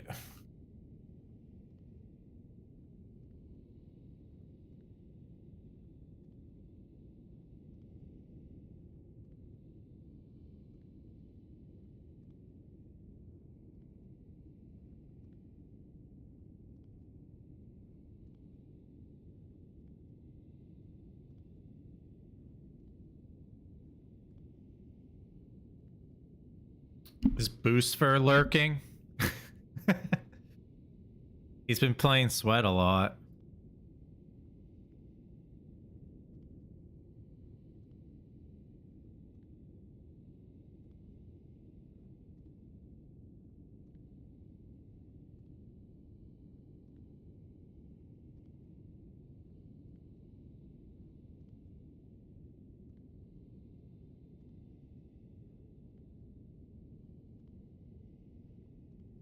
Looks like he's doing well against Sweat too. Yeah, it does look like it.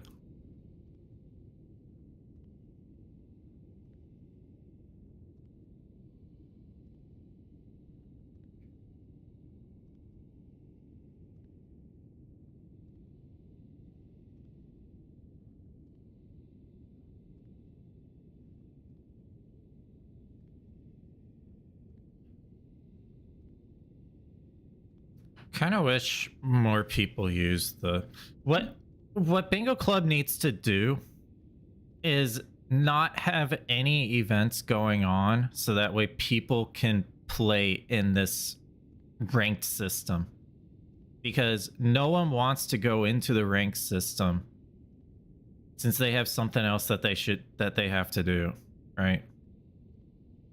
So I know they're like promoting something like if you're one of the X highest many like X highest rank by August whatever, like you get invited to like it's an invitational, but like it's still no one's really doing it.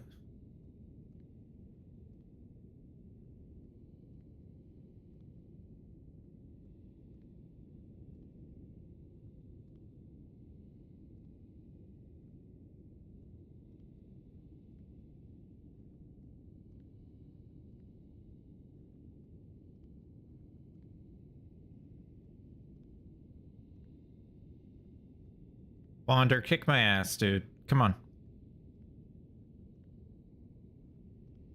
You're the new DLC goat, aren't you?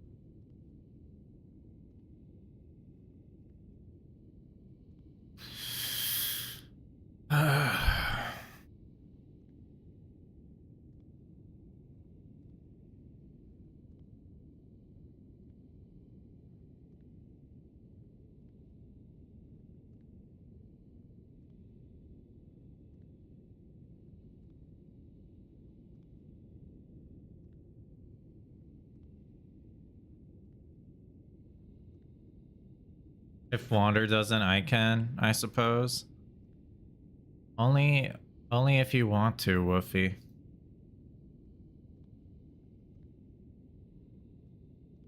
I don't care. We can play base game or DLC. I don't. I just want practice. That's all.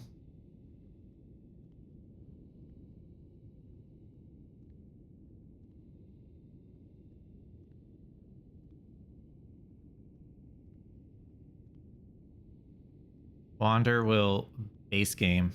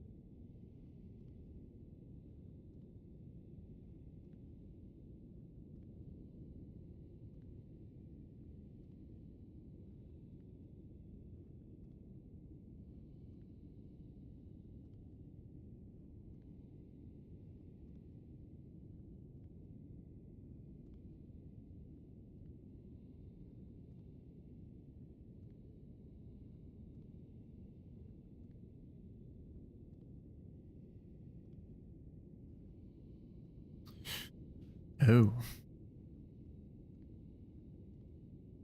Mantra.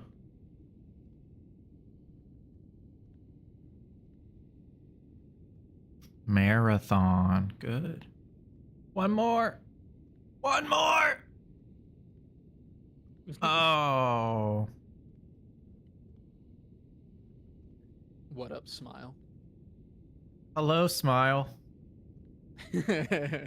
How's it going, dude? Good, good. How are you, man? Doing well, man.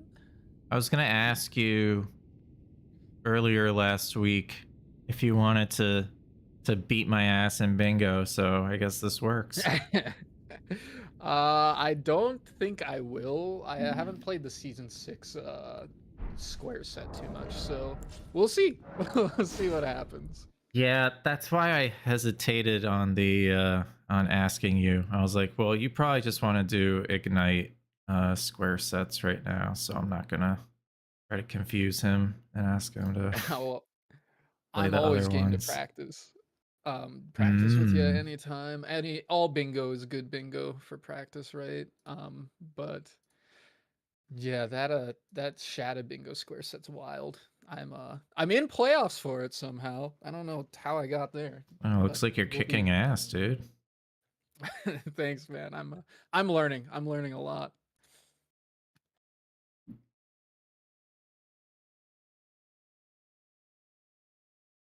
So you want to do base game, huh?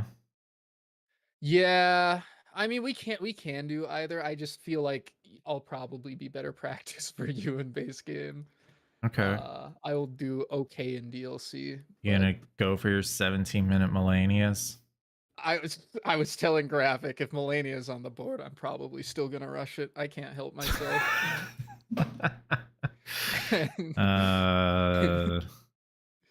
Yeah, I mean, so what do you do when you do this? Usually I just set up a weapon to plus 22 or plus 25, just depending on what I'm feeling, like how good the weapon is and what I'm feeling that day. Because you know you have to play the rest of a bingo game afterwards, so you might as well upgrade all the way. And then I kill her, I level up and have like. I mean, A it's lot pretty. of the, dude, It's pretty fucking gross because like if you get an early Melania, you got the money. You can get some crazy stat dump squares. You can go for like level 60, 65 if it's on the board. You can just be absolutely jacked out of your mind with massive health and massive damage for the rest of the board, right? Yeah, that's the issue. Well, yeah, I mean, it actually on some boards, it's actually a good play. One time here, I made a seed. Let me paste it really quick before I get. He made a pre-made seed, guys. I made a pre-made seed. It's Do you have the season 6 mod? Yeah. It's here. Okay. It's here in Bingo Club. I think this is the. I mean, we're using it for the Bonanza. Oh yeah, okay. That's happening. So yeah, one time Lucas and I got a board that was like Melania's Great Room, level 80, Melania, and Melania's 60, Great Room. And yeah, Melania's Great Room and Melania appeared on the same board alongside level 60 and Mog 500k. So we agreed the winner of the race got to get the level 60 and the loser had to Mog. Wow. Yeah, it was disgusting. We had 3 with the Mog 100k level 60 Melania mark. We had 3 squares in 15 minutes, and both had Melania dead. And I think that seed had like Rotten Staff in the Colossal check too. So we both had just like Jesus Giga Strength, and one of us had Rotten Staff from it. It was so stupid. This is what I have to play against, guys. Hey, surely Melania doesn't appear on the board, right? You know it will. I mean, you control the board. You can rig that shit. Smile. I don't preemptively look at the board. Like Nike in official matches. Oh my gosh, Nike. How could he? Yeah, that's what I have. Sweet.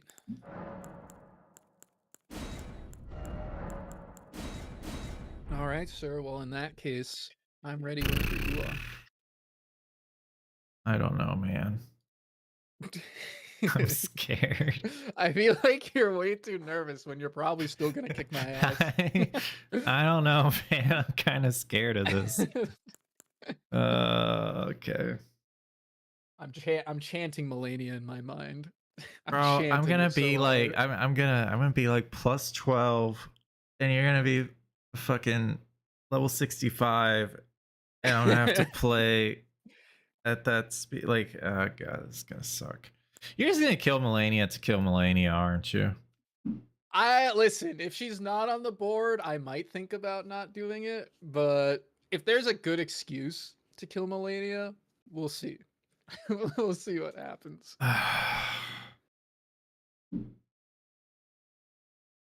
I really like that boss. Did you see my official this weekend? I did watch your official this weekend. Do you agree that I should have done jump R2s with Great Stars when she slams down in part 2? When she slams down in part 2? Like the sword slams down, the rod explosion, right? And you get behind her. I still charge R2 there personally, because if you roll early enough, you can still pull it off. Yeah, wait, who was saying you should jump R2? No, I'm saying I should jump R2 because I was just doing R1s. Oh, when she does the slam down, like you're talking like how she likes to do that Heavier, after the like a kick, heavier right? weapon. Yeah. Yeah, I still like to charge R2 there because you can. It's kind of a early roll, but you can do like an earlier roll and still get the guaranteed this guaranteed CR2 off of it if you're fast enough. Yeah. But I was doing R1, so everything just went to shit because I couldn't stagger her. Yeah, the R1s. I do think even a jump R2 would have been better there. Yeah, Just getting Melania to the point where she can't move is always kind of the goal. Did you for think me. going for Melania there was dumb? No, but I'm the wrong person to ask. I think I'm looking for any. Literally, you went there, and I think it was Domo who was saying, "I don't know if that's a good choice," and I was like, "Nah, dude, nah. The Melania is the play right now." If I got it, it would have been the play, right? But Well, that's the thing. Yeah, I mean, if yeah. you're just purely looking at not like risk reward or anything like that, but is killing Melania the correct play right now? I think yes in that situation, but Yeah, it would have prevented me from doing lawn fetch square or lawn Makar square. So I was like, why not go dude, for it now? But I all honestly right. can't believe he added Makar. That square's awful in this format. That square is so bad. I'm gonna force you into it if it's there, all right? Don't you dare. Don't you dare. You can't do this to I me, did man. that to Jack yesterday. He's just like, okay, I'm not going to Makar, you win. That's so funny, bro. Bro, I'm gonna prep the precipice grace in advance now.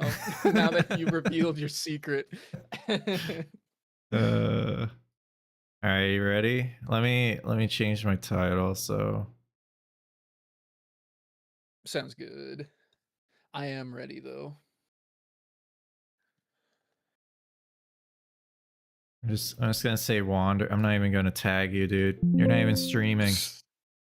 I'm not. Sorry, guys. Yeah, you're good.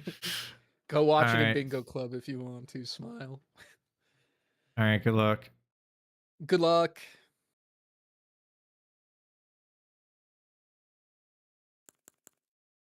My protege is spicy. My first protege.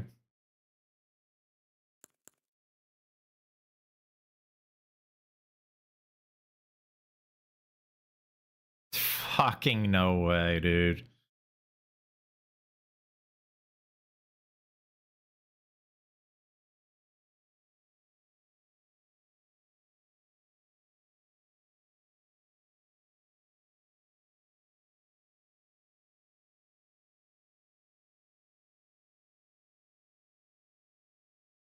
Dude, column 3 is fucking hype. Is Makar on that board? All right, get ready for the column 1, row 3 rush. Yo. All right, we gentlemen's in. Surely. No. Yeah, I'm good. I'll pass.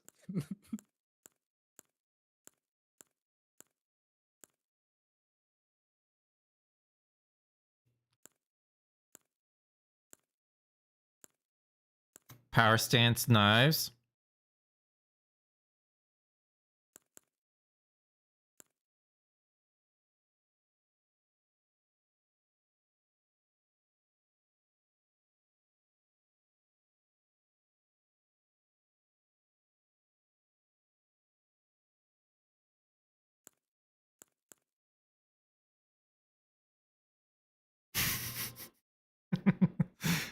That would be funny, serious. That'd be really funny.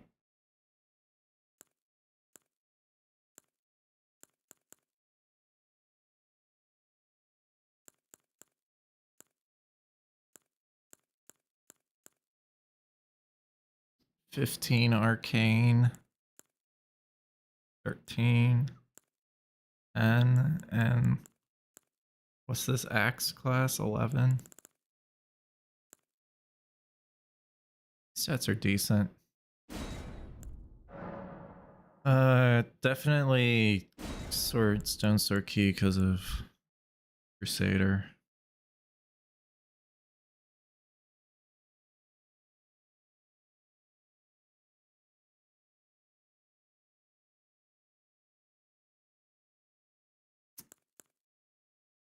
Oh man.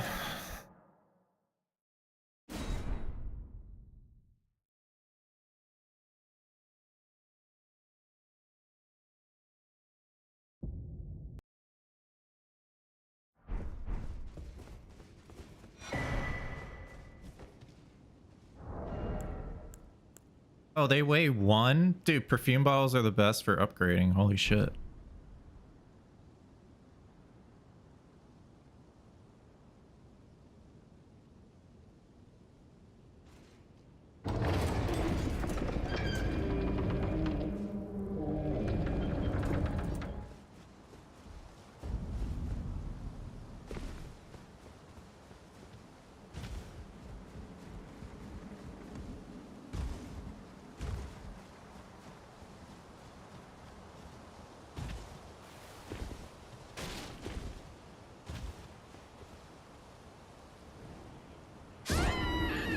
No, demise, there isn't. Especially in base game, because you can't guarantee it as a weapon drop. There's no perfume bottle drop, right? It was a DLC square, but it got removed because people, I guess Domo didn't like that it was just a kill Dane square. But honestly, Dane needs another square, so bring it back.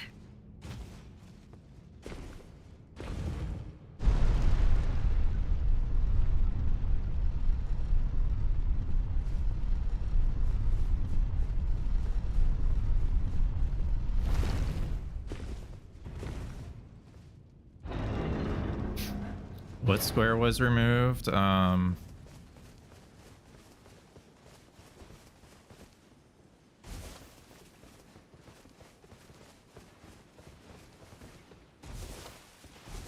a boss with perfume bottle only.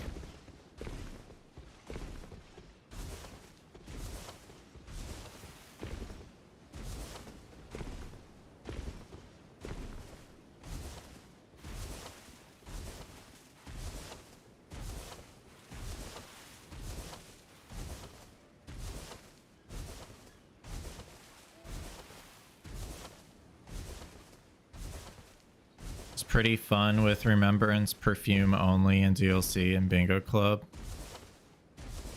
Oh yeah, you do Gaius or Rolana or yeah. You know, I don't think I ever completed that square. I know somebody did against me, but I don't think I ever completed that square. How you feel about the 2-minute rule for refs making a call?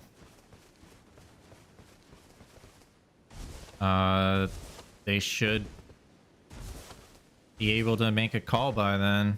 It should be fine, yeah.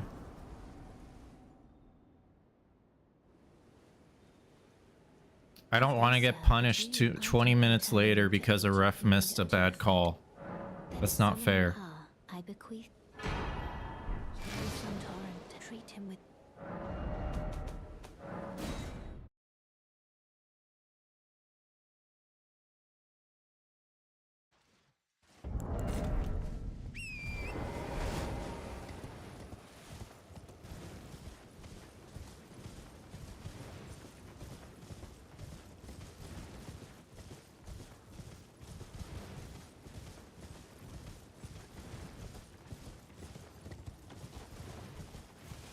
Well, CBD's not a fan of the rule because he thinks that it's a way to, you know, cheat.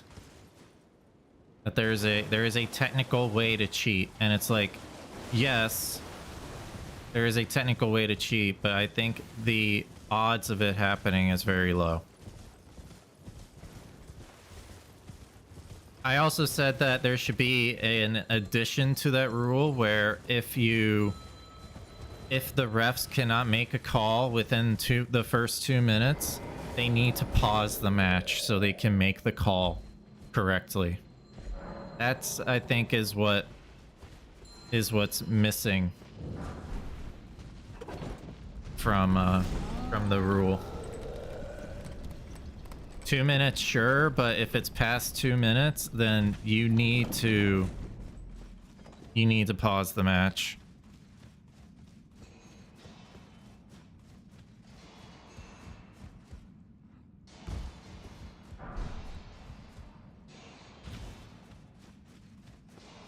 They do that in soccer? Yeah, VAR, right?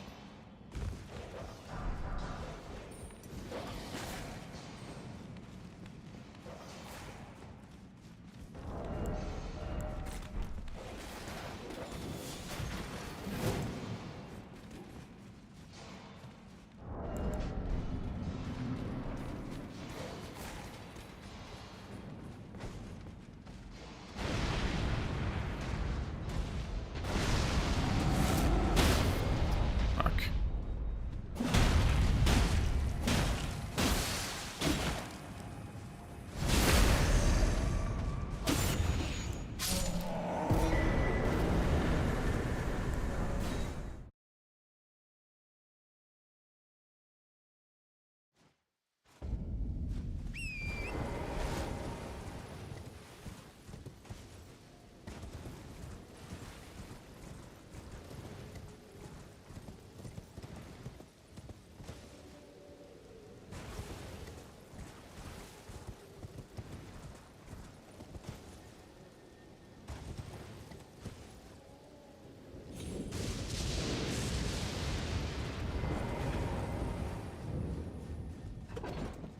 So, that's what I would say.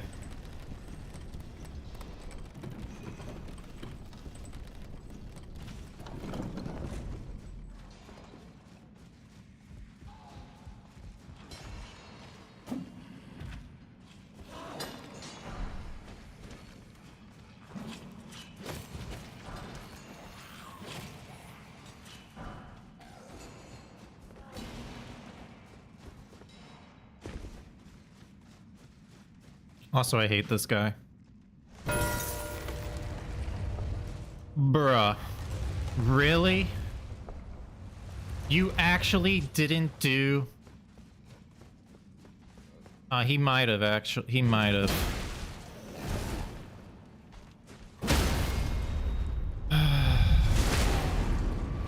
I think he didn't do the Altus. I don't think he did Altus. That was way too fast. Unbelievable.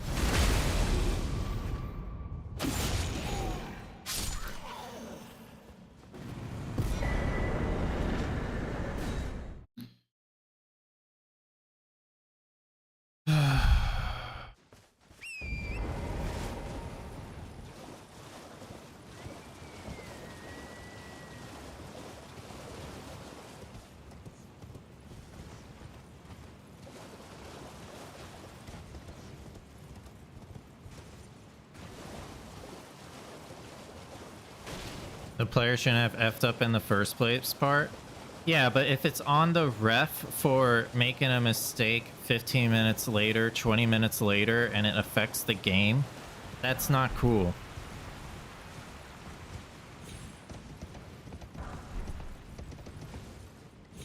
That's not cool, which is why I think the rule is fine, but they need to add another rule saying past 2 minutes, you need to pause the game if nothing's been figured out.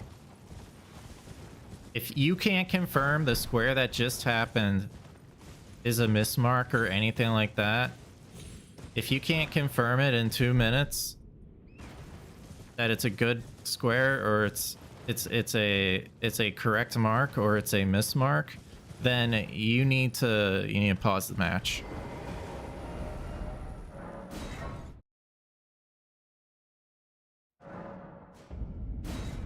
No, this isn't the Vswed locked out. This is just a rule in the on the website.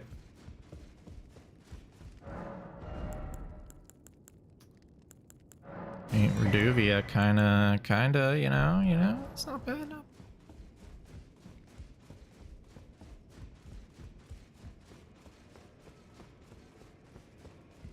And I think I should bring that up to them.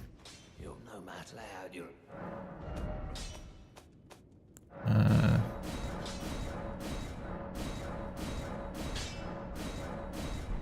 Pretty Arcane Reduvia ain't bad, actually.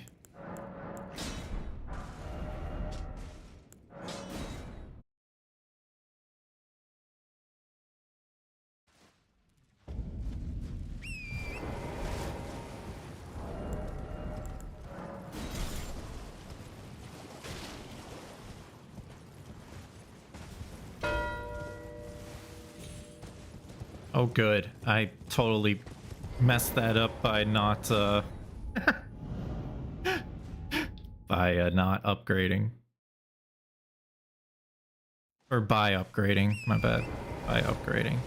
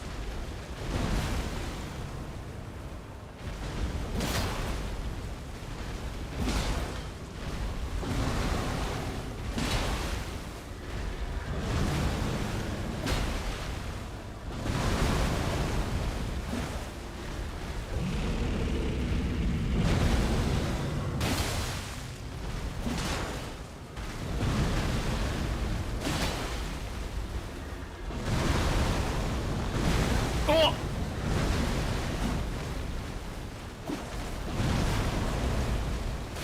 Oh my god, come on!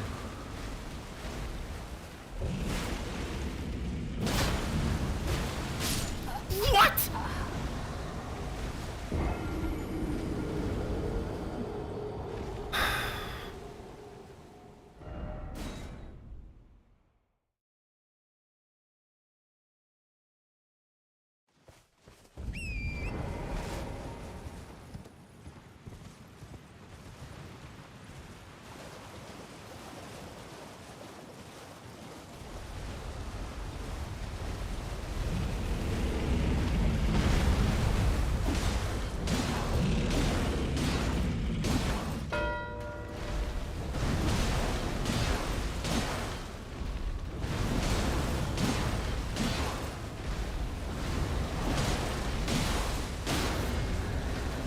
This is going great.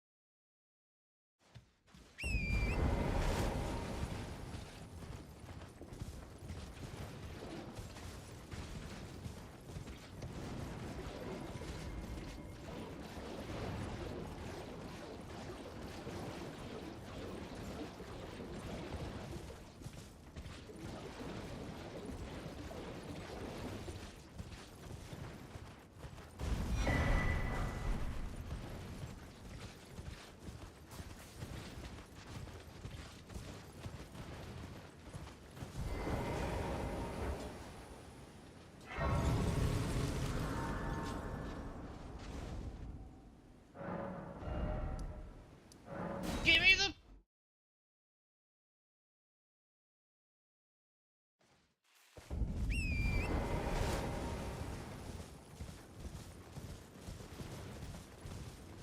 Oi! You there? Could you help us out, Cully?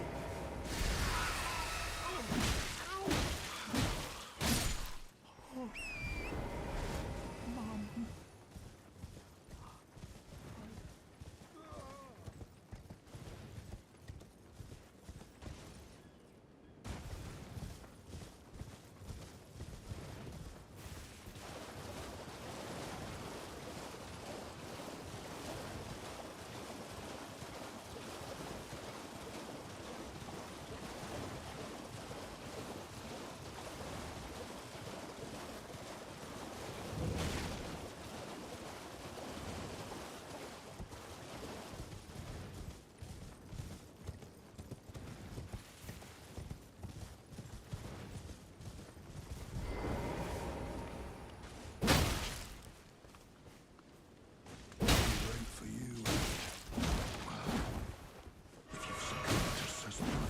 I hate this guy sometimes.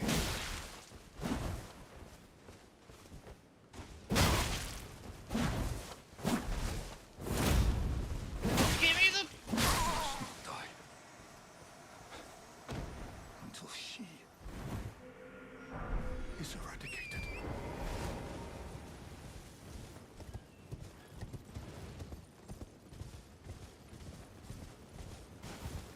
Where the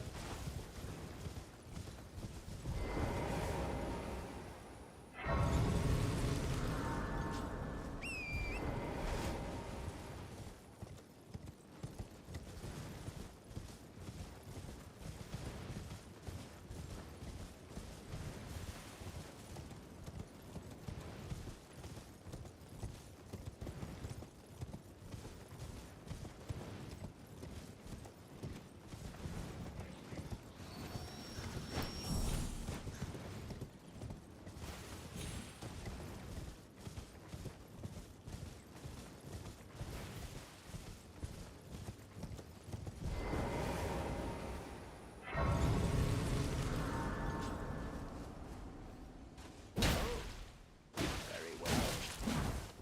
Mistake kindness for frailty of heart. Perhaps a more physical weapon. You maidenless runt. Who do you think I am?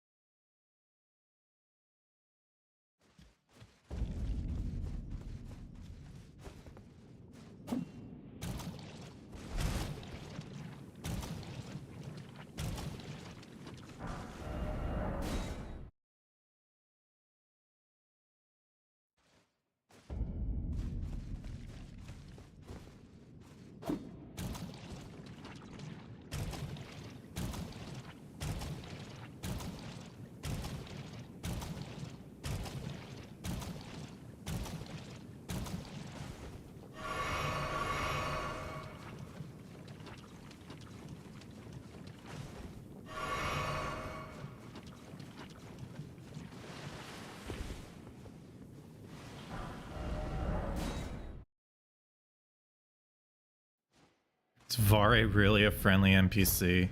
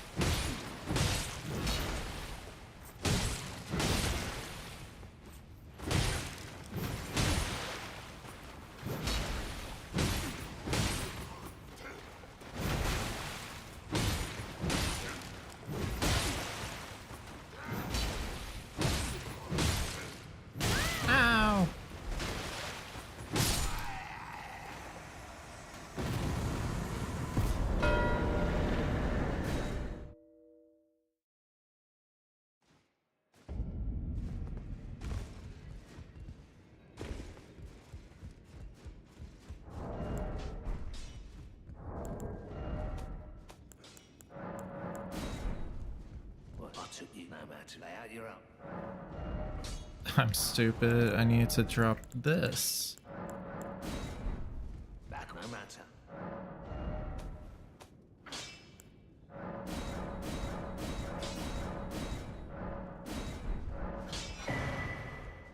Back no matter.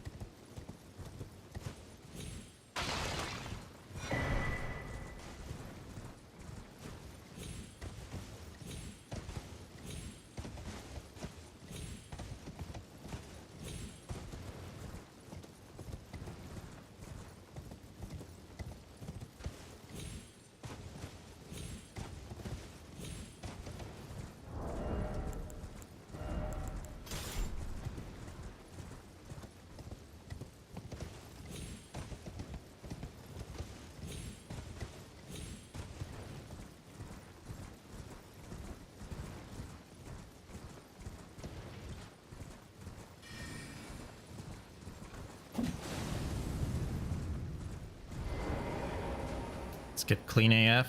Yep.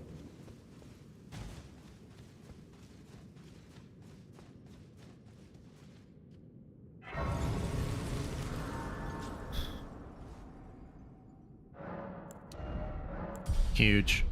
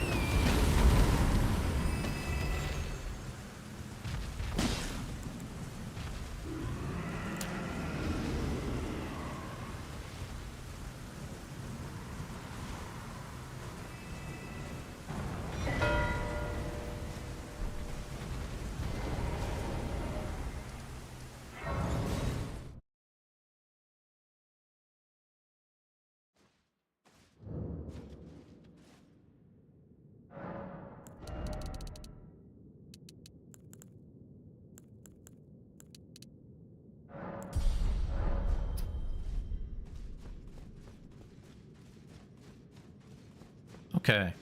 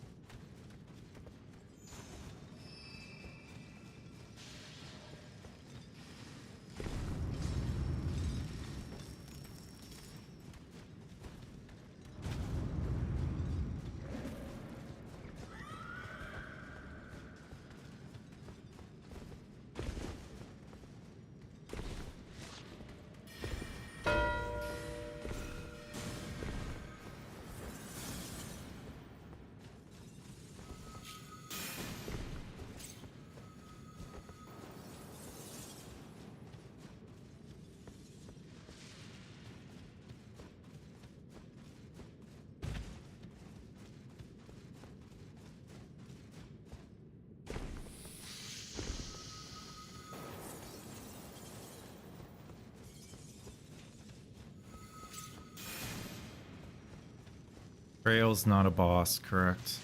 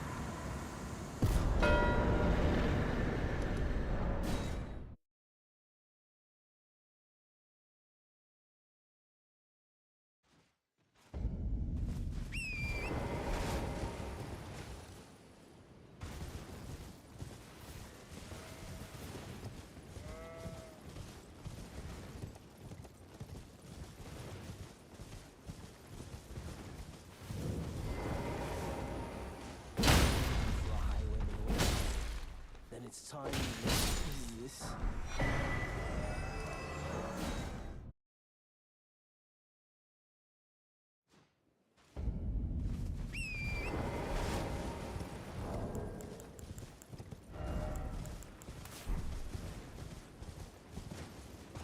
Sorry.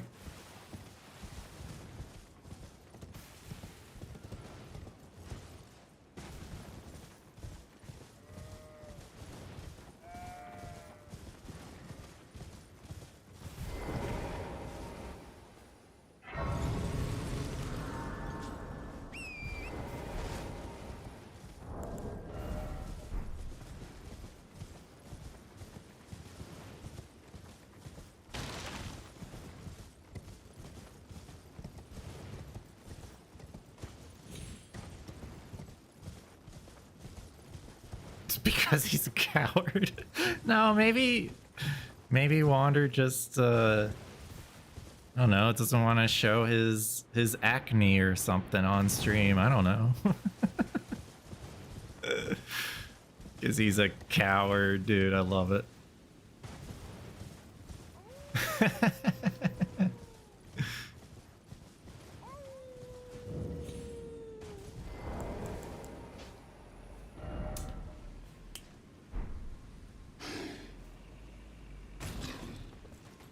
Sent you. The name's Blood. He fled somewhere. Come tell me if I can offer you.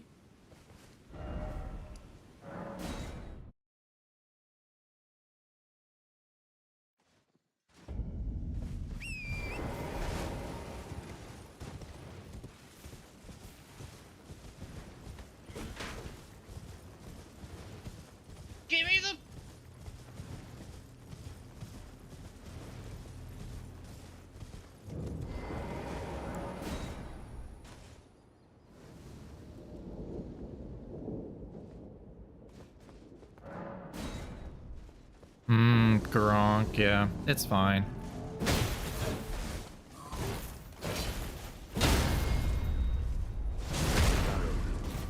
Rotting in a cell is no true justice. No. This is where it ends for you. Oh, I didn't get the grace.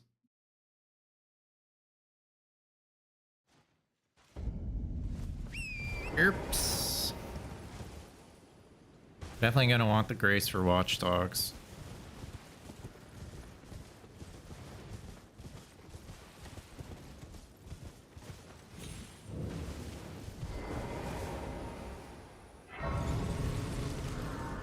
Light spawned in, right?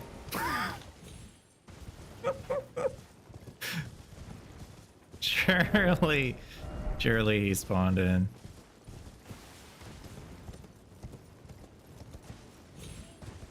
Right.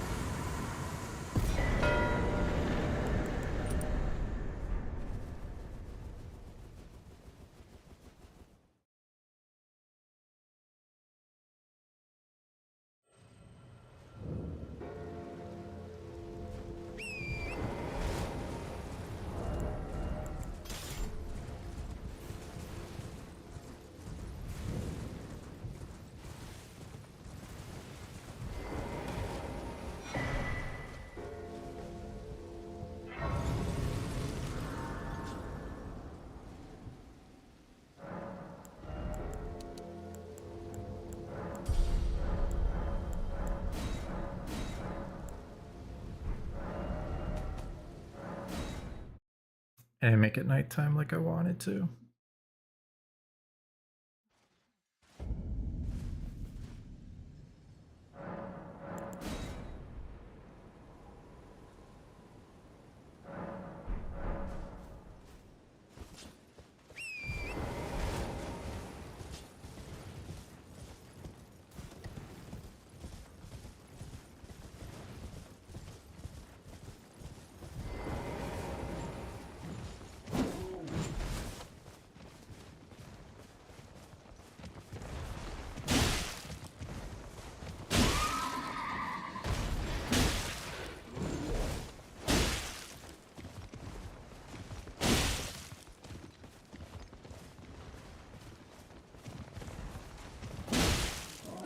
He wakes up based off of aggro. You can't kill him while he's sleeping.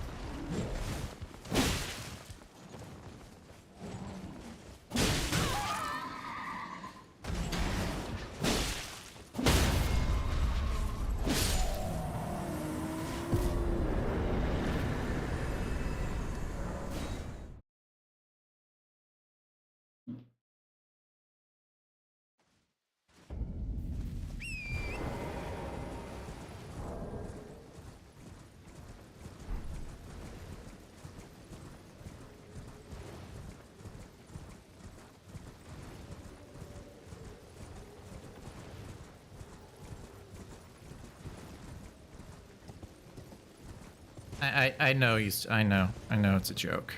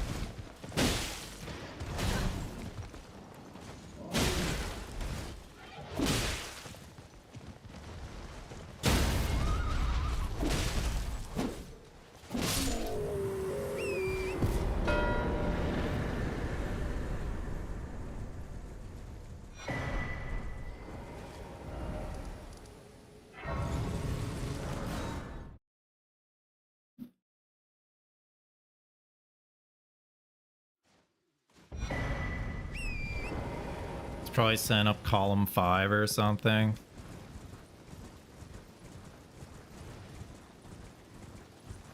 Who knows, dude?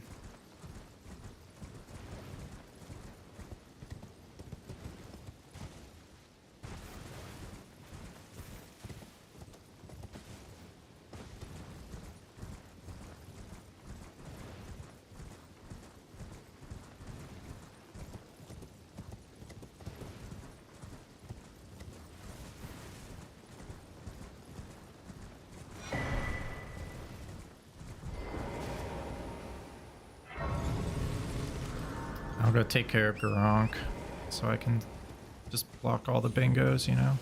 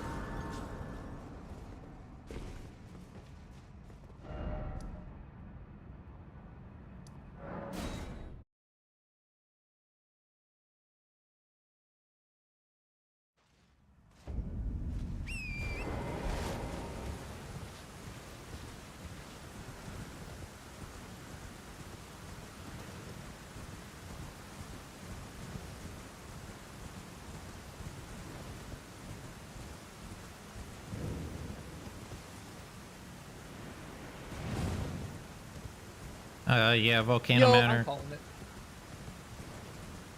You're calling it?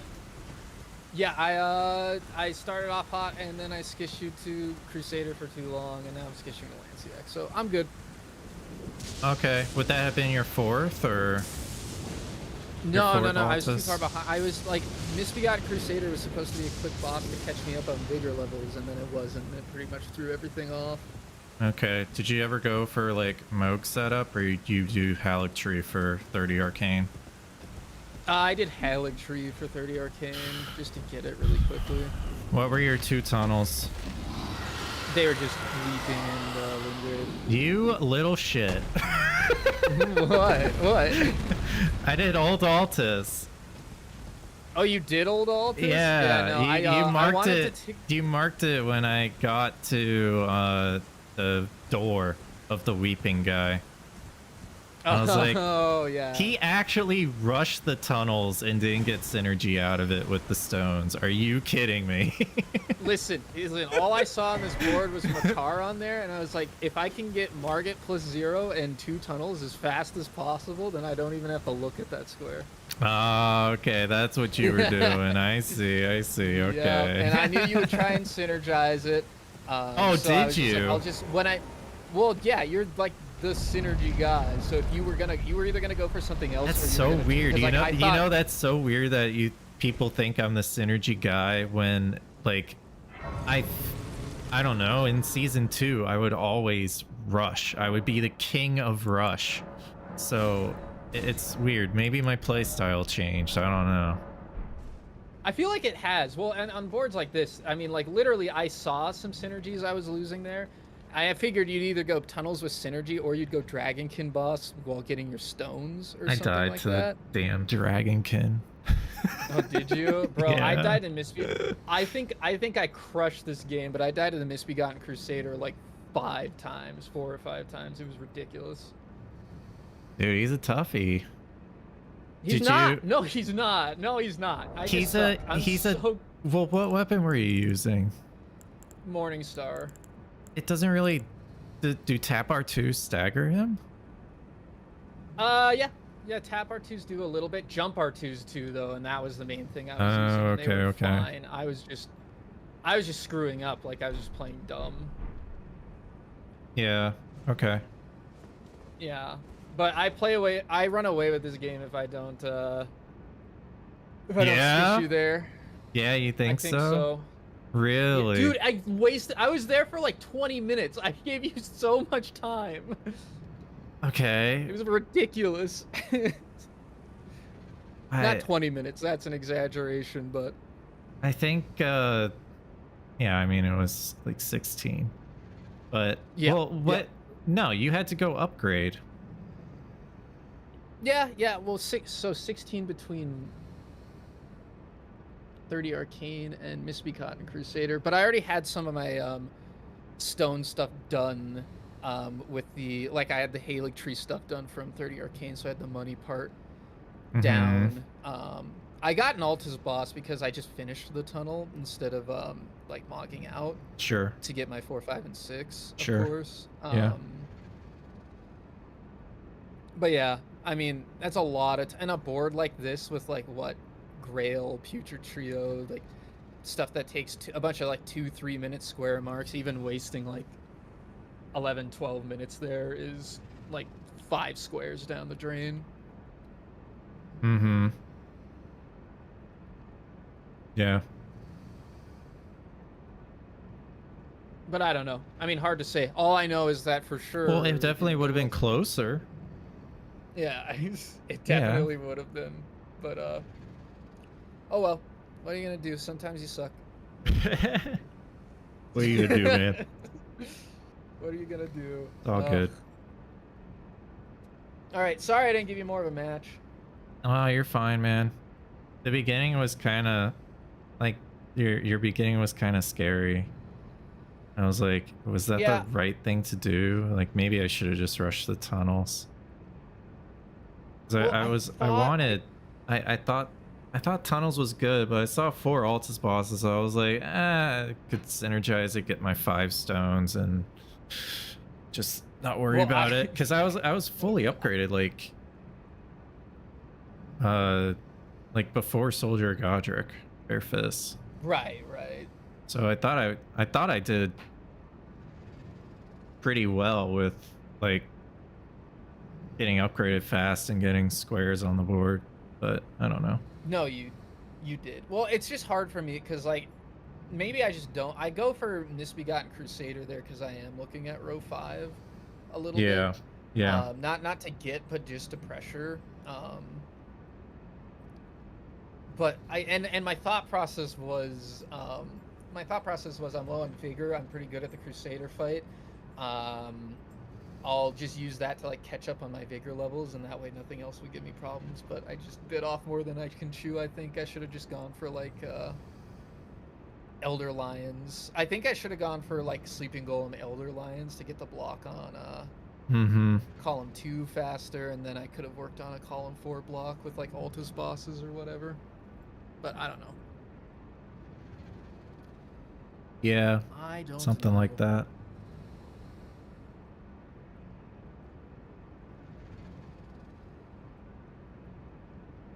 Well, I mean, I've got time to run it back once if you want to, or if you want to play someone else, that's fine. Yeah. Let's run it back. Sick. Let's do it. Let's do it. I'll make a new scene.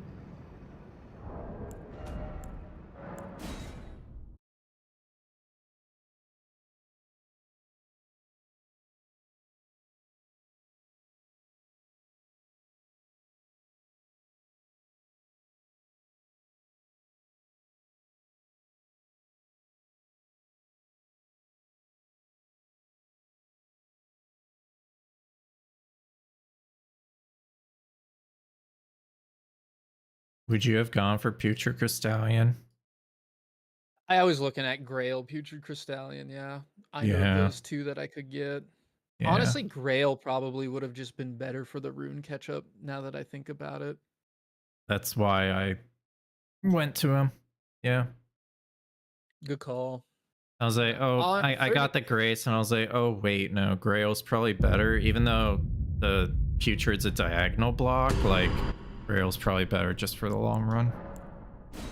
Yeah, yeah. Well, I mean, it puts you right next to it, right? So that way, if you have if I don't go for it, you have access to it, which you were able to just snag, and then you have the money, of course. Yeah. And it gets you closer to at that point you just run up Dragon Barrow to get to Gronk if you want to, right? That's what I just did at the end, yeah. Okay. All right.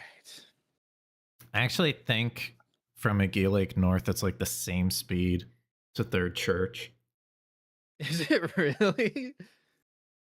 I think it might be faster, actually. Dang, that teleporter is quick. And I guess that Dragon Barrow run is slow.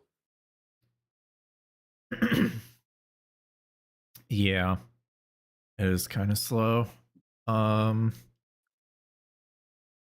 Yeah, it would have been better anyway to go to Third Church because of the Watchdogs. Yeah, good point. Good point. Yeah, I have the same as you. Sweet. Cool. All right. Well, I'm ready if you are. Yeah, I'm good. Sweet. Good luck. All right, good luck.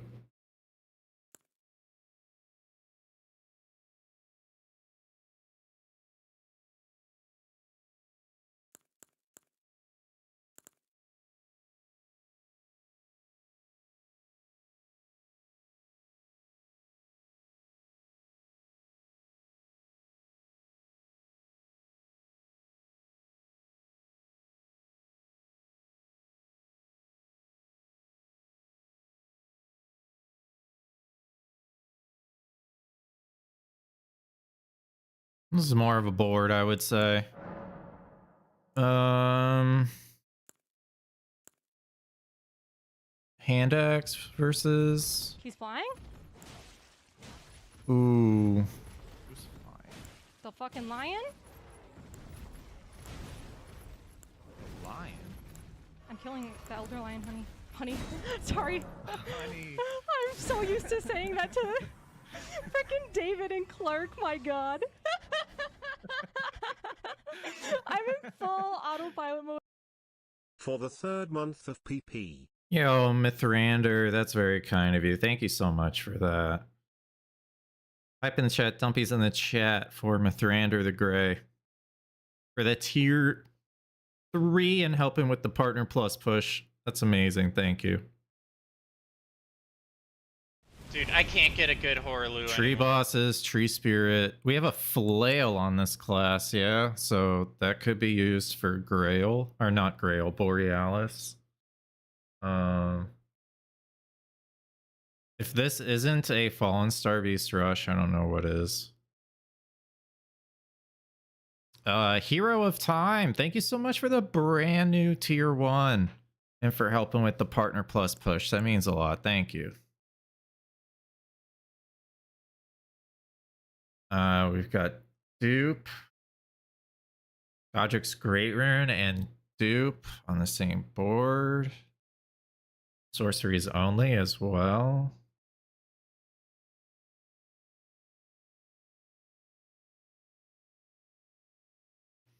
Dude, they should have a square in base game, kill X many pumpkin heads. That'd be cool. Could be a rush square, could be a bit longer with the duo synergy, you know?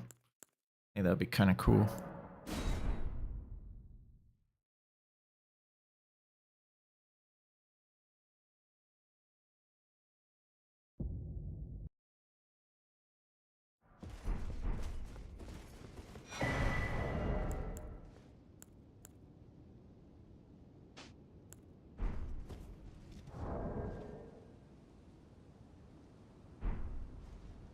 Leonine synergy.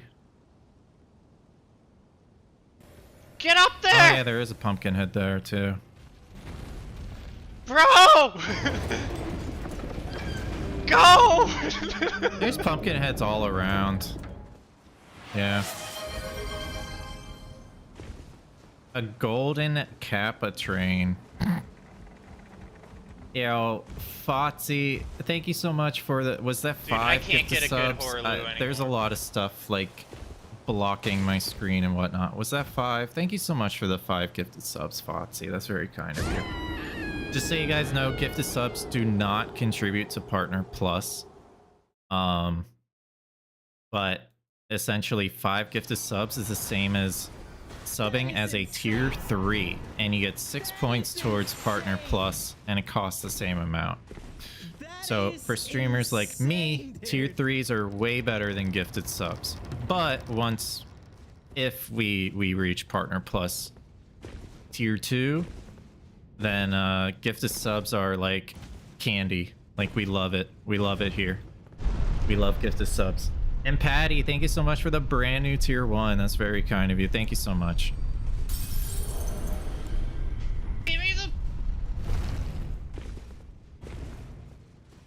Sorry for dipping out on you. No worries. No worries at all.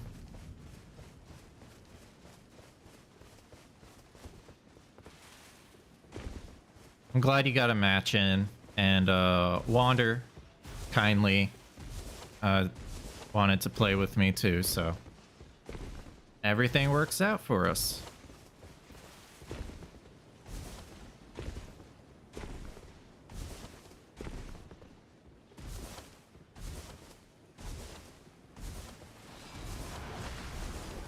That is insane.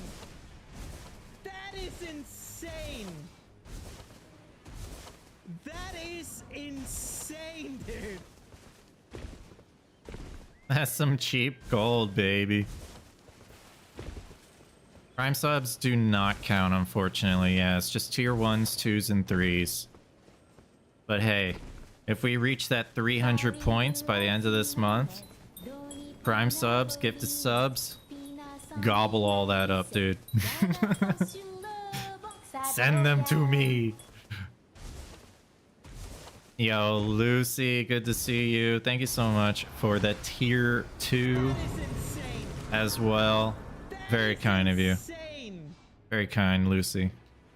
That is insane, dude. I can play turning to 80. You need to Is Cracked Pot's gonna be my square? Hell no. He's flying? Oh my god, what is happening? The fucking lion? Steph. First you make an amazing art piece for the stream. I'm so used to saying Now that to you sub as a tier 3, David and Clark, my which God. I need to get it on like a PRB screen or something. I need to work on that this week. Thank you so much for the tier 3. Sarah, thank you so much for the 100 biddies. That is insane. That is insane, dude. That is insane, dude. I'm not gonna grab the grace and I'm gonna die. I already know it. Because that's what happens to me. You guys are very kind. Thank you so much.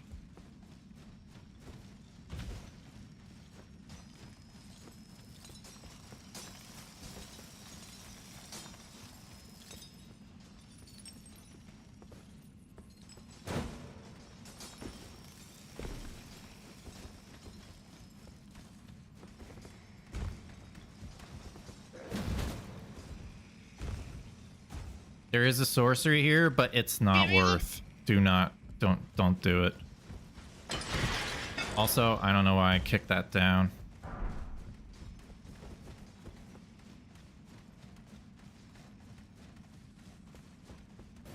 Get up there! Bro!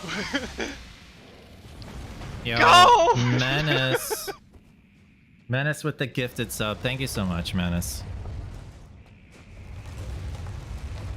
Kick the ladder, but no grace. Yeah, it doesn't make sense, does it?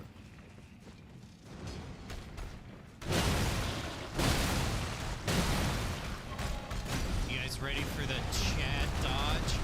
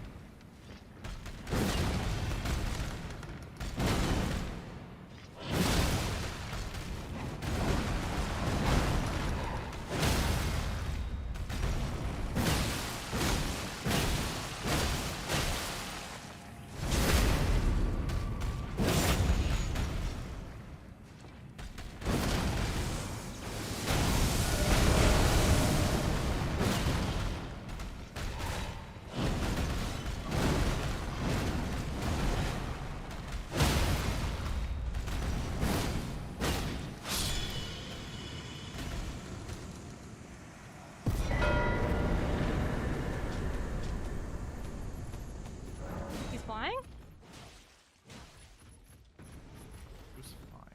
The fucking lion?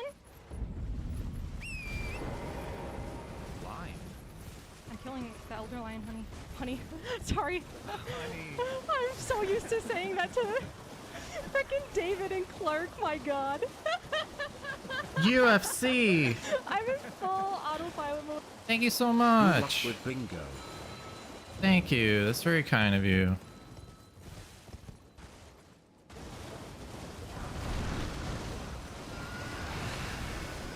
That is insane. Phil, That is insane. what are you doing, man? 500 biddies. Thank you so much, Phil. That's insane, dude. That's insane.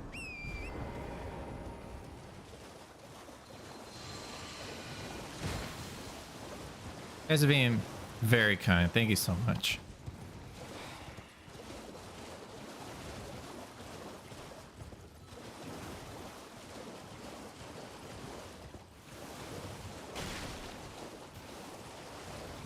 Are you going to PP today? I don't. What's the number at right now?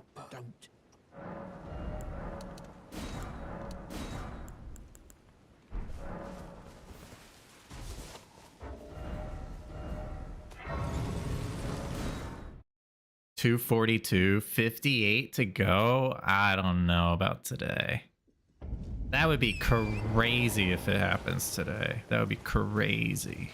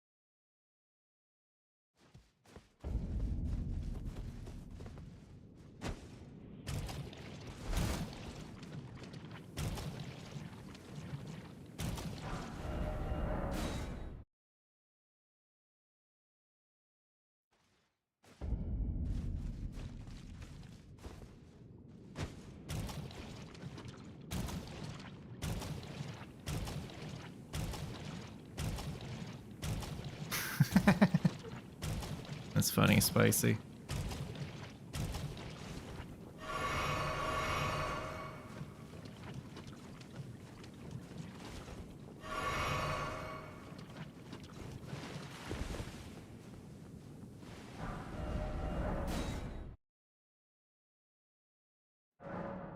Get up there!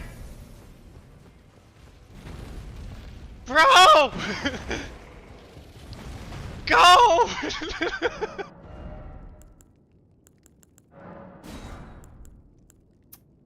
Are these the heavy? This is like the heaviest fucking possible. Oh, Sentry's Torch is light. Honestly, this is good too. Stone Club was better, but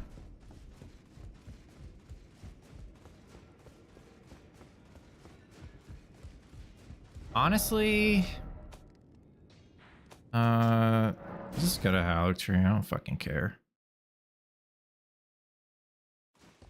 What's my int on this class? 8.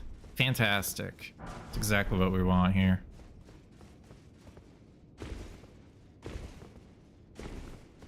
We're the 4 unique assassins when we get the Sentry's Torch. I know. I know. The golden kappa was gonna run out. Well, thanks for saving it.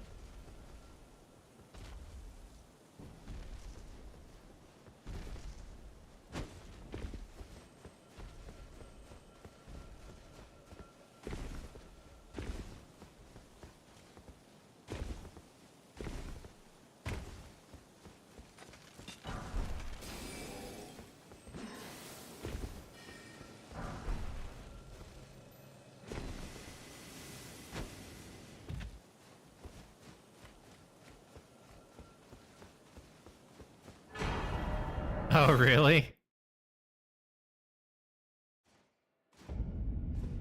That'll do it.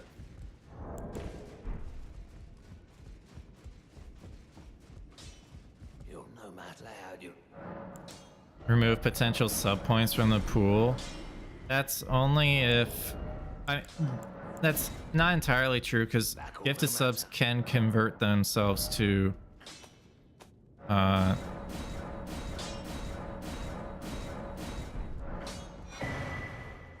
Back no matter.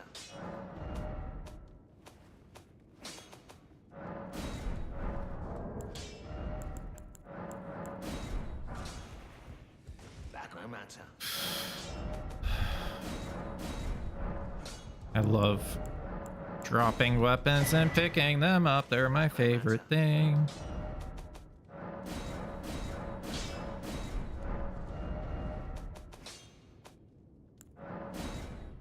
Dude, I can't get a good Horaloo anymore.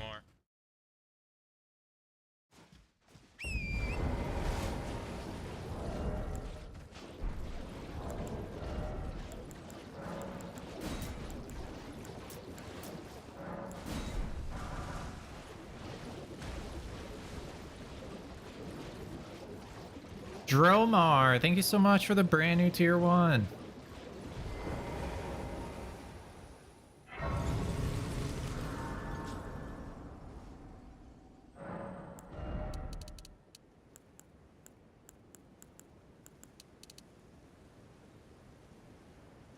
I'm just gonna do that for right now.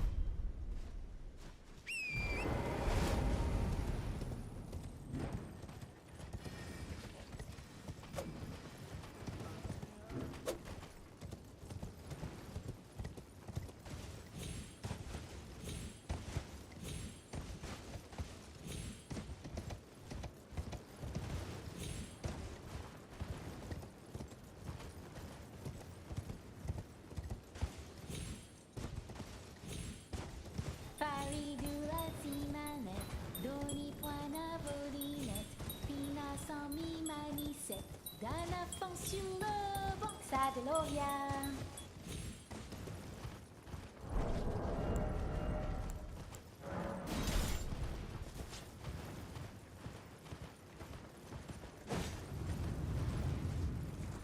Yo, Jesse Bear, thank you so much for the sub as well, the tier 1. Really appreciate you, thank you.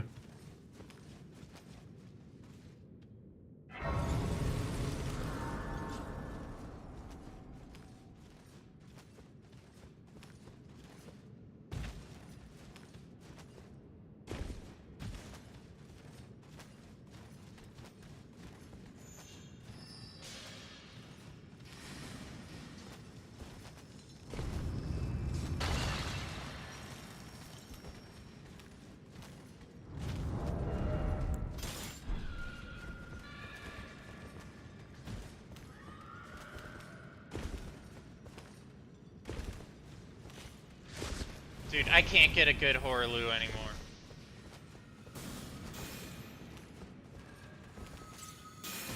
Yo, Kara, thank you so much for the brand new tier 1.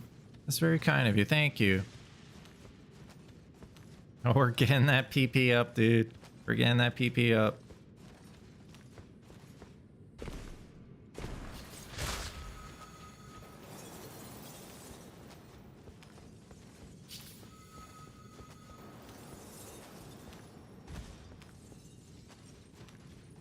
So we get a sorcery from this too.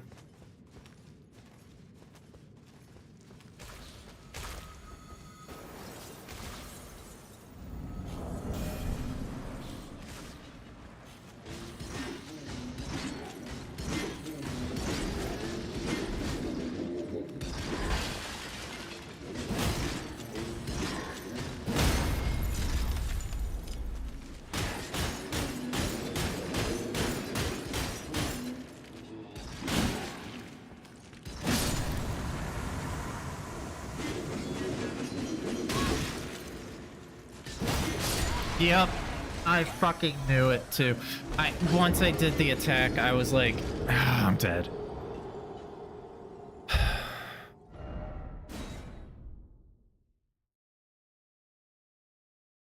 Oops.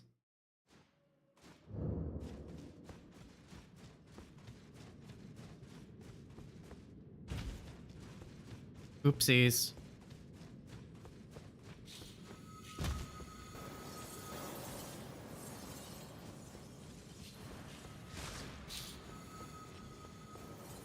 I think Wander's doing? No idea.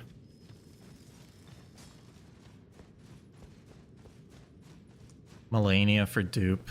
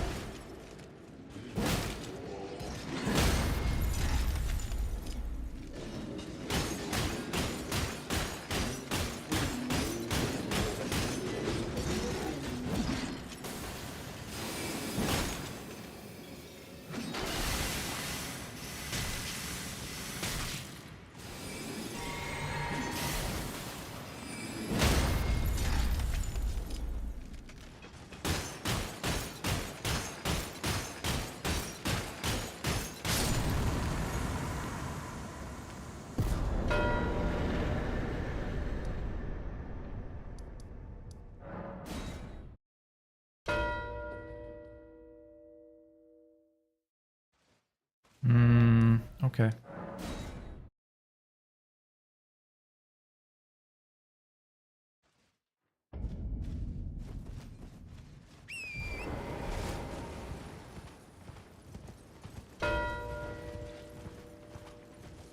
That's fine. It's daytime, Tom. It's daytime.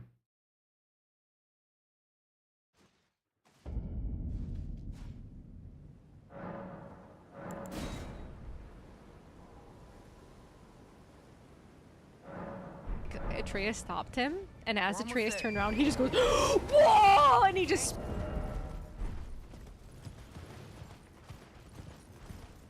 Yo, poison sandwich. Okay.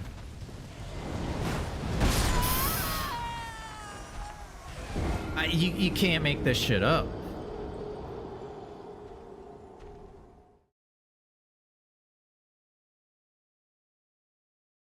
Poison sandwich, thank you so much for the gift. It's the 5 gifties. I should go do Borealis. Maybe I will after the Deathrite Bird.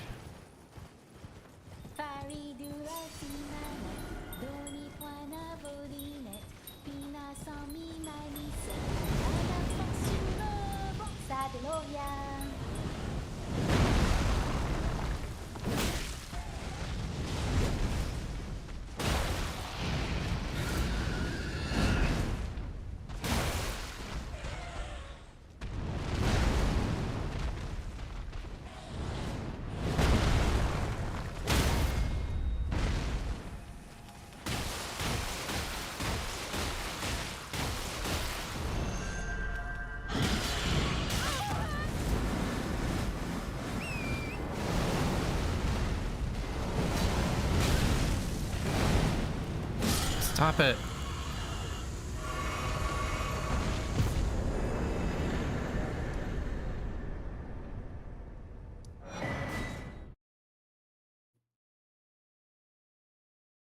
That's very kind of you, Poison Sandwich. Thank you so much.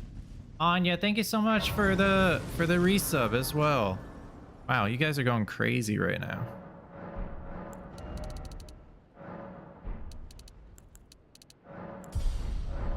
You guys are going crazy.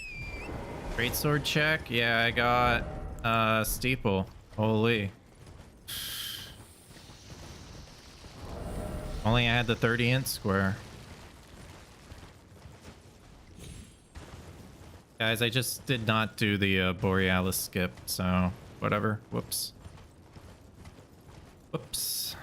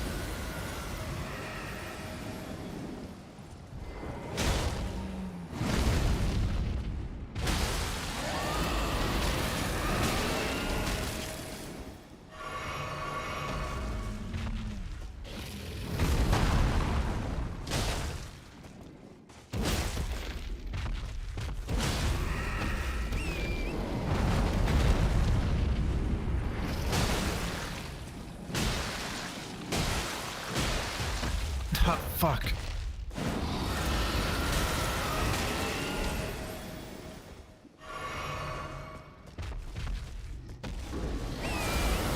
Give me the.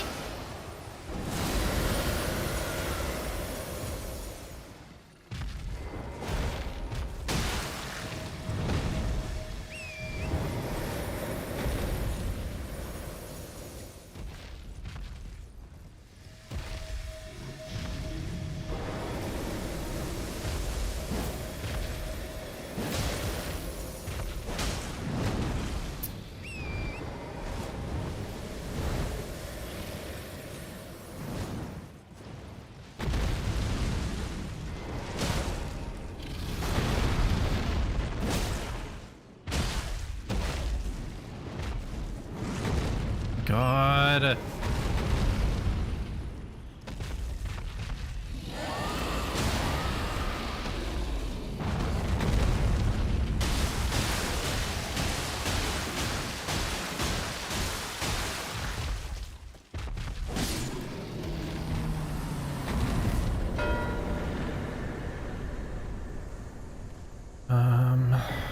Okay.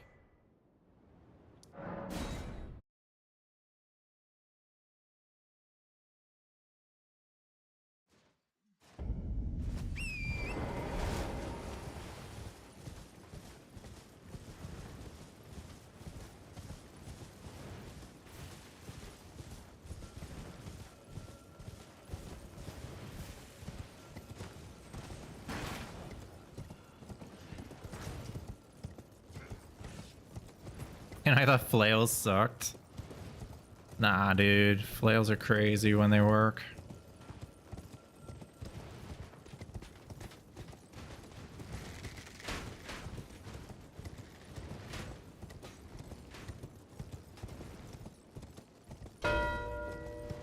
Fuck.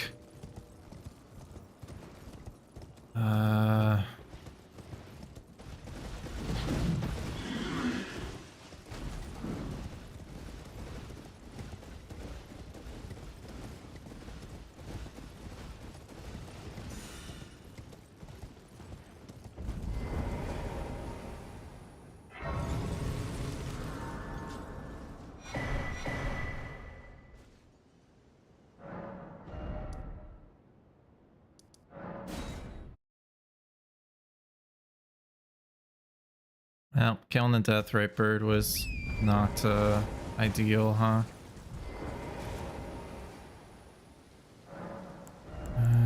18, 17.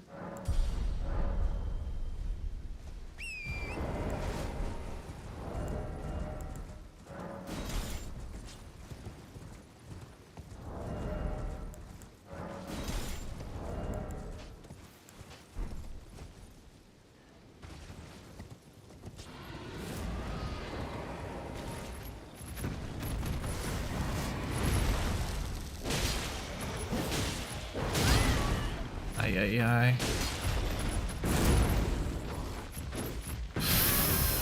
Fuck, dude.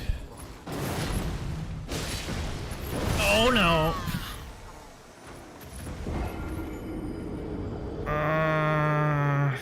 Fuck. Why am I doing this?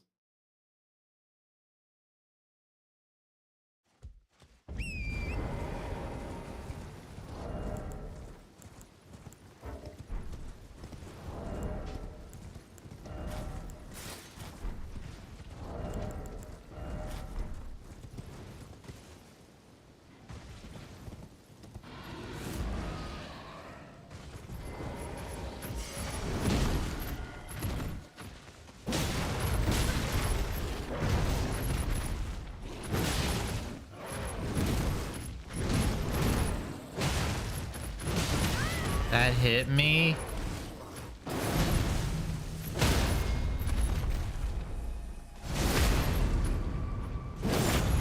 I'm gonna get sniped on this shit.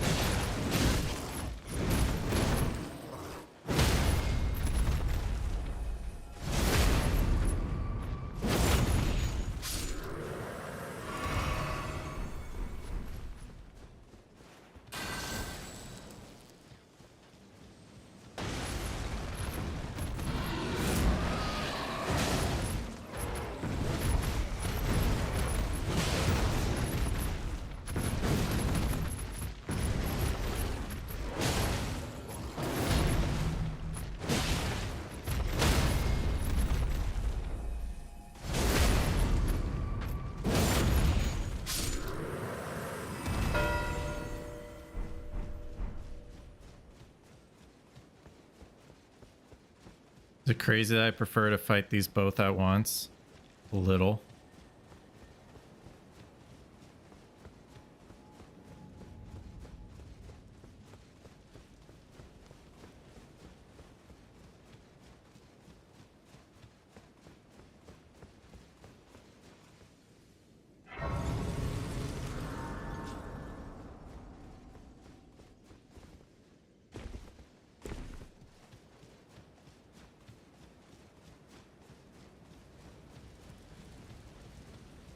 Champions, welcome.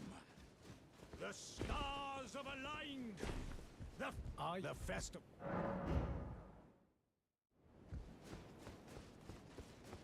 I marked the square. What? Why'd you say square?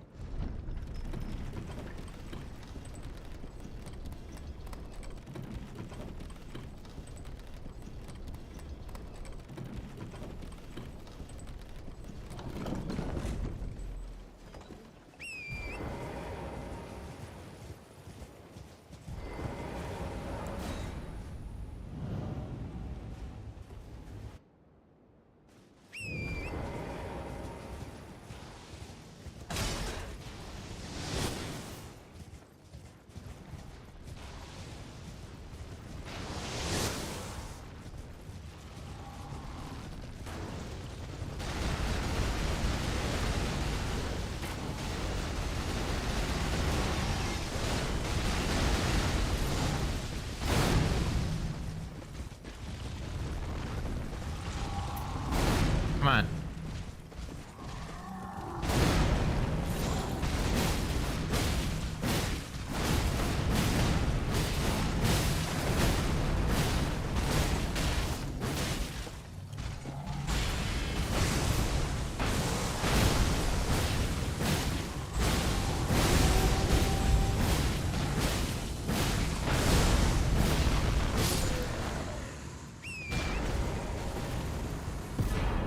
You said square before I marked it? Oh, okay.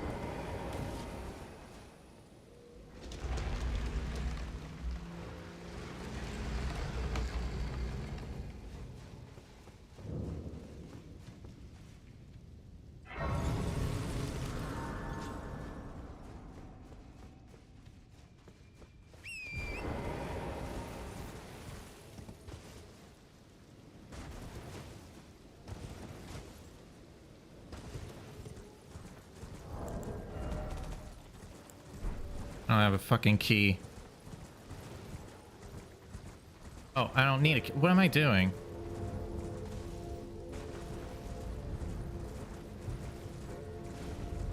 I'm duping. I'm not. Wow. I'm a little tired, apparently.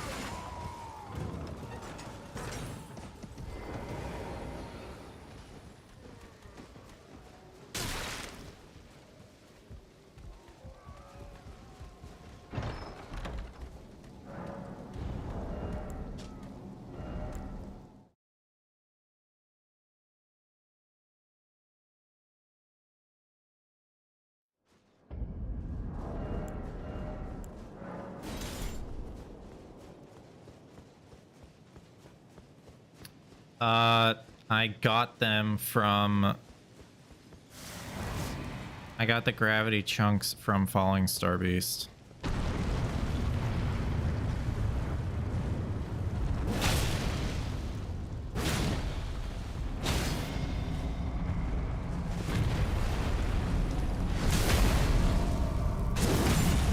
Whoa, that was close.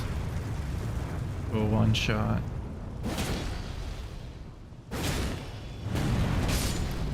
Oh, alright.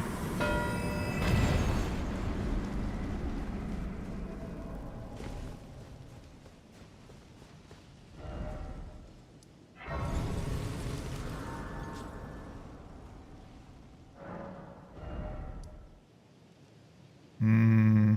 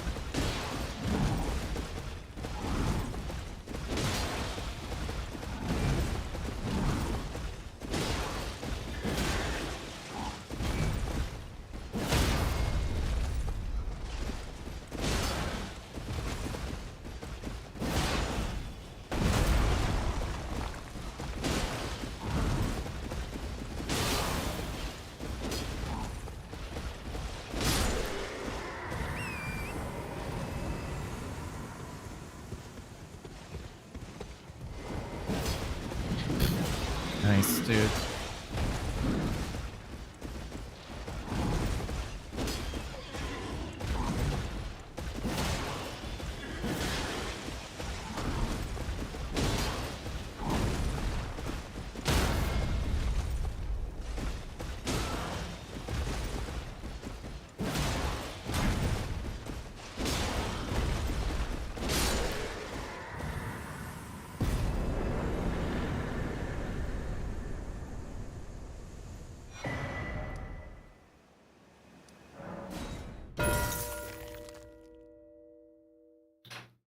Okay.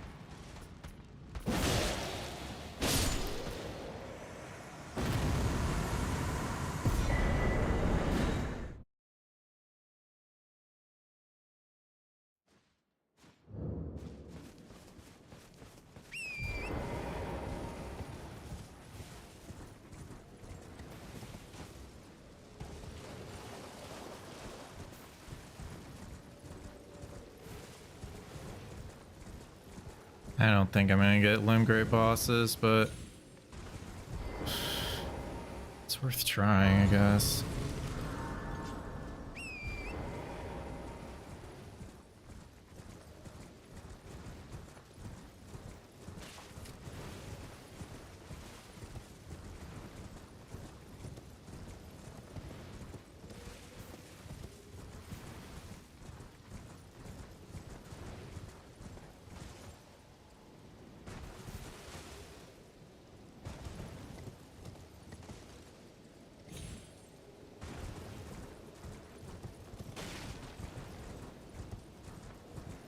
Crucible Misty God and duo would have been a better duo. Yeah.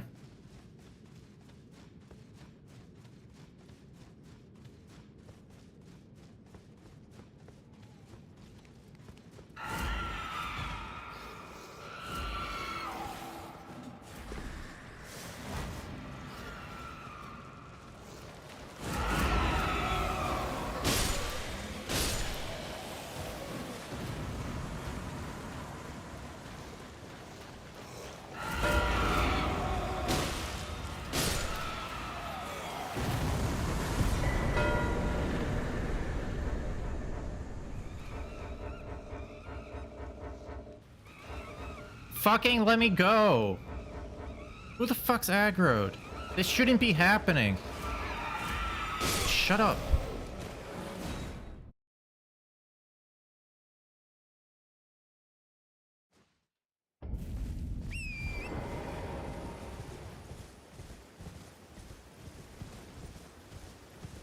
Oi!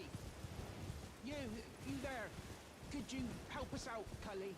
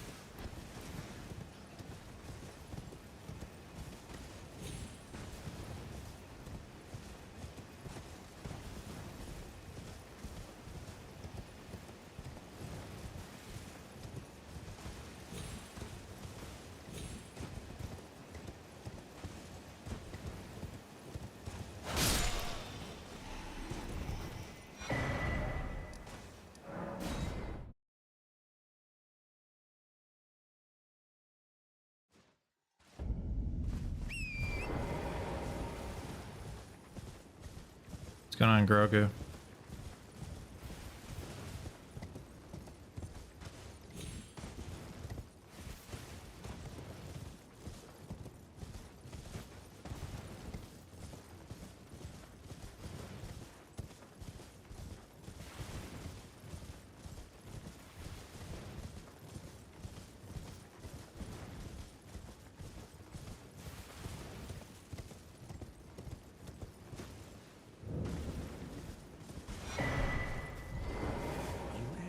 Believe it or for a... Why, you're a true... My name, presuming only...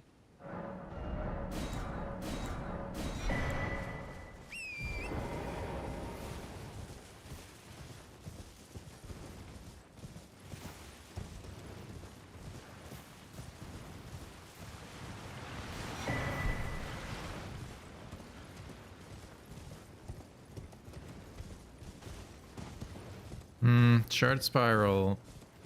Okay.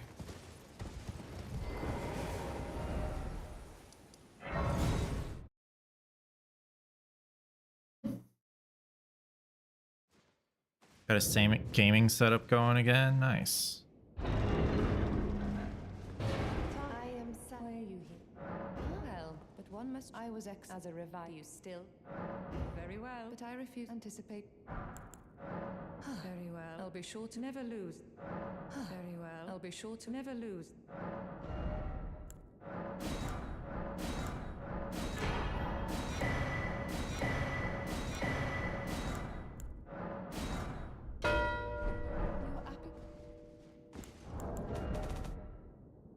Four, 5, 10, 12. So what do we got? We got Adula's Moonblade. How much money do I have?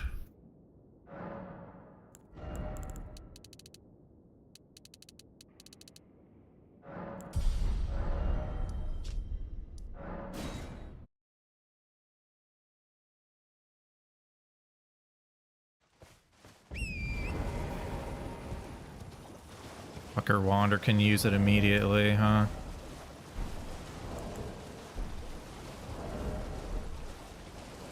sucks.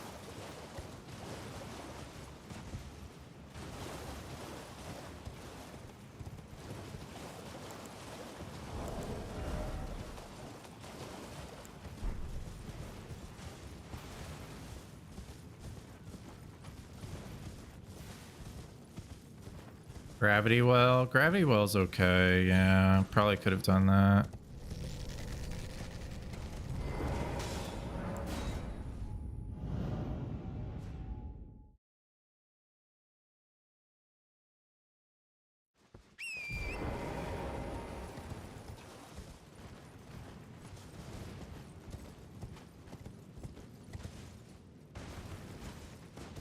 This is bad sequencing, by the way. I should have done this once I got to Godric.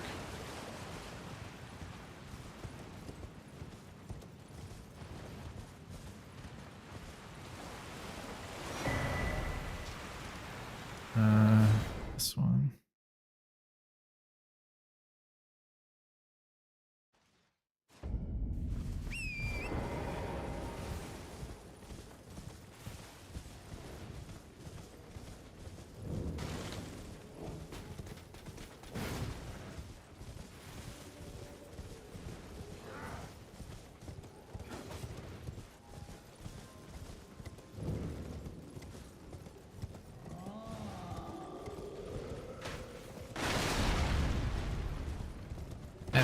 I'm probably chasing a bad square, huh?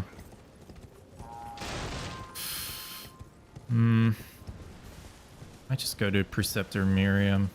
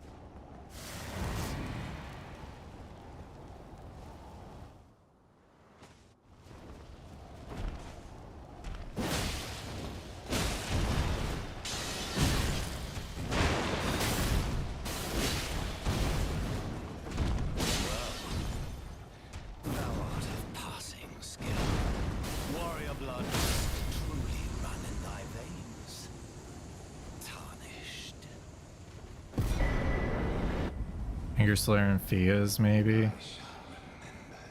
Yeah, I don't know. We'll see what happens, I guess. I go in here for cracked pots anyway.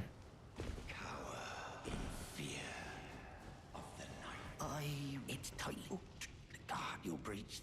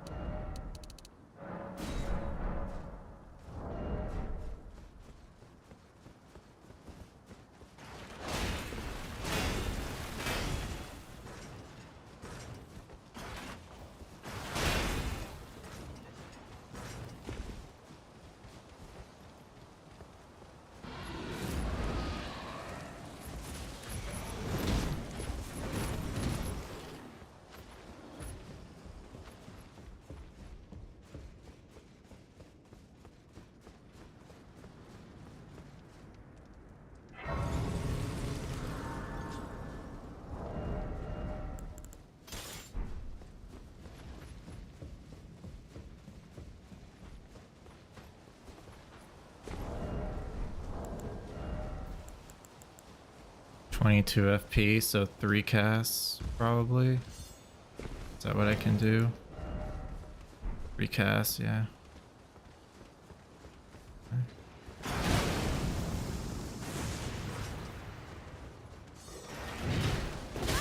18 total casts, plus 22. The duel's Moonblade. Yeah, I think this will be fine.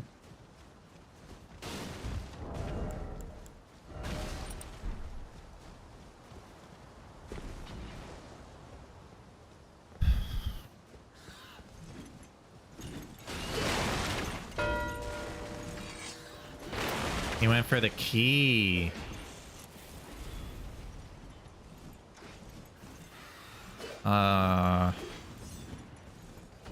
Okay. Am I missing something? I guess he has better synergy with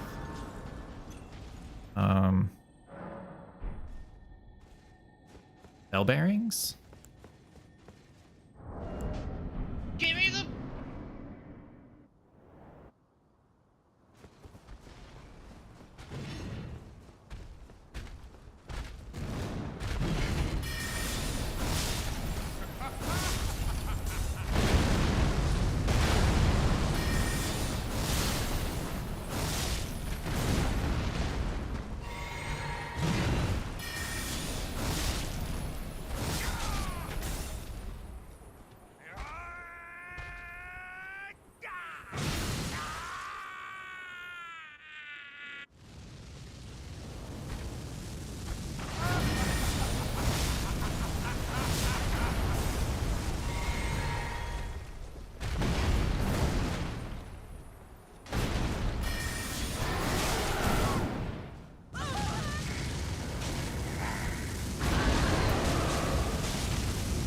That's cute.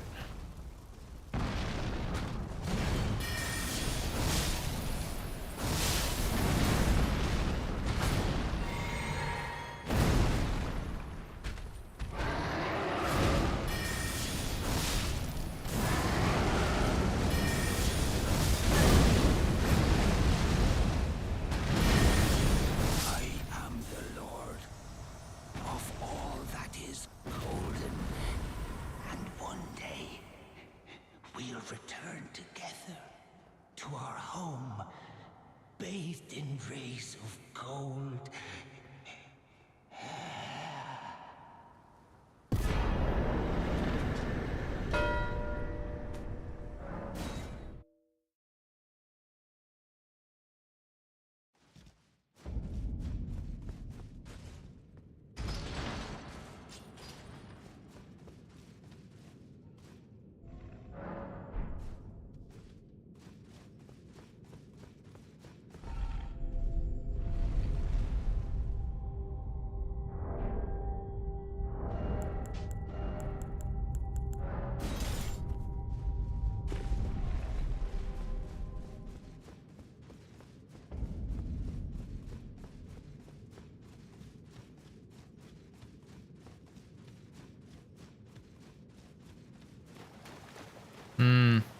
Yeah, maybe Yui. Maybe.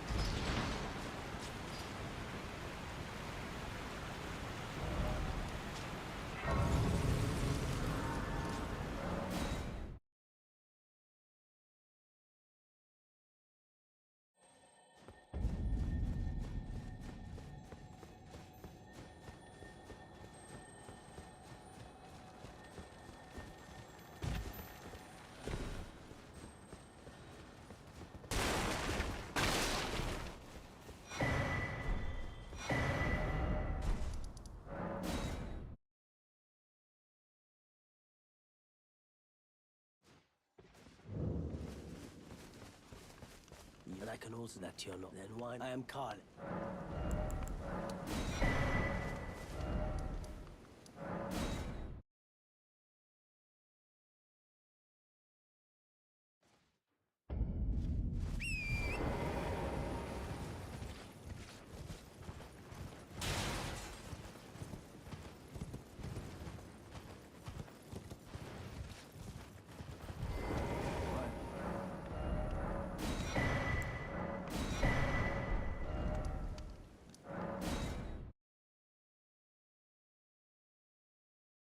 No, we didn't grab the one in Bofa Cave.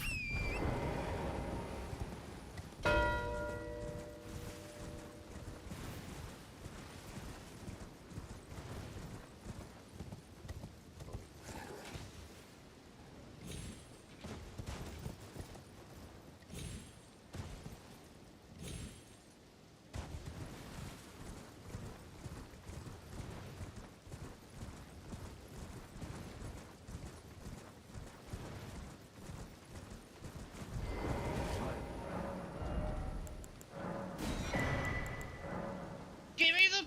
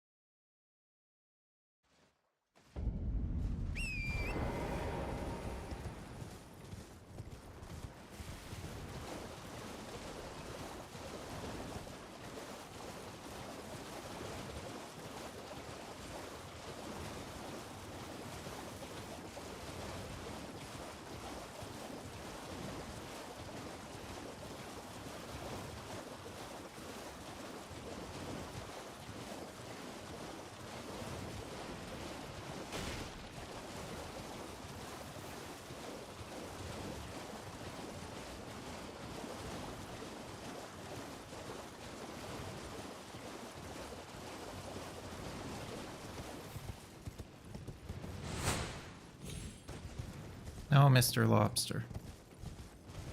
Bad.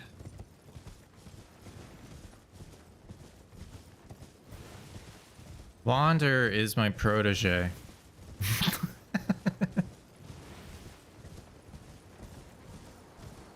We were on a Bonanza team in the past, and we won. We won that. And he's been playing bingo since, and he's great.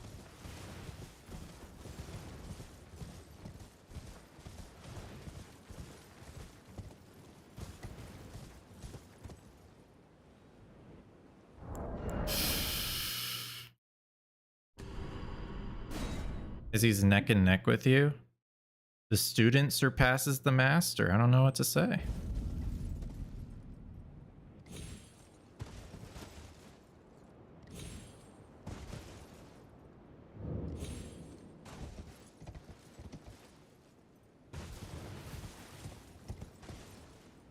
Sith Lords. Mm-hmm.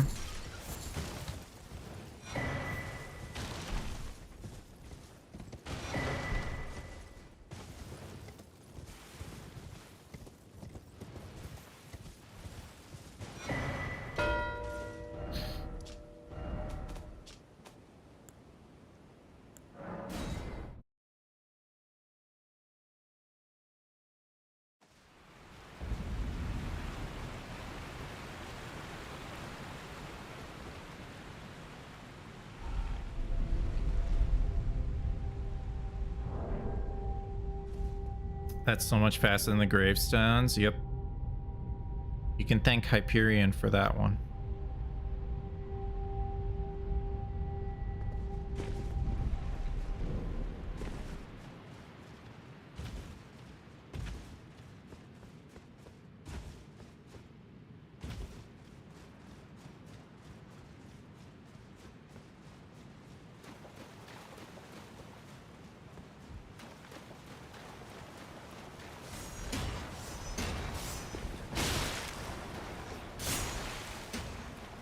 I have no heals.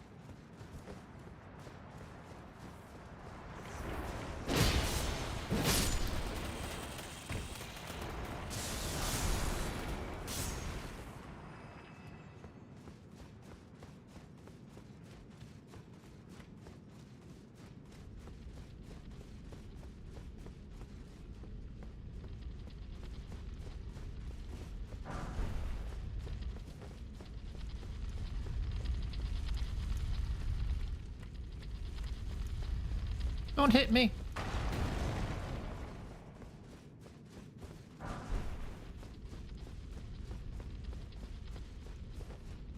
Oh, that scared me.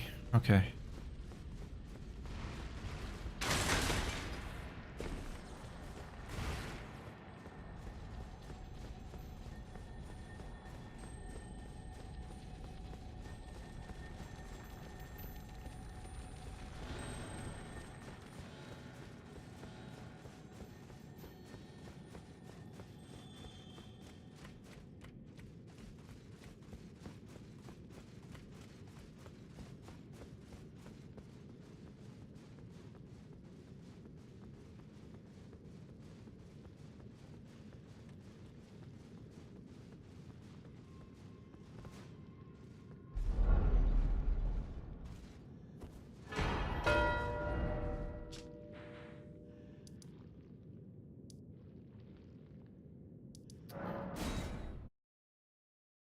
Yeah, I'm gonna take care of my flasks. I will.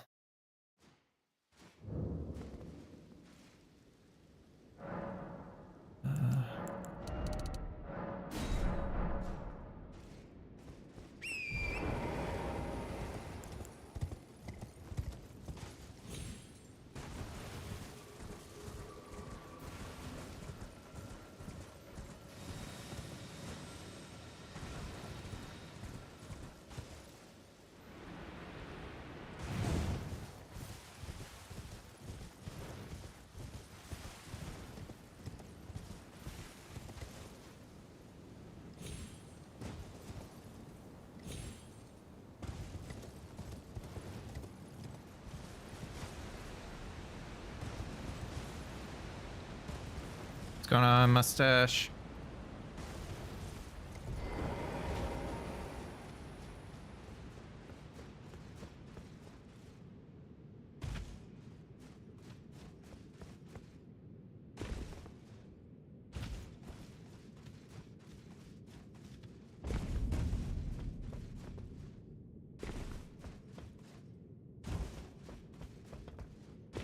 Hi, Raydans.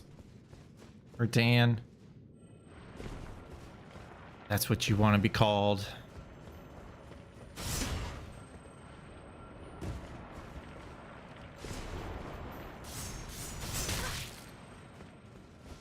Owie.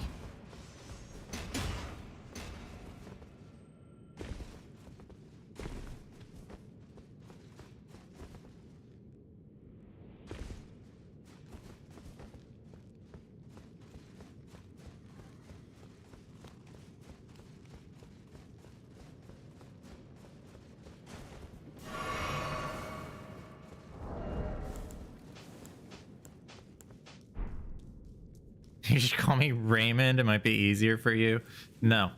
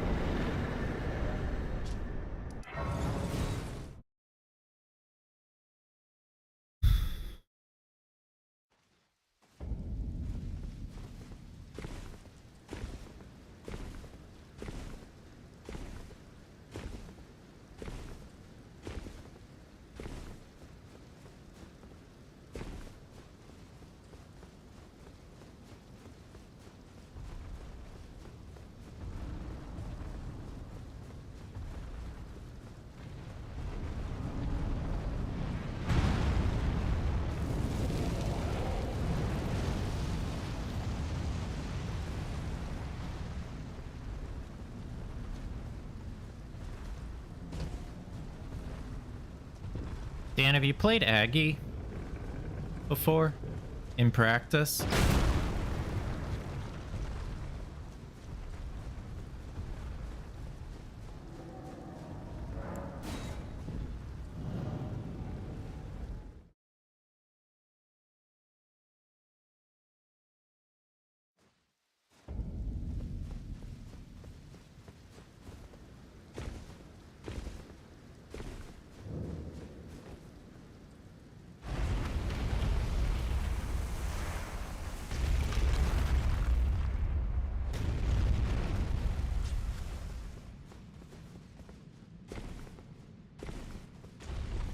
Yeah, a couple months ago, we're technically 1-1 since he won by going to the DLC to get tallies. That was against you? Oh my god. That's so stupid. That is so stupid, man. That's funny. Yeah,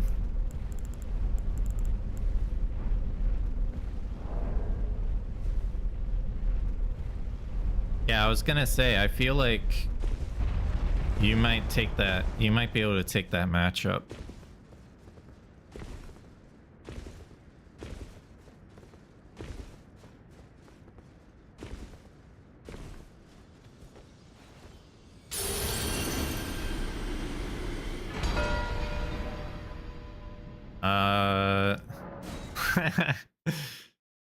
I don't know if he knows how to kill Miriam, so I don't know if I want to win this way.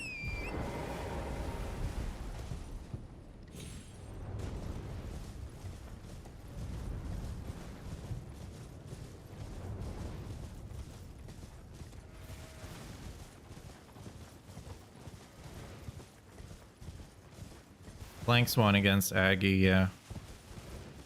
It was... I do think Aggie had a way to win. He just lost some 50-50s.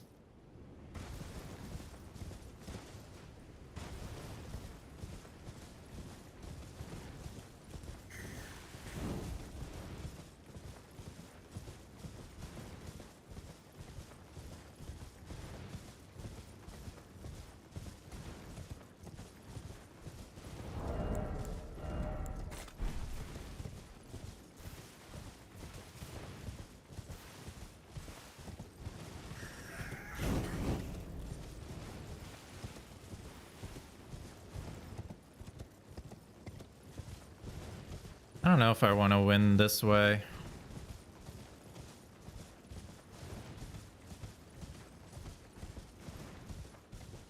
I'll prep it.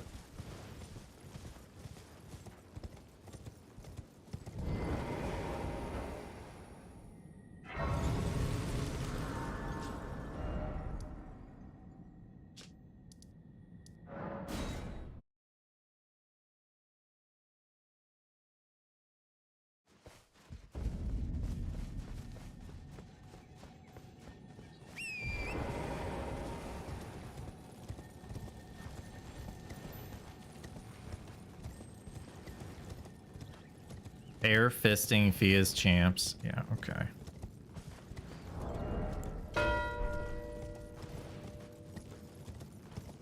Alright, well. Let's just end the game, I guess.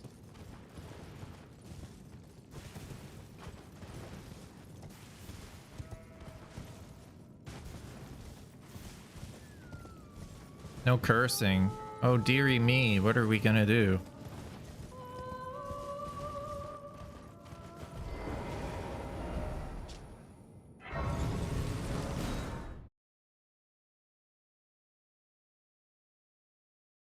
Well, they said they're going for misbegotten bosses like, I don't know, 4 squares ago.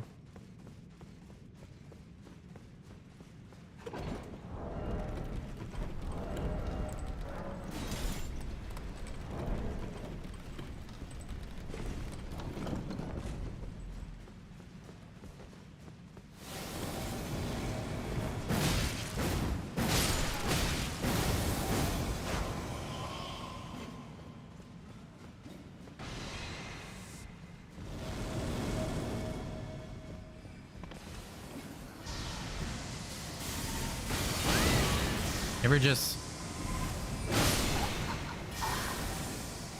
Oh my god.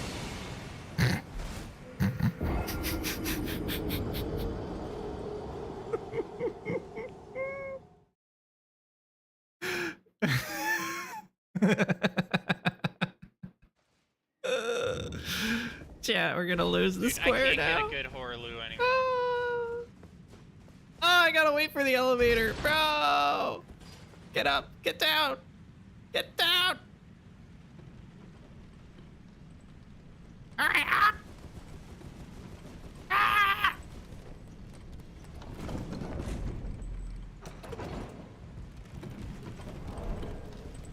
Gonna just go end the game, guys. Gonna just go end the game. It won't be bad, right? Yeah, totally. Oh my god. Oh, we're panicking. We're panicking.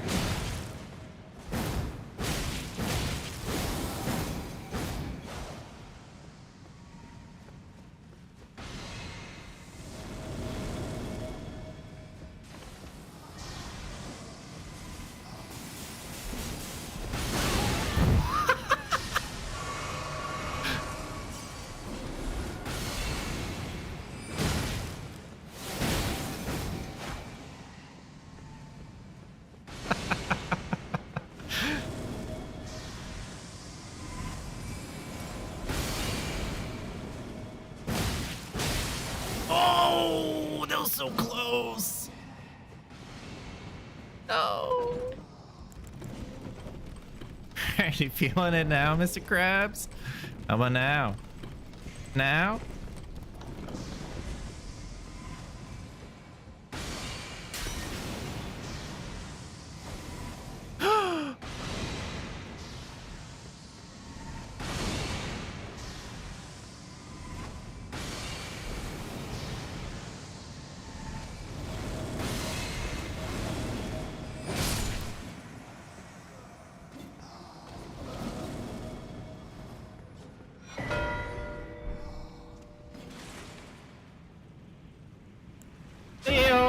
GG's. GG's, brother. Did you know where Miriam is? I'm fighting him right now. Okay. I don't think I get it still, but I accidentally jumped out the first little window on the elevator because I went, ooh, opening, and then jumped out, and it kills you, it turns out, if you don't go all the way up the elevator. Yeah, Smile. So I guess I kind of knew where Miriam was in theory. That's good. Yeah, I was like, I don't want to win off of this square. I feel like he doesn't know where it is. And then you mark Misbegones. I'm like, fuck it. Did you have underground? No, I was hoping to so. snipe you on Miriam because I thought I did have Raydans dead. I did Misbegotten duo as my final boss. Yeah. Is there a trick to this guy, by the way, to make him not teleport everywhere? Up at the very top, you have to hit him. Either you have to get some kind of rot or poison proc, or you have to throw something at him. But the technical way to do it, the way to, if you don't have any throwing items, is you have to climb a ladder all the way to the top, and then she'll stop teleporting, or he, I don't know. Okay, so if you throw something at her, does she just chill then? Yes, it stops the teleporting, but that's all the way up at the top. The other spots are health gated. Gotcha. And they, gotcha. Well, because I was hoping I would wild strikes her and she wouldn't get away, but yeah, she just did. No, just straight up like teleports away. It doesn't give a fuck. You know? Nope, not one bit. Did you have any underground? Yeah. I had Ancestor Woods Grace. I was gonna go do Fia's Champs, and then you marked Misbegones, and I was like, all right, fine. And I had the Grace. I had the Grace at Carrion Study Hall when you marked Misbegotten bosses, so I was like, I'll just finish the game. Yeah, that was a good game, man. It was good. I got kind of. You caught me out early. I was trying to greed sorcery with Topps Academy key and get the book. That is what one of the chatters assumed or like theorized. I was like, yeah, probably.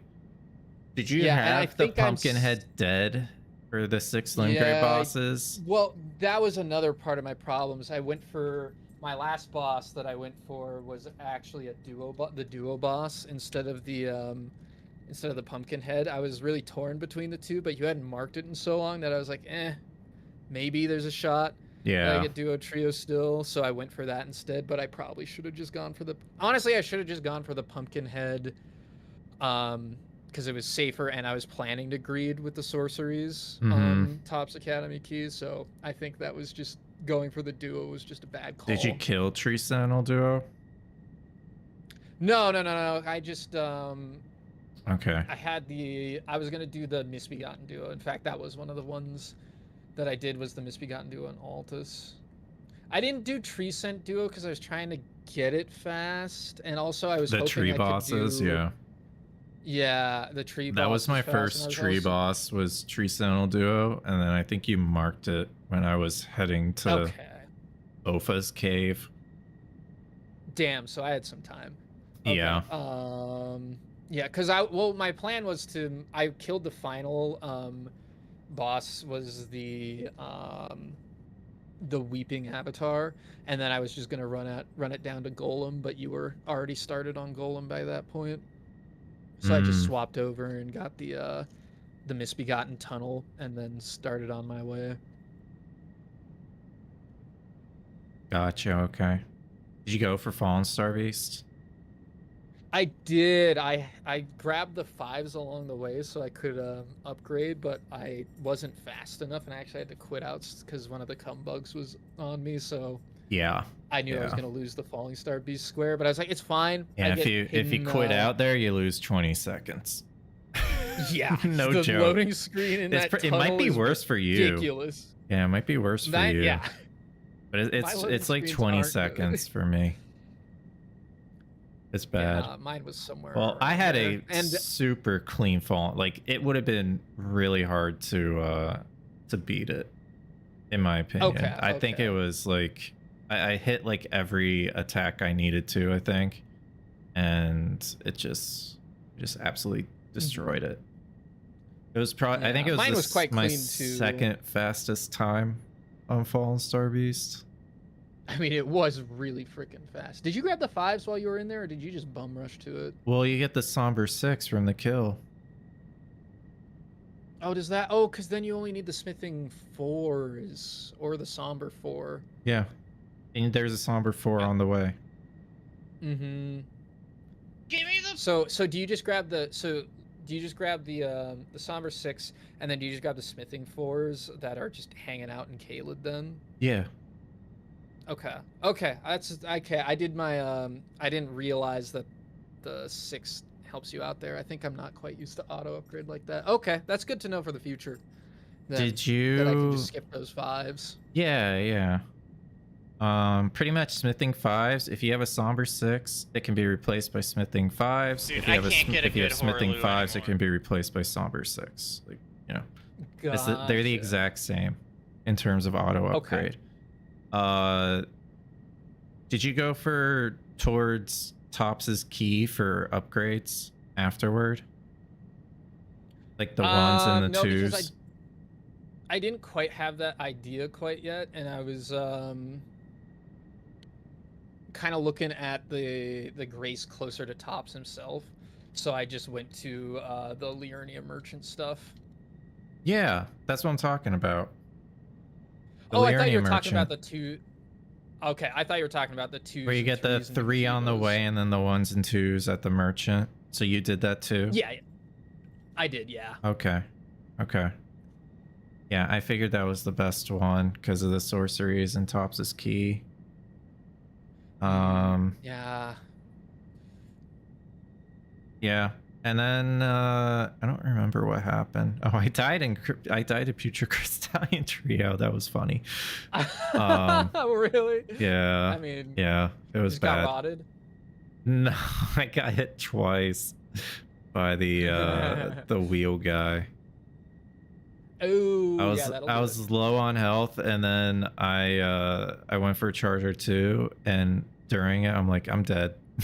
And then it hits me. I'm like, oh man. Oh, were your tree spirit? Did you kill Margaret to get to the tree spirit in Stormvale, or did you do the hero's nah, grave? I did Hero's Grave and Altus Tree Spirit for the Smithing Stone Bell Bearings later instead. Yeah, yeah. Okay.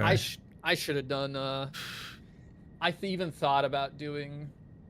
Because it felt weird that I was getting sorceries only. Yeah, I should have done it that way, but I really wanted the Liurnia bosses with tree bosses. And then I really wanted access to the tunnel or the smithing stone bell bearing stuff later, but that's really not that far. You don't get that much extra progress. Well, I mean, so you're gonna do that with getting the sacred flasks anyway, right? True. The golden seeds. So. Yeah, and the Memby stuff was very strong on this board. Yeah, with the sorceries. And you got 30 int. Did you do that because you found Steeple? No, I didn't do that because I found Steeple. I did that just for a block, and I had just marked Grail as well. And I saw sorceries on the board, and I was like, well, 30 int is pretty handy for Memby sorceries only later. Yeah. I think I was too worried I was going to lose tree spirits, and that's why I went Altus 2. Because I didn't like that. I didn't love that column. I didn't like your row 3. So that's why I went for Elder Lions. I was like, I should be getting sniped on this because I died on one of them. I was like, I should definitely be getting sniped on this. But I should have pushed it. I just wanted to pressure the column, but I guess Elder Lions are so fast and give you Radan. I probably should have just pushed it. Yeah, that was kind of what I was thinking.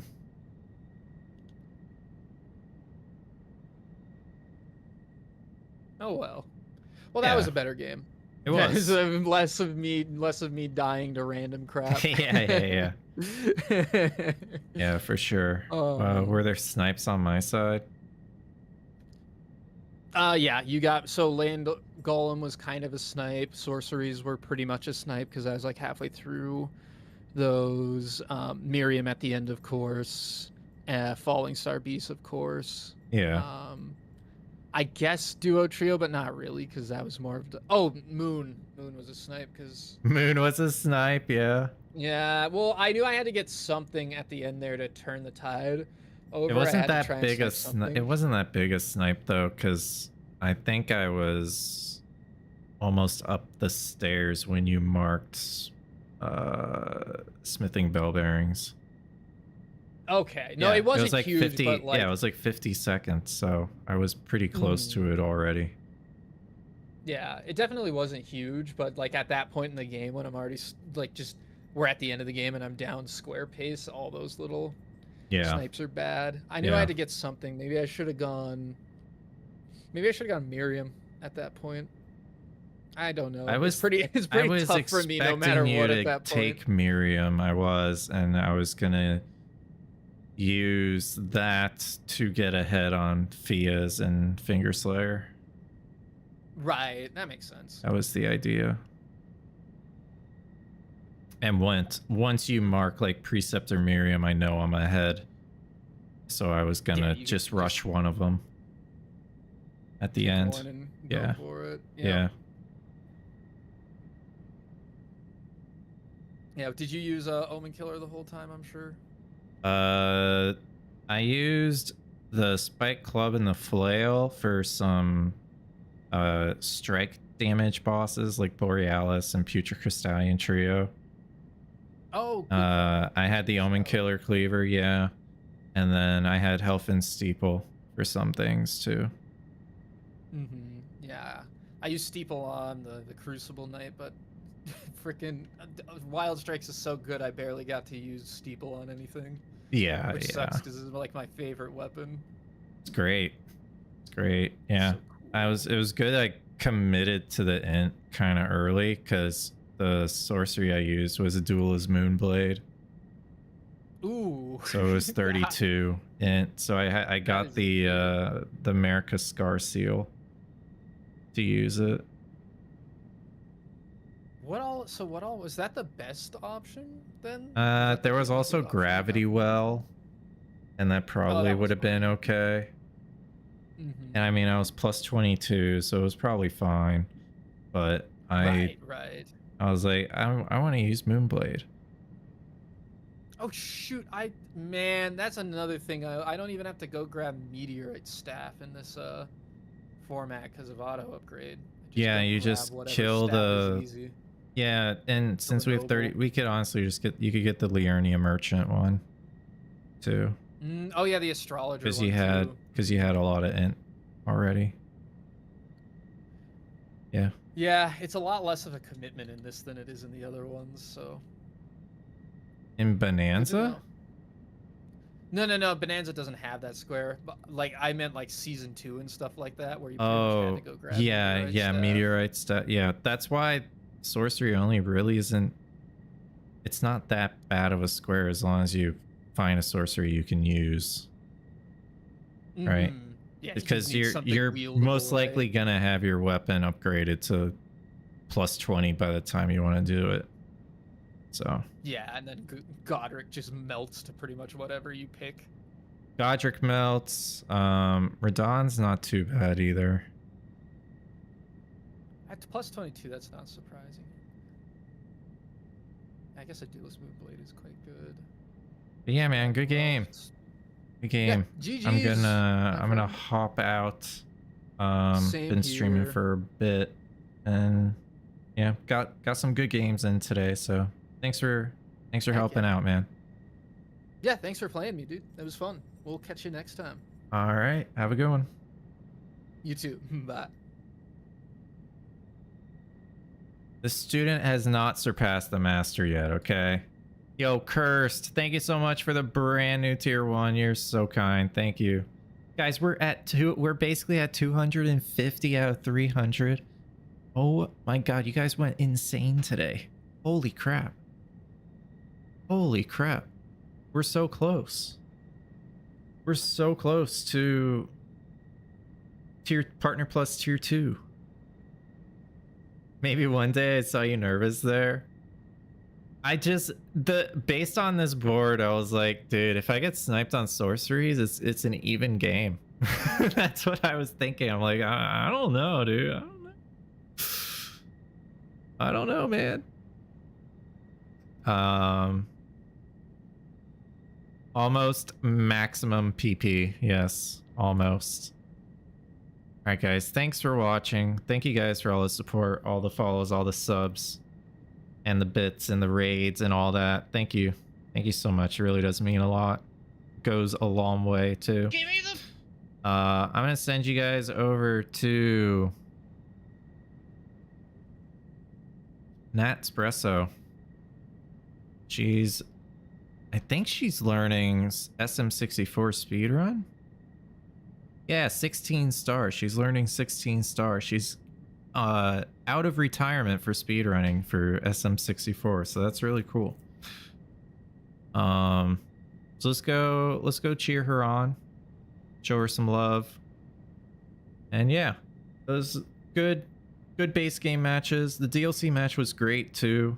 If I just I guess I'll have to refresh my memory on that skip, but honestly you don't really need to do it, right? But yeah, hope you guys enjoyed the bingo.